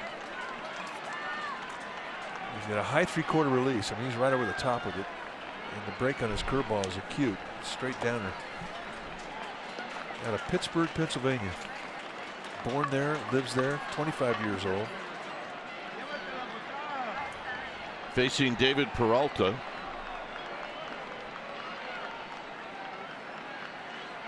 And a strike, and it's 0-1. Law's got some deception in his delivery. Really anchors the ball down as he separates his hand from his glove. He really drops that hand straight down, very much like Tim Lincecum used to do. It was an easy 96. Out of play. And really, every pitch that he has, he can get you to swing and miss with. He's got a little slider that he'll throw over the plate on occasion or down below the strike, so it doesn't usually go to that pitch if he's going to strike you out. But that's the one right there. The curveball, that's such a good strikeout pitch, as is the changeup.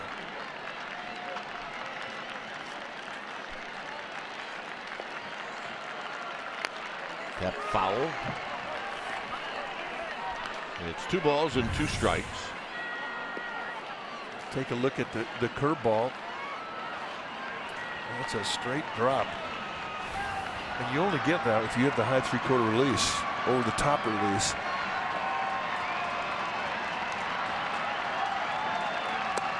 Got him. 96 gets him to chase below the zone.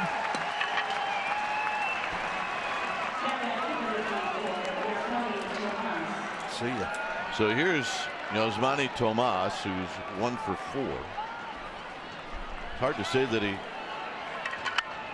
his only hit was a single. He hit it off the wall in center field, or at least to the base of the wall in center field. And with runners at first and second and a bit of confusion, ended up being a long single. But you got to be careful. He's got power. And he's in the swing mode. And Belt is over by the short fence down the right field line, the sidewall, and he puts it away. Well, Derek Law has gotten 5 outs in his big league career, and that's the first time that he's gotten an out by not striking somebody out. And I hope he's not disappointed. No. Takes a little less out of your arm. One pitch out, that's a gift.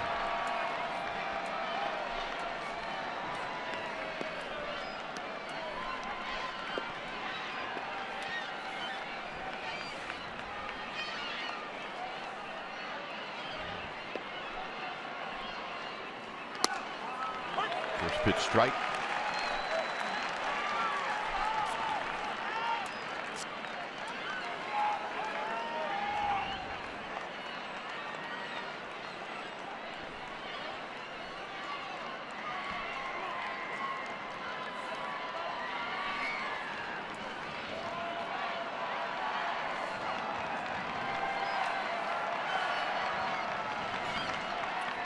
Law looking into Buster Posey.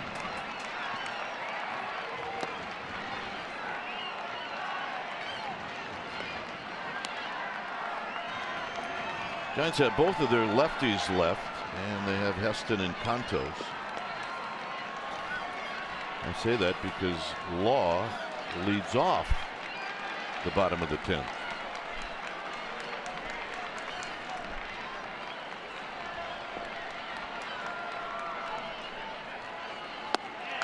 One and two. That's a good pitch. And throughout his minor league career, he's got just about 2 strikeouts an inning. You can see how. So why hasn't he been here sooner? Well, he Tommy John. 2014, lost the whole year. Fought back last year. It took him a while to get back. Got him. But he's back. Maybe it's Mac Williamson to lead things off. It's 7-7.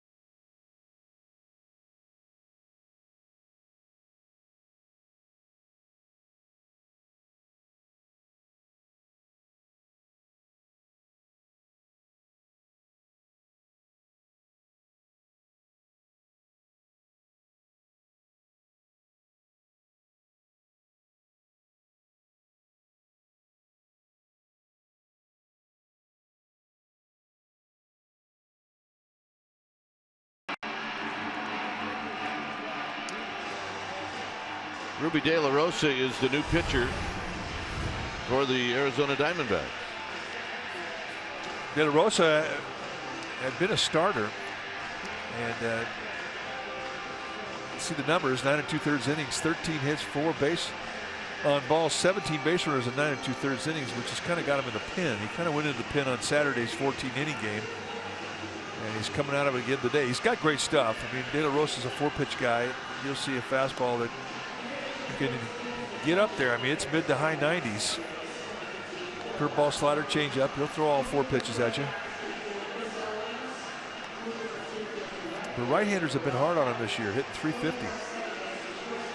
And he's going to face one immediately here. Mac Williamson is going to lead things off. I know we have multiple changes, and because of the uniforms for the D-backs, I can't tell you who they are.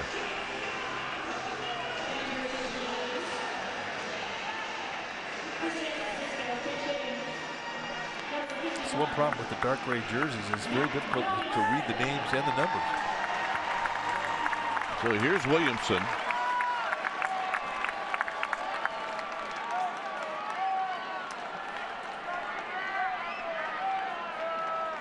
Power on power. Mac Williamson, plenty of power.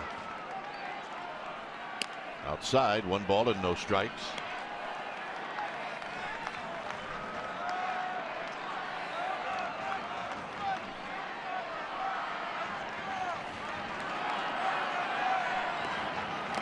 Two and 0. Oh, nope, 1 ball and 1 strike. I don't know about that one. Todd Tichenor. Did he go? Yeah.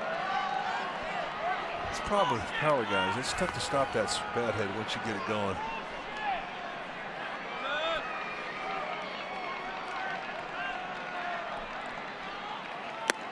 Look out, look out, look out.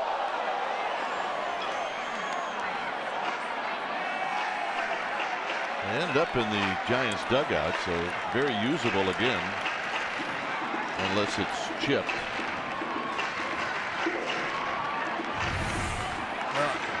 It hit off the top of the dugout. It just hit that little fence that protects the front row. Bernard Span was not sticking around.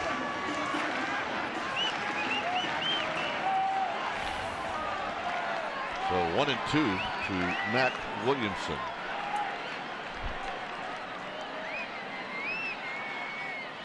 Got him. Explosive breaking ball. You have a 1-2 advantage in that count. You can go out of the zone and hope he chases. And Williamson could not hold up.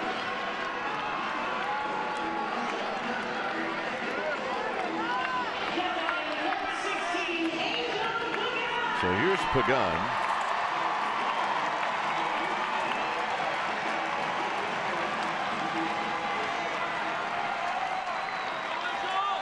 Pagan is 3 for 4.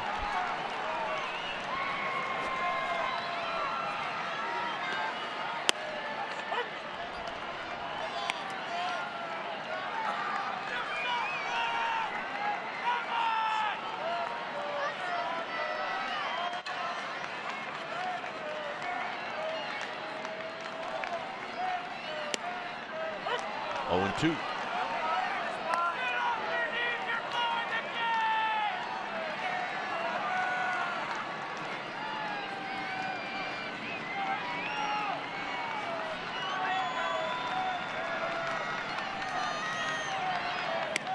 Down low to Pagan. At 98, and missed by much. You see this at times too, when you see starters with great stuff get put in the bullpen, and they just come in and just start blowing. Defensive replacements: Chris Owings now in center field, David Peralta back and right, Gene Segura at shortstop, and Phil Gosselin at second base.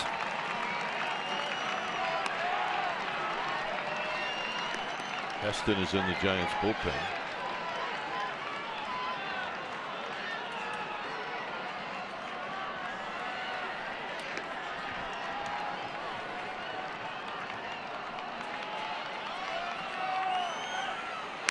Out of play. But the mentality when you're a starter is you're not going to blow it out in an inning. I mean, you're going to pace yourself. But now all of a sudden you take that starter, put him in the bullpen like they've done with De La Rosa, and you just say, hey, you have great stuff, use it, save nothing, get after it.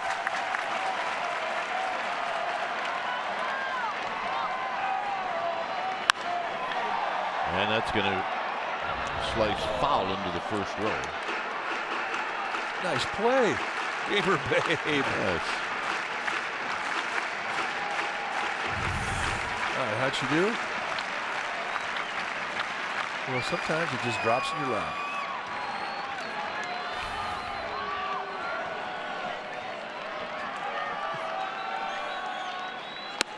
Got him. Breaking ball. And a good one. So here's Span.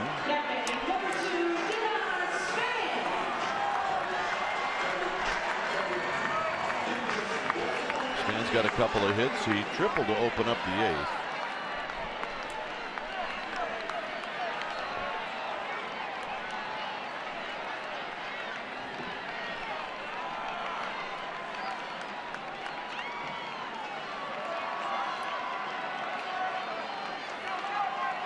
And here he takes a pitch wide. 1 ball and no strikes.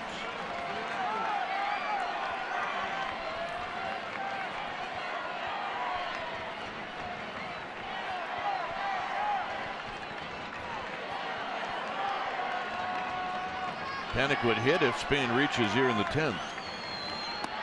And he might. It's 2-0.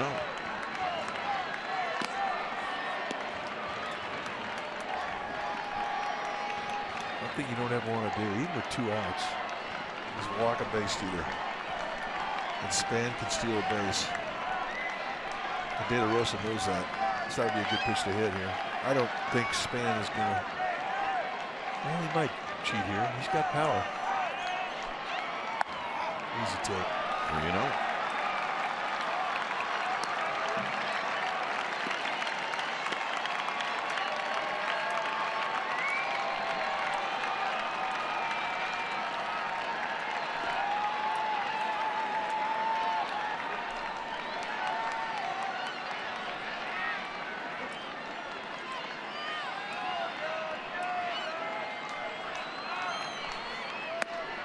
And that pitch wasn't close, so there's a 2-out walk, and here's Joe Panik. 1 hit in 5 at-bats, and that was a home run into right center field. Well, let's take a look at that home run. That was back in the 5th inning. And he takes a fastball from Archie Bradley and does this. It's hit in the section in right center. We don't see a lot of them go out annually.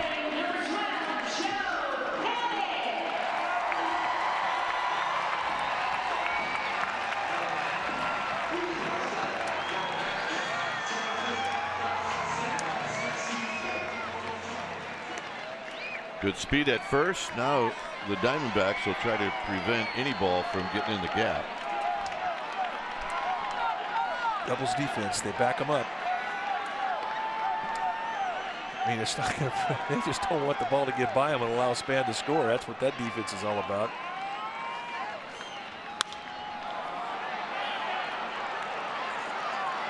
And this is going to be out of reach. It's no balls and 1 strike. If Span were to steal second base, the outfielders would come in 30 feet. But they just want to cut off any gapper, so they back them up. Well, you got a better chance of getting a single, but less of a chance of getting a double.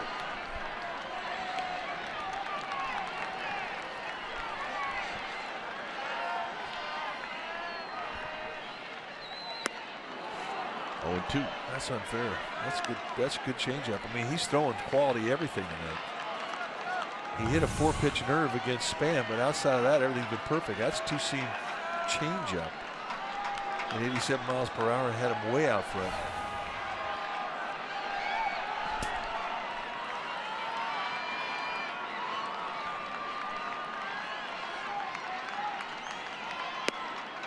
One and 2. If you're thinking about stealing a base, I had that last unload time from De La Rosa at 1:02, so that's very quick. And it was Castillo's quickness out of the catching position with a strong arm. It's not an easy assignment to steal. Got him, and that'll end the inning. De La Rosa strikes out the side, does issue a walk. We'll head to the 11th. It's 7-7.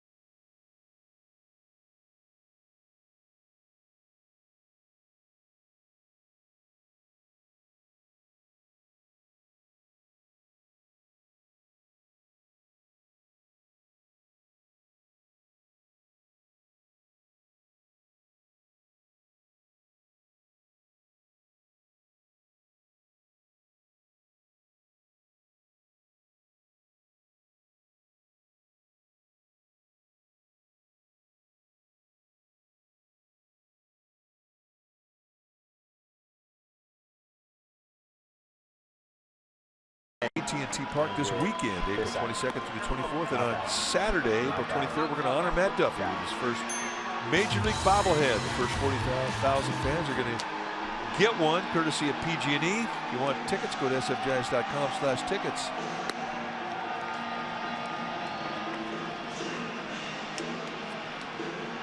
Seven. Been like that since Jake Lamb hit a game-tying home run with 2 outs in the 9th, and now it's Chris Heston. Take a look at the numbers for Heston. 10 base runners in 4 1/3 with 4 walks. Heston is a sinker baller. You'll see Heidi's low 90s fastball that he will 2 and 4 seam, more 2s than 4s. When he's right, you'll see ground balls, slider, curveball, and a changeup. Here's Phil Goslin, who takes a strike.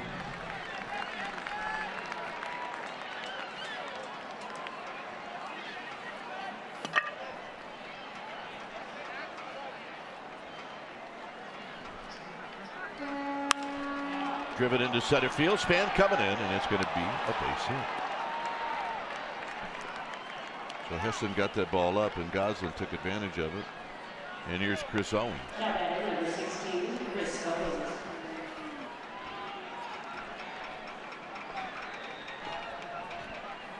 Owens has got a couple of hits.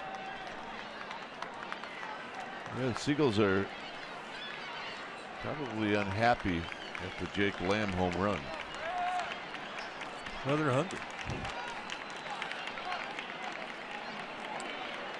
See how Chris Hale, the skipper of the D-backs, plays this. Lead-off base runner. I mean, you've got a guy who handles the bat well. He's a good bunter. Can hit and run.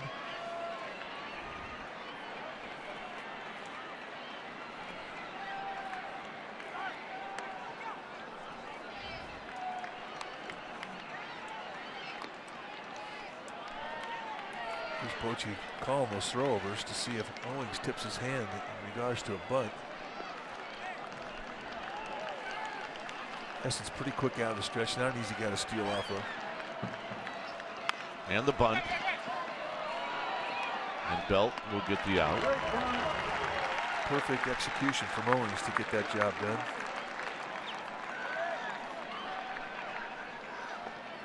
And here's Drury. Runner first base, it should go up the first base side. And Owings executes perfectly.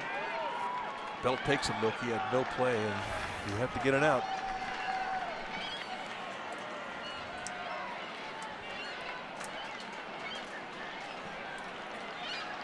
So here's Drury, who hit into a double play in the 7th, and then Casilla struck him out to open up the 9th.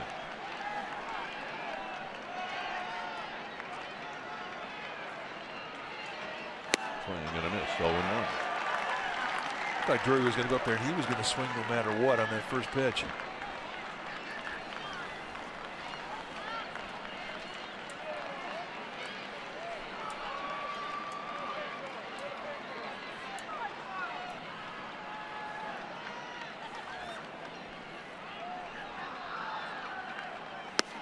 Nothing in 2. Swing through one, throw another one. Back-to-back breaking balls and a quick 0-2.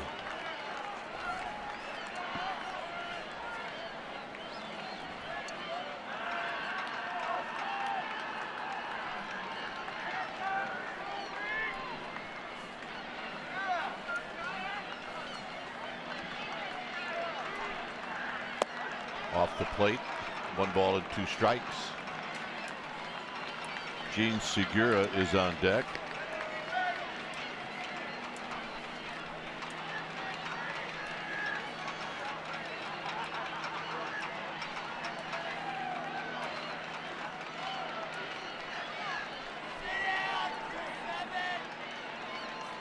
Breaking ball popped up. It's going to be a tough play for Belt, but he's going to hang in there and make the catch. And there's 2 outs.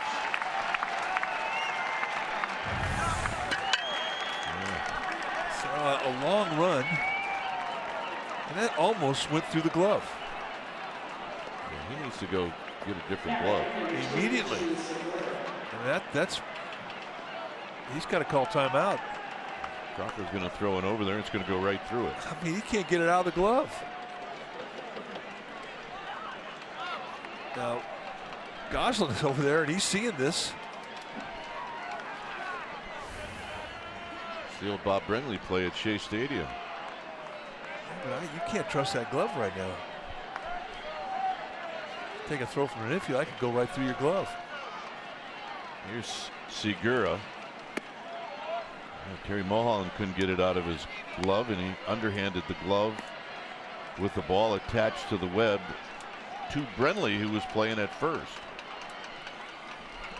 Brenly said this, the one regret I have, I should have taken the glove and just thrown it around the infield. But he says, I was stunned. One of the few times in his life that he's ever been at a loss of words. Ball gets away from Buster Posey.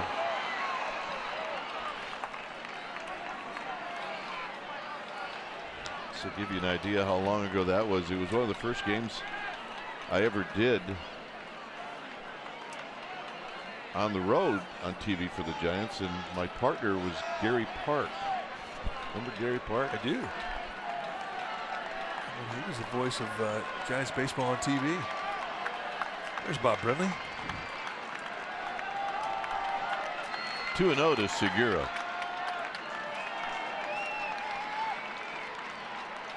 Look out, 3-0.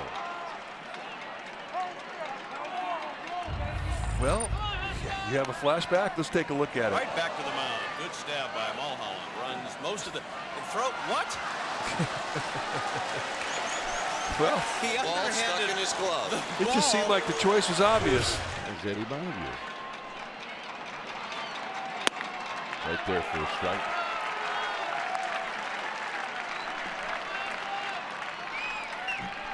Gary Park.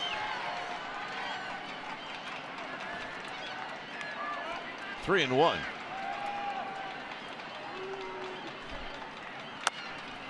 This is going to be tough. And the D-backs take the lead. And it'll be a hit for Segura. Oh, and now the wild pitch. You know, the 90 feet that they moved up for the ball in the dirt. How big is that now?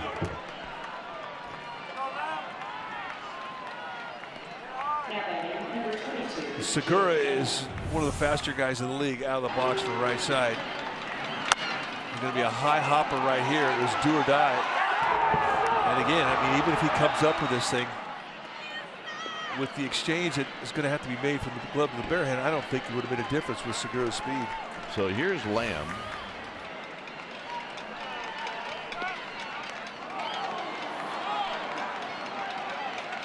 Lamb, who tied this game up with a home run off of Santiago Casilla.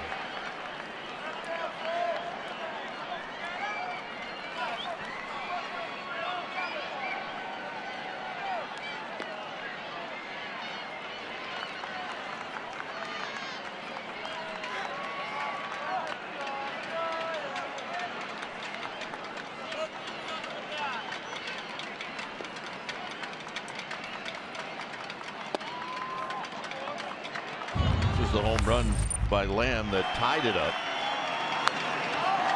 Not only 2 outs, but a 1-2 count. D-backs down to their last strike. Buster wanted that pitch a little higher.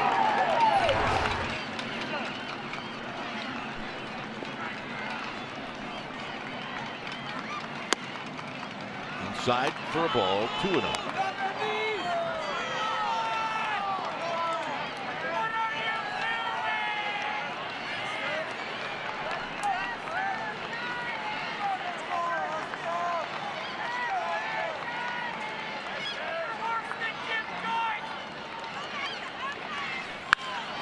Driven into left center field and off the bottom of the wall. Here comes Segura. He's going to score. The throw goes back to second, and Lamb has got another RBI, and now the D-backs lead by 2.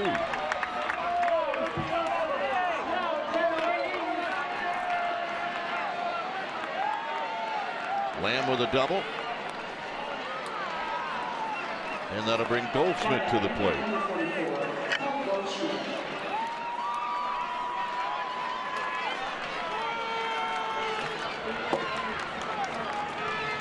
Goldschmidt tonight. Got a couple of hits.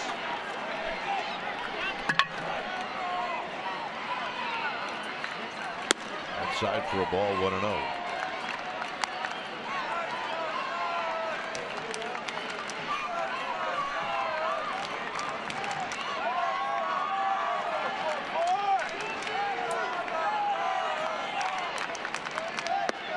Two balls and no strikes.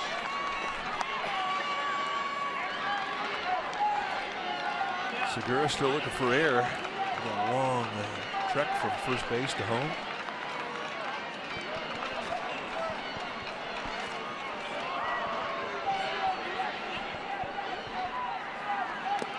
And this is going to go to the backstop. And it'll be another wild pitch to second in the inning.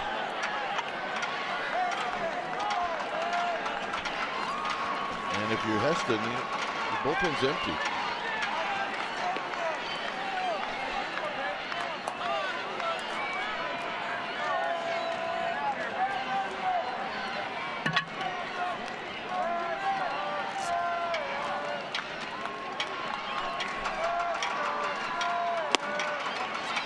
And the walk.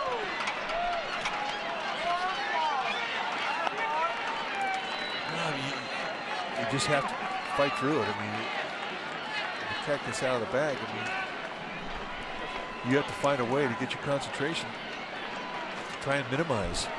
And this is going to be a message from Dave Righetti.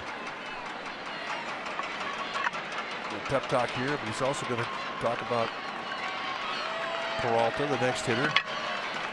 Give a little 3-pitch plan, how he wants to try and go after him. Get his focus back to the pitch at hand. That's one of the hardest things about being a reliever. When you've blown a save or when you've given your opponent the lead, you've got to find a way to get back to the pitch. It's so easy to just be upset. And when you do that, your concentration goes out the door.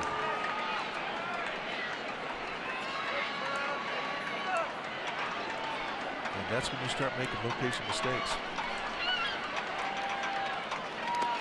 Blocked by Buster Posey, and Goldschmidt will move down to second. So Javier Lopez very quickly heading down the bullpen.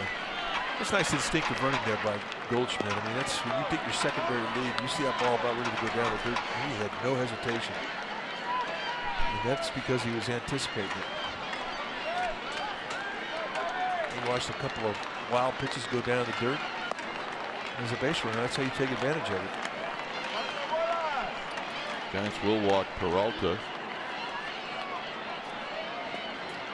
They'll probably stall as much as they can to get Lopez ready.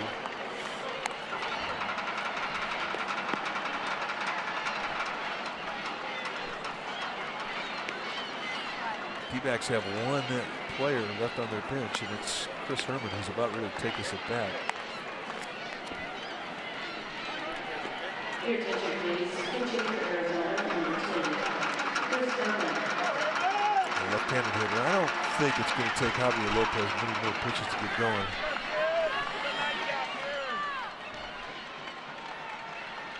Plus, remember, he's going to get 8 more if they make the pitching change and he comes out to the main diamond.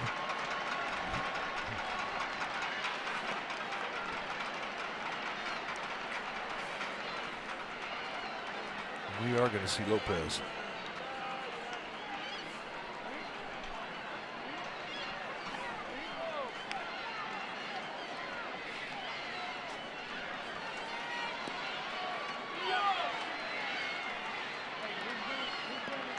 So here comes Bruce Bochy.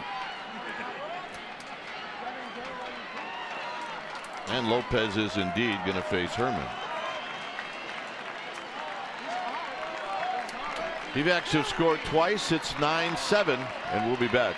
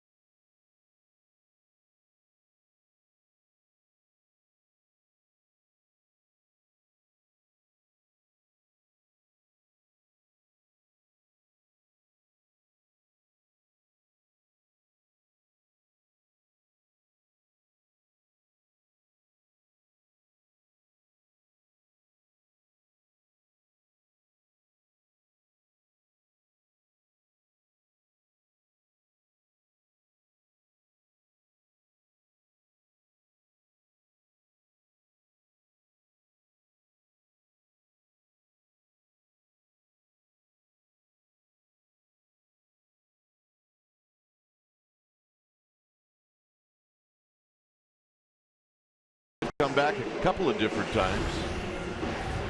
And now Javier Lopez is going to try to do his best to keep this at a 2-run deficit before we get to the bottom of the 11th.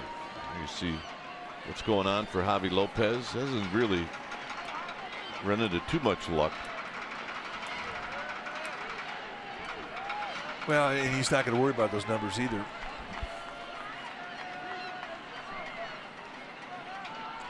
For Lopez, a side armor. 2 types of breaking ball, curveball, slider.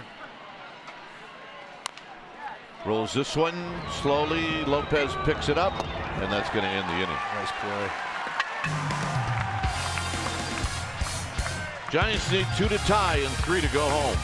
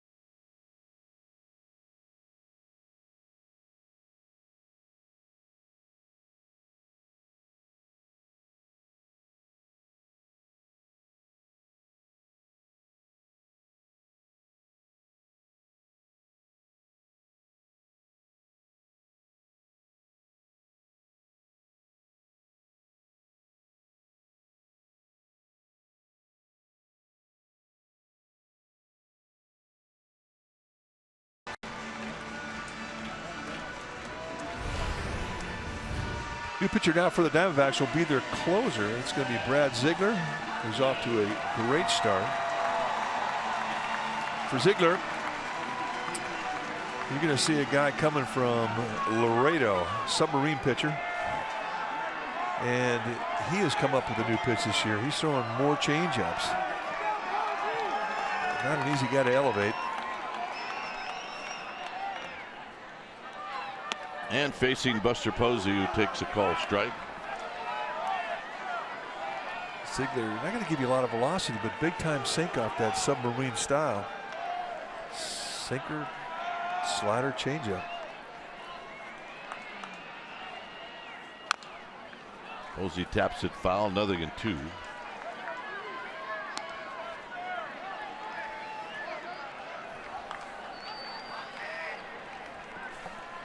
One for 4 for Buster Posey.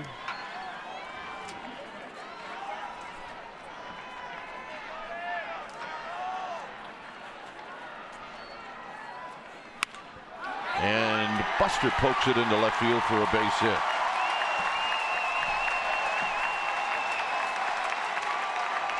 And that'll bring up Pence.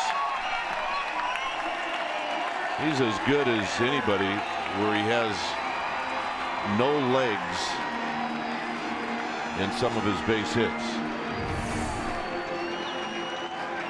Yeah, let's take a look at the pitch, and it's anything but a hanger. I mean, it's probably off the plate about 8 inches.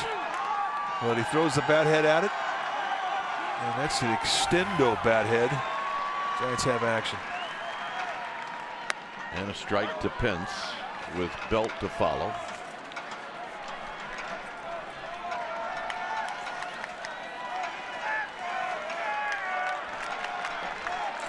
Pence 1 for 4 tonight.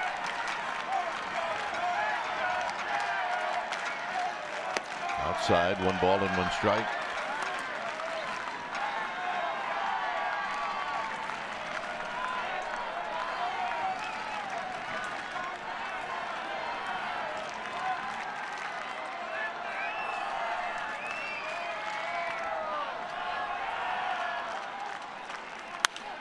Pence skies one to right. It's in the park. As Peralta makes the catch, 1 out. And here's Belt.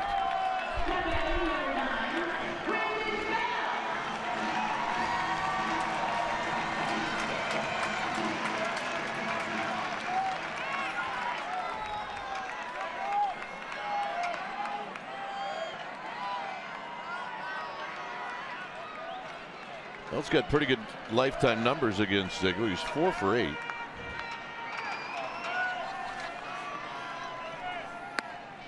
he takes one low, 1 ball and no strike. Ziegler wanted that. Bell is also a guy that can hit the ball out the opposite way. The movement from the fastball of Ziegler is going to work its way away from Belt.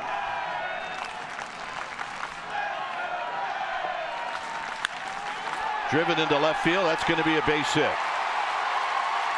Posey's going to stop at second. And here's Crawford.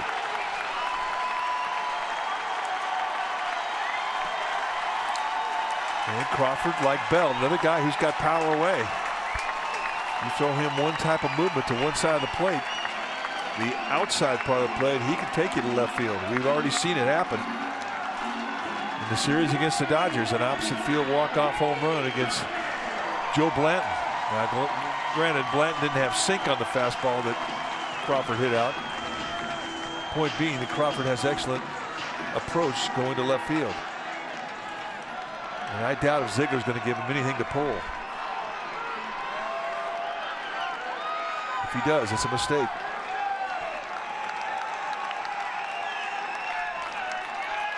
Crawford 1 for 4 tonight. 1 ball and no strikes. Belt, once he gets going, he can run pretty good.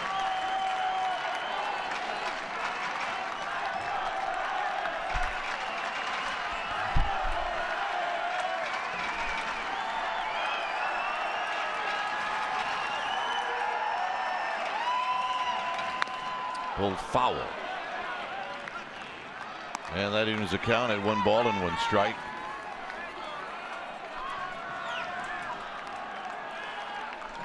That's pretty good ownage. He sees them well. 3 for 7.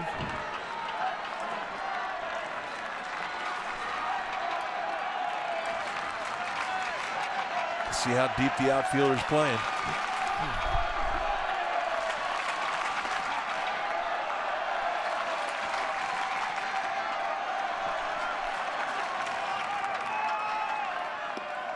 Two balls and a strike. And there's that changeup. And that wasn't close.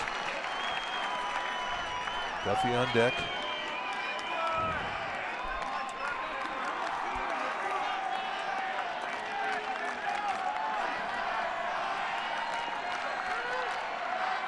Posey at second, Belt at first. Get on the ground, it could be a pair. That's 1 and 2. And that's the ball game. So Ziegler does get the ground ball, and the Diamondbacks do get the win. And this one is a tough loss because of where the Giants were earlier in the game. They had a 6-2 lead. Well, they're down to their last strike. And I think that even adds salt on the wound. A very difficult first loss in this homestand for the Giants. So, game 1 in 11 innings goes to the Diamondbacks. And here tonight, with 2 in the top of the 11th, Arizona beats San Francisco 9-7. Thanks for joining us. Stay tuned. Esurance Giants postgame live with interviews of the Wrap starts right now.